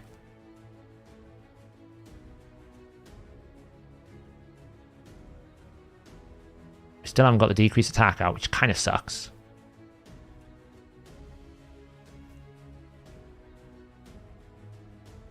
Because we've got 3 turns now that he can't cleanse. We're just going to have double revive, unfortunately, because we got bad luck.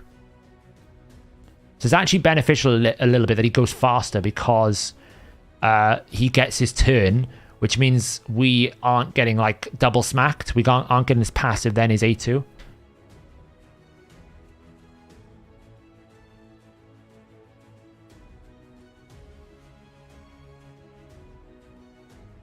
We haven't procced his passive yet. It doesn't help Nanekmo's weak hitting as well, I would say. We still haven't procced his passive. I don't know how we didn't proc his passive. There we go. But that's the value of Life Harvest. We just instantly reduced their max HP. I actually think Life Harvest is super OP. So I've got a bit of a secret, like, clever little strategy I want to try with my 6-star Roxanne. It's really dumb and intuitive, but it's something I want to try.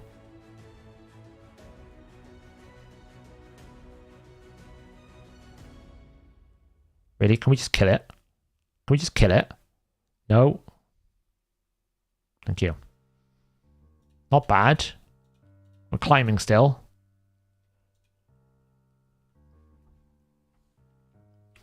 That's what I'm talking about, Suicide Service.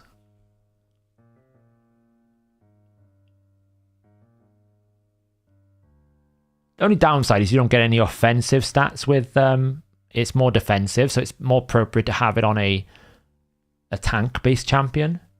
But I don't really have any high awakened tank-based champions.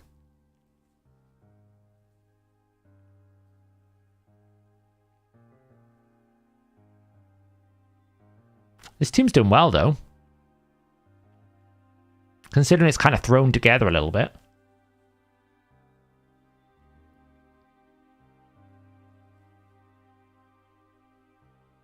Constantine hits so hard. Like, the wave lockdown is really impressive.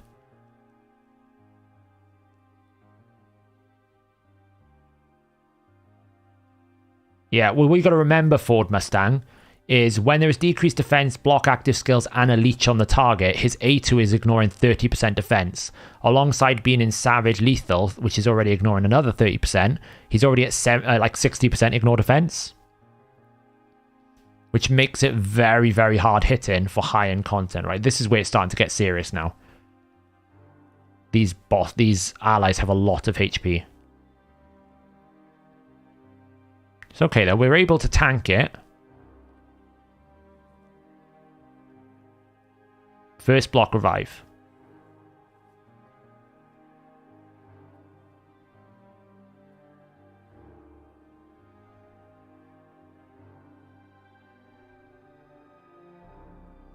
First nuke. Whoa, that hurt.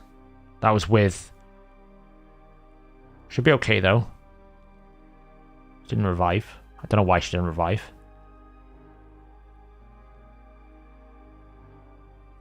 That was with his ally up, so obviously it's going to do a lot more damage.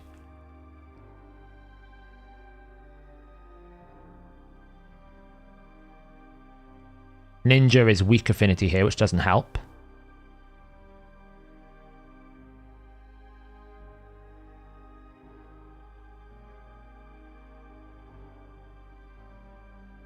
Oh. See, so as long as the ally is dead, we can survive all of the nukes.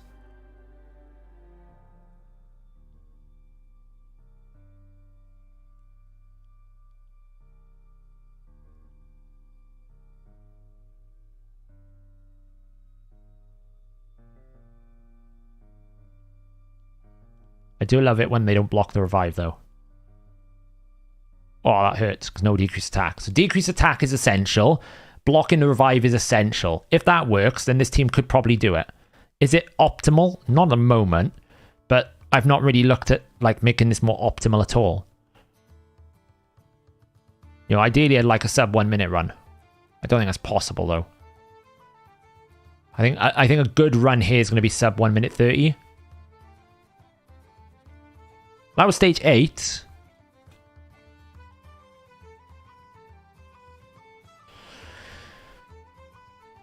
IG9 weak hit my ninja for 100. Whoa. Can Achak work in place of Sepulchre and a clan boss? Yes, I think so. Did you know that the Ronda passive can proc on ally attacks from Kreela, so then all champions end up attacking? It's not a consistent thing, but just in case you know. Oh, can it? Cool. Why is it Tatora Rhyme hides?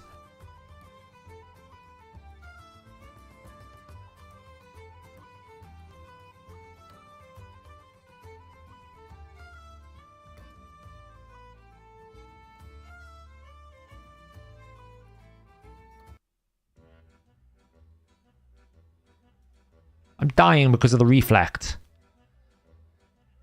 Like, come on. They do it all the time to us. They put, like, mobs on there that we don't want to have. Wow, these allies are getting tankier.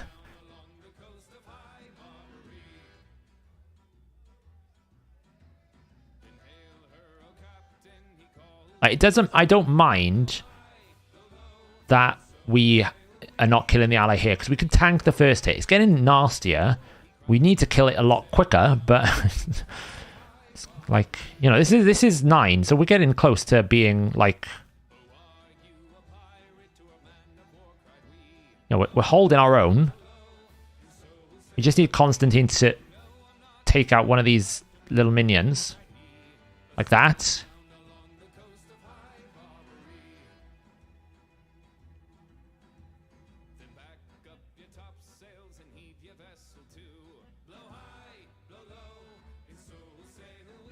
Double block revive. Now we can see it go. Yeah, they put the Turas in. They added Skrank to find out hard waves. Great. I haven't got past 7, but great. Now, this is probably okay. As long as we don't get double smacked pretty bad. Because I'm pretty sure this removes the debuffs after he attacks. So it's safe. Smacking him about a bit, we are.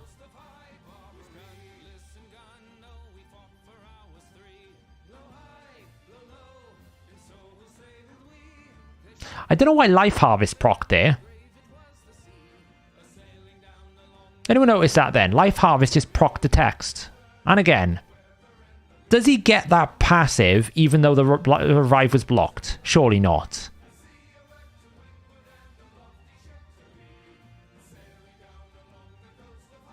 Surely not.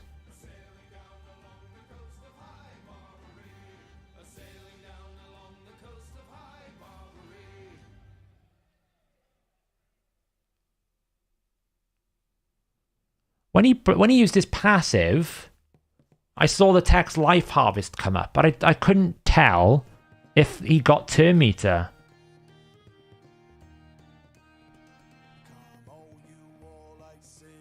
What? The boss's turn meter bar got? Why would the boss's one work?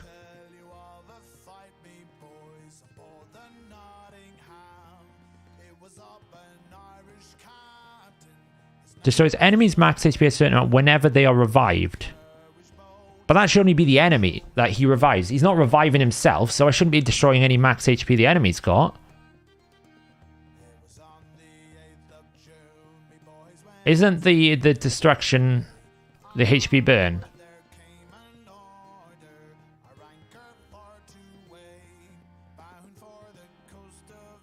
I don't know where we're destroying his max HP, I'll be honest. I don't know. But the HP burn is meant to destroy the minion, not his.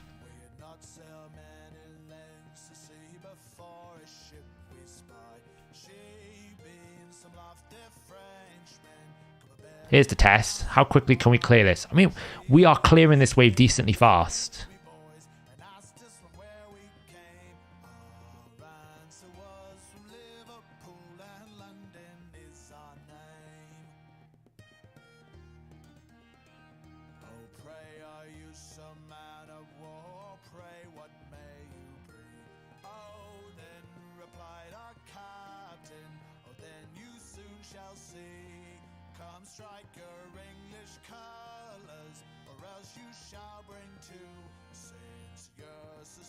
It's taking us a minute to get to the wave. It's not bad.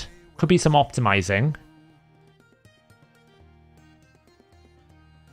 I was more interested, Oxane, if it was giving me turn meter. That's what I want to pay attention. Does it give me turn meter when he tries to revive them, even though they're dead and they blocked revived?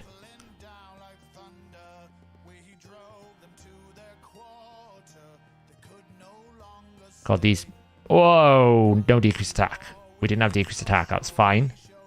It's okay. That's to be expected. We didn't have decreased attack out, so it's going to kill us if we do that.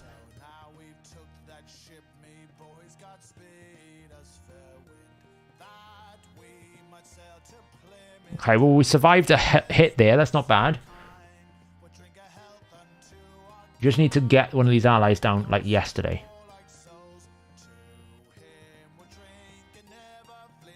God, these minions have so much HP, don't they? Constantine, one down.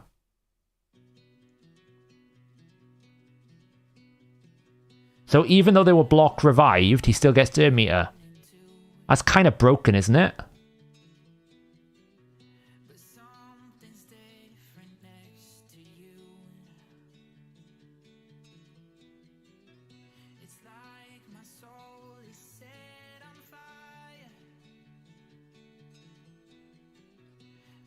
What?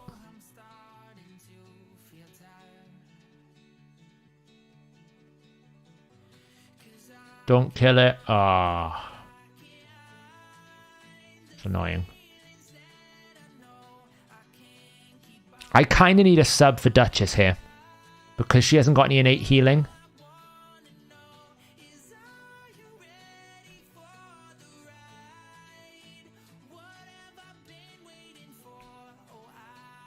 Oh, okay, we survived it.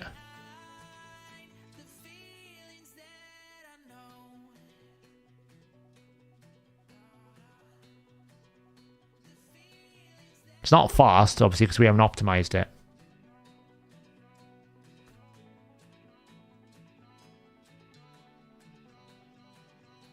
But what I wanted to see was how effective these duo were. And I gotta say, Vlad Constantine's pretty solid for this. Pythian, I'd lose the increased attack. I'd have to figure out how to get increased attack. You need the increased attack in here, otherwise the waves take too long.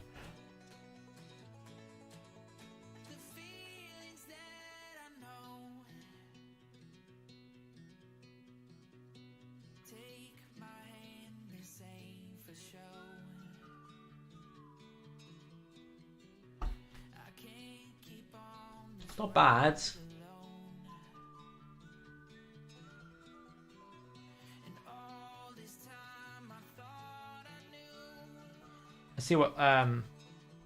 Let's see what team suggestion says we can do.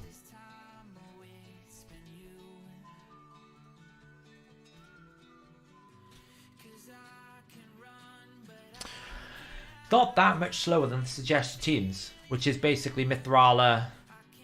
I don't know why we're recommending Mithrala here. Aox. They're not super fast though, were they? Look at these.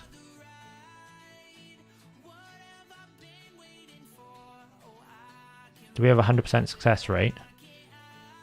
2 minutes 18. This one's 100%. Duchess Tio. Duchess to Messia. They're not that much faster though.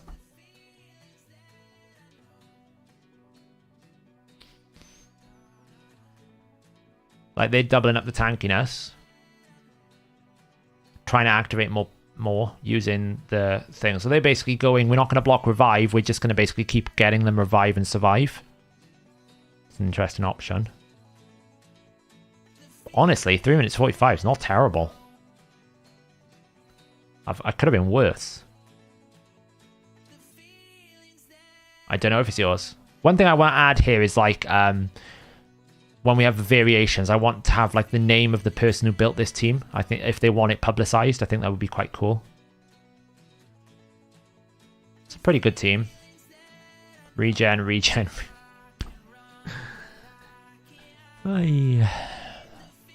So the only reason why Duchess is a little bit squishy is she's not healing enough because she hasn't got any War Master or anything.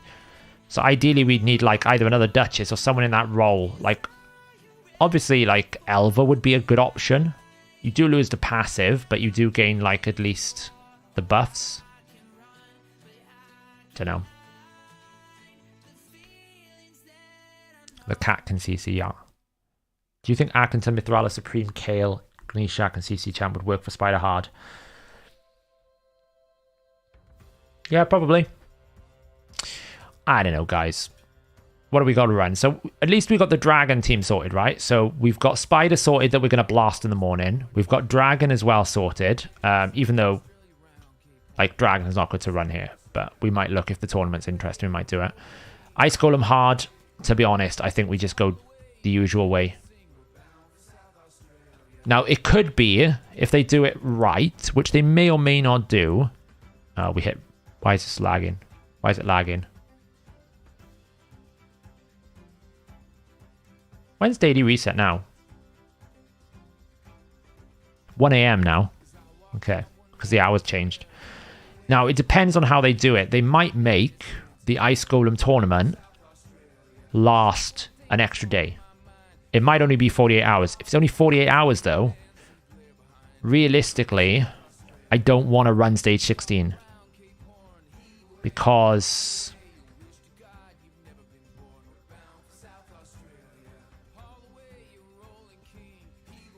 stage 16 is only 100 points. So I'd want to run stage 25, ideally. And I don't know if there's like a fast team.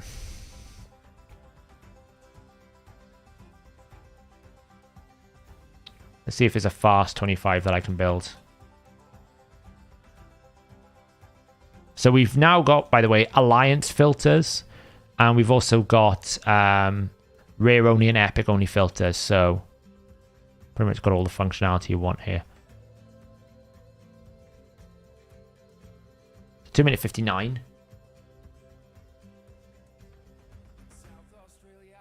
Yeah, I know. I'm just looking at what there is. Like, I don't really want to run 2:58. Like, I'll be honest. This does not. These do not, like.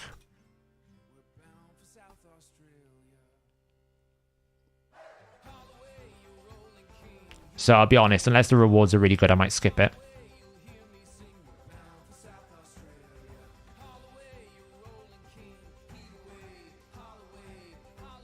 It's fast on 20 though. We'll have to see what it is. Are those premium filters? I don't think so. I'm pretty sure these are all available. I don't think any of these are premium. I'm pretty sure they're free. It's been a while since I looked at them though. It's been a week. Time has elapsed. So the real question is now, do I push any more here? I'll be honest, I'm not overly fussed by this chest. One Void Shard is not going to make a difference. I don't really care about these Chaos Ore. I can get more of them. I don't really care about the 5-star chicken or the feast. I got loads of them. I don't really care about the barrel. So I really just don't think I can be bothered. Are they premium? They are. Okay. I need to review that then. I'll have a look, see if it's worth it. I might just like leave it here. I might just leave it there. I'm not really fussed. Like, what's my legendary book status like? I got 5. 1 extra ain't gonna make a big difference.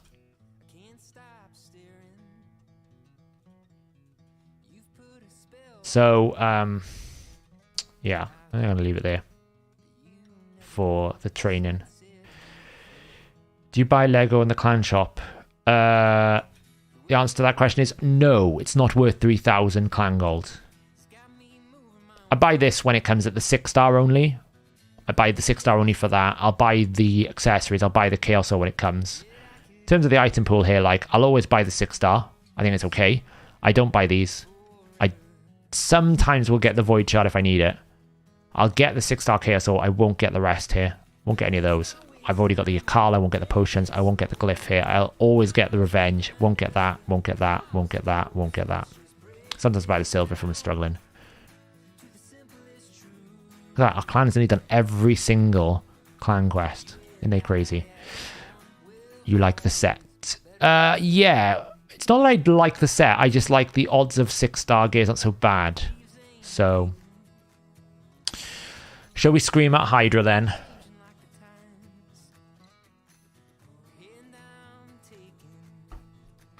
I always get revenge. I always get revenge.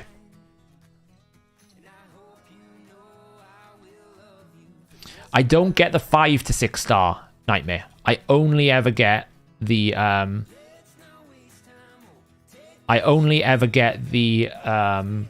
6-star only. I don't think it's worth it for the 5 to 6-star. That's an important thing to note.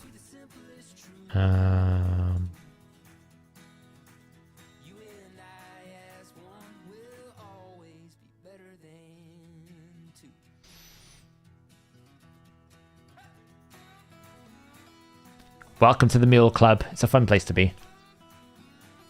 I just got a lightning deal for 100 that comes. Do you think it's worth it? Only if you need books. I personally don't buy books because I don't think books are really needed.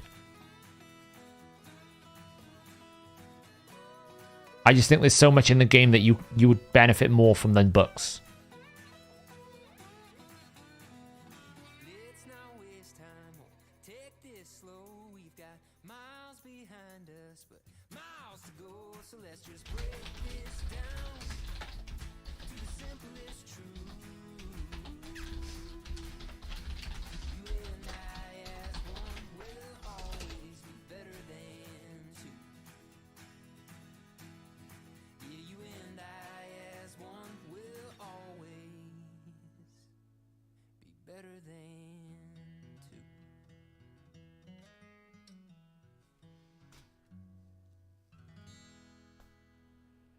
Yeah, time to get annoyed with Kantra.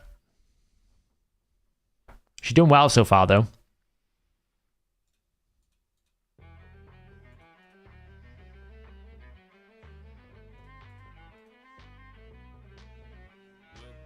Did you make a Kantra versus high? No, I didn't actually. I need to speak to Fiction about it. I don't even know how we would program it because I'm not pressing the button every single time. Go hit that.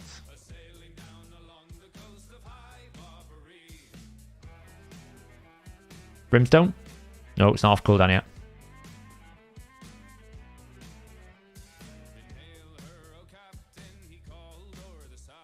Oh. Apparently got lots of poisons out. Let's just get rid of some of these poisons.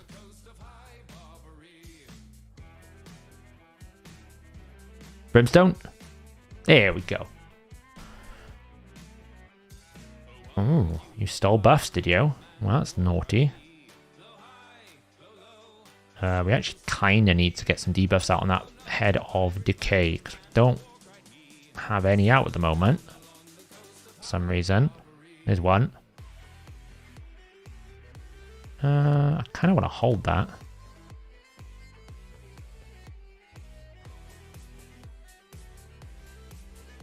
There we go. That was close. There's no way to use team suggestions in October to only include champions I have, is there? It only does that by default.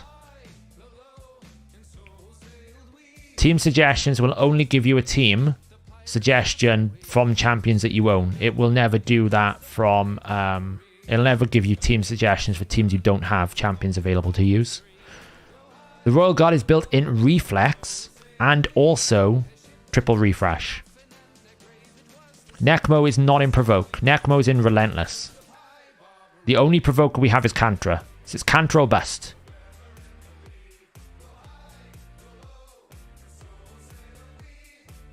Hence why everyone is saying time to yell at Kantra again, because we're just waiting for the 3% from Kantra. So far, she's playing correctly. Let's get Burns out. Hence the yelling. There you go. Exactly.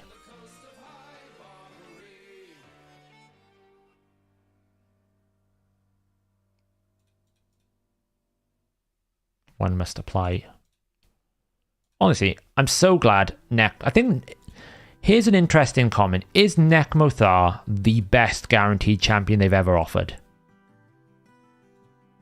Just stand out. Flat out. I know Stultus was guaranteed. I know we've had like guaranteed like rehos and stuff in the past, but I think out of all of them, it's got to be the best, right? The one that's the most game-changing in the hardest content areas. Hey Ruz, we are doing Hydra before CVC, basically. Just getting it done.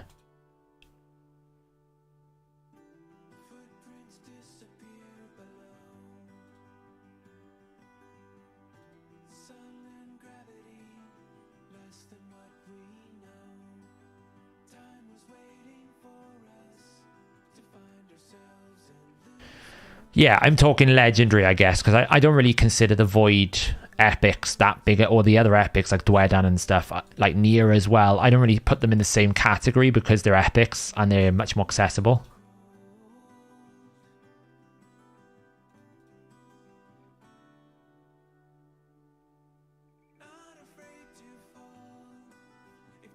Bishop is probably pretty good.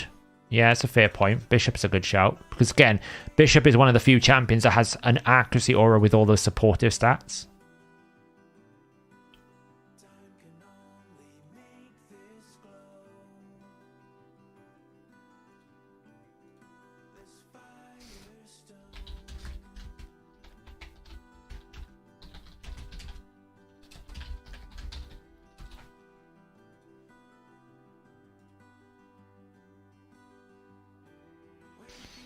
That's... Yeah, I know. But I have like 12 cold hearts.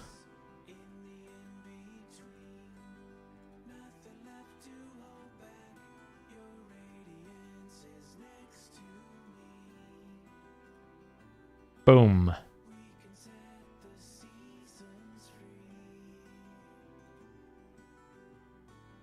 We just hit that. Geomancer was a guaranteed, yeah, it's a fair point. It's a fair point. That's a long time ago, right?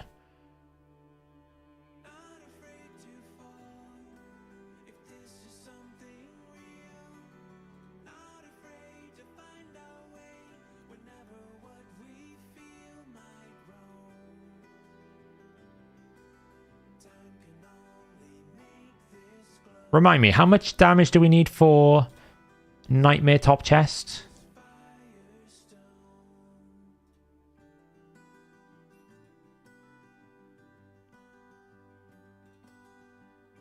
I forget these things.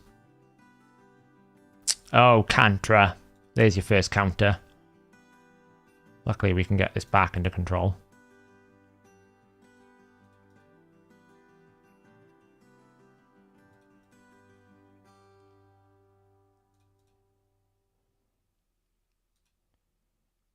$36, 37 mil, okay.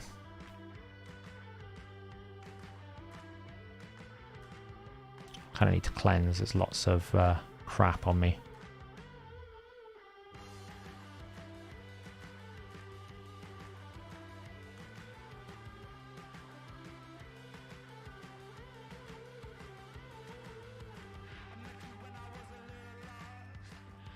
Double cleanse, get me back on schedule. Okay, so we've got Torment Head. Actually the worst head for us right now. It's really bad. So we need to get that burn in pretty fast. Who's eating next? Geomancer. Okay.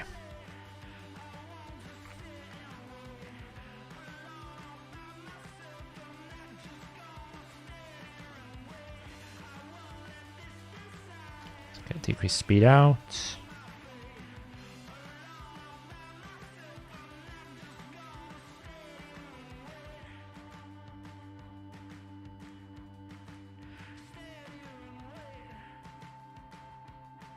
Of course. And we don't have that, so we'll just throw that out there.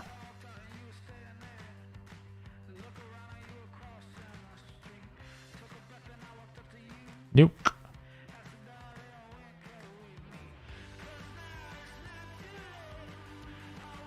Yeah.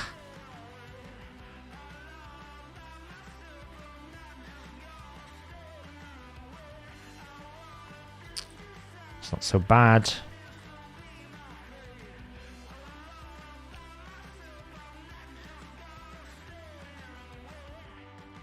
I need to hit you. I shouldn't hit that. Alright, let's clear the fears off. Get some decreased attack out.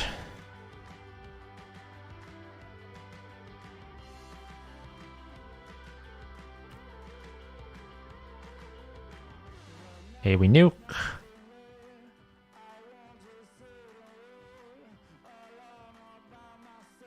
We resisted. Brimstone.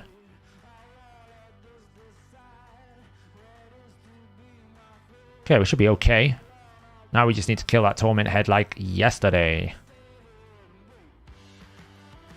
What are we going to get? Ah, it's nice. Mischief. Gives us a good chance.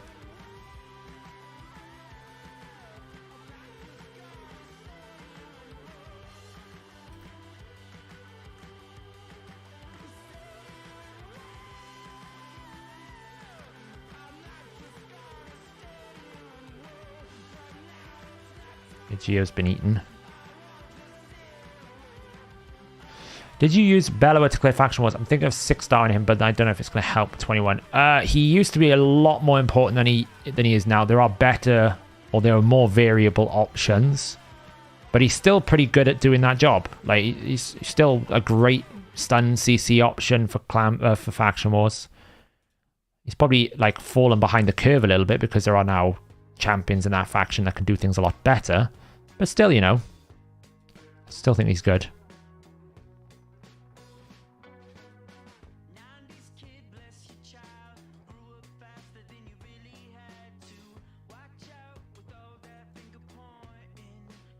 Geomancer's back. Are we getting a 6? No. We are not getting a 6-minute run. We don't need to this time, because the clan's already killed it.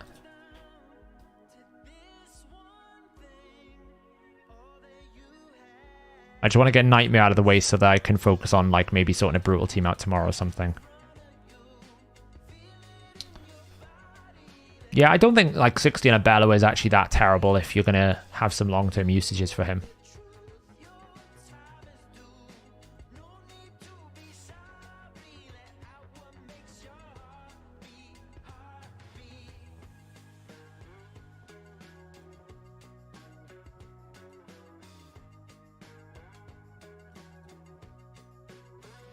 Need to kill the Fearhead yesterday.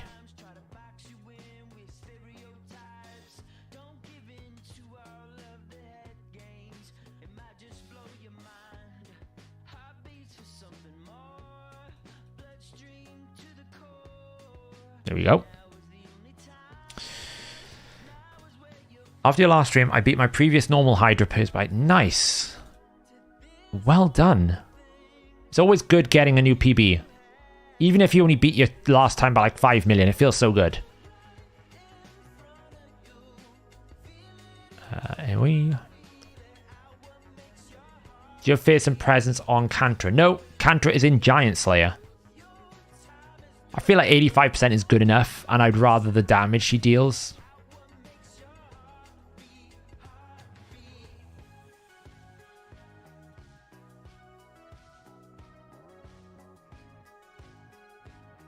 Just got my first 5 fragments from champion training. Now I have all 100. Well done. I did mine earlier. Brutal, but I've now got Supreme Elhain ready to summon. I don't know if I'm going to summon her during CVC, to be honest. I might hold it.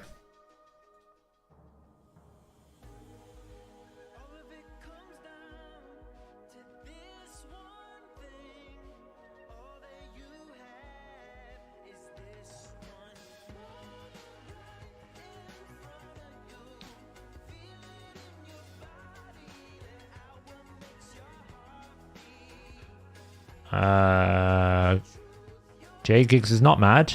He's just a funny man.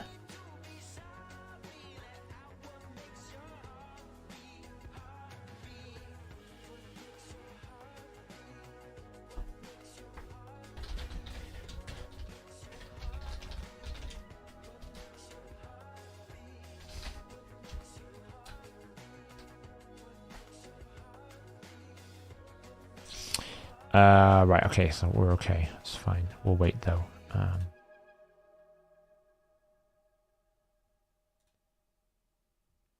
Eat my Cantra. That's what I was waiting for. So I can do this.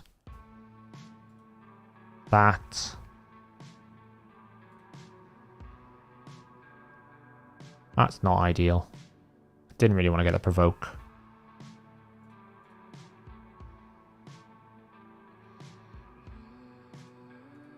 Let's just heal him up. He was a bit low. Oh, don't re-provoke.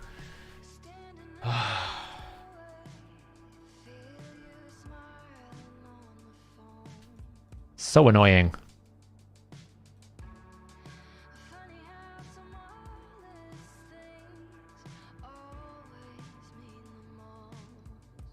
Now I can't do that because of reflect. Thank you.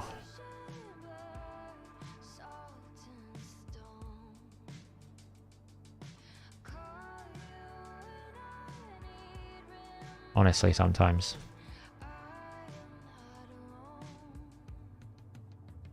Thanks for dumping a load of poisons on me. Have some max HP nuke.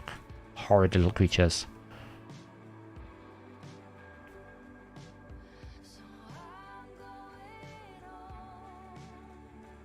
Cleanse.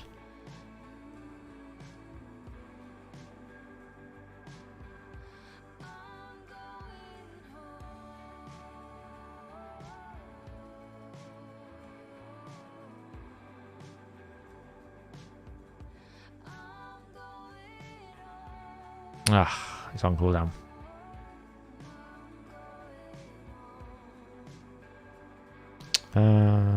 That one.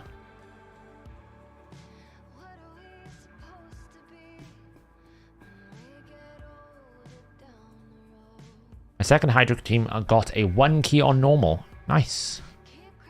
Good progress. Progress is important.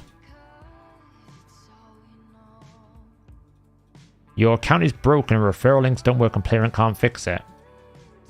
What do you mean it doesn't work? Did I just resist Brimstone? No, I can't because it's guaranteed. That's not guaranteed, is it? Until 6 start. Ugh. Just resisted Brimstone again. Like, seriously. It's fine.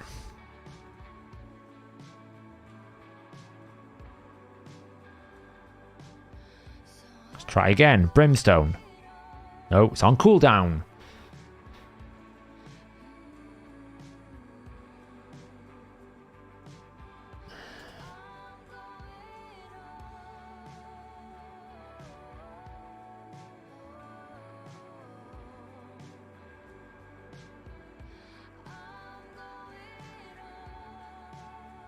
Brimstone. Oy vey.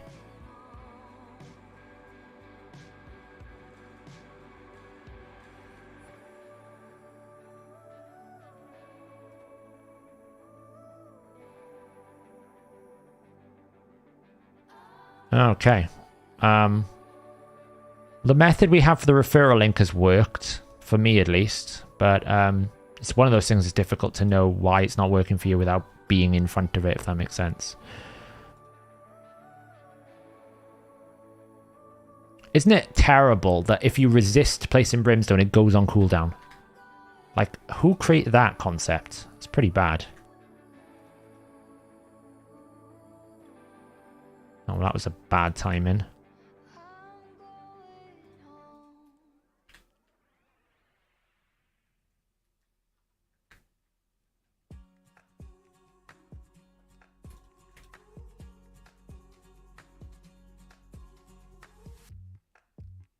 Oh, we just killed 2 heads.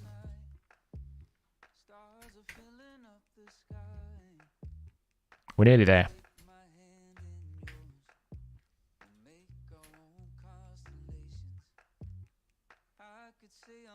Oh, Cantra.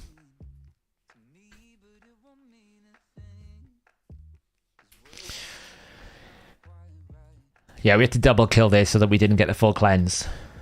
Now I gotta try and get some control back here.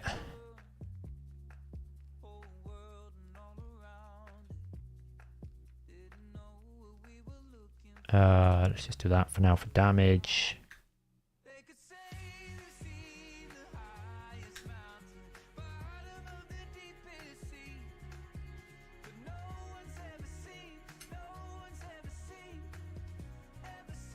It's not worth A2 in right now.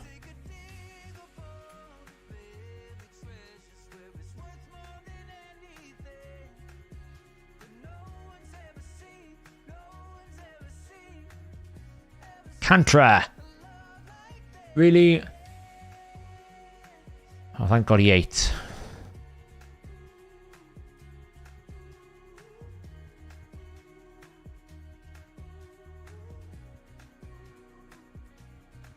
Give me my Mithrala back. Thank you. Now, can we please put a provoke on that?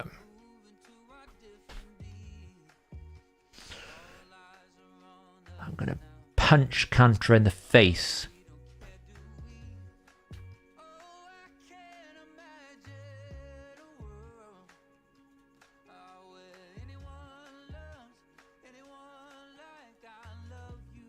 Cantra, please provoke the head. Please. Cantra, you can do it. You're capable. You have the ability. Provoke. Well done. Ah.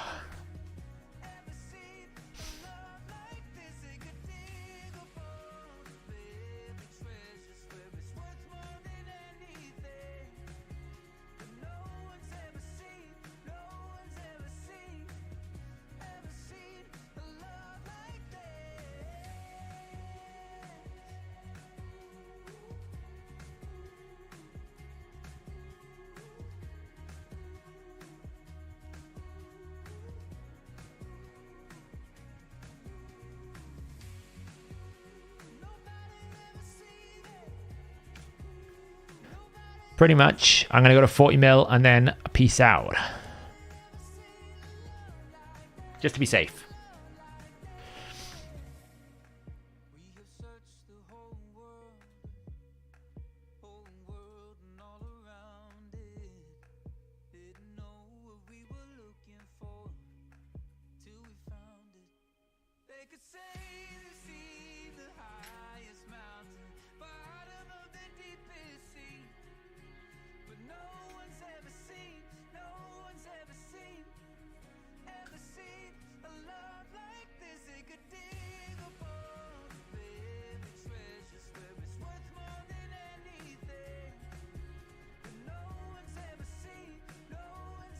Okay.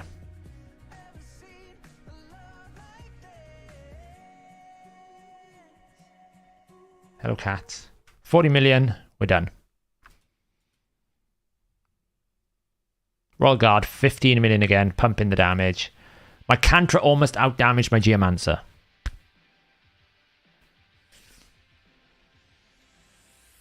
I bought them.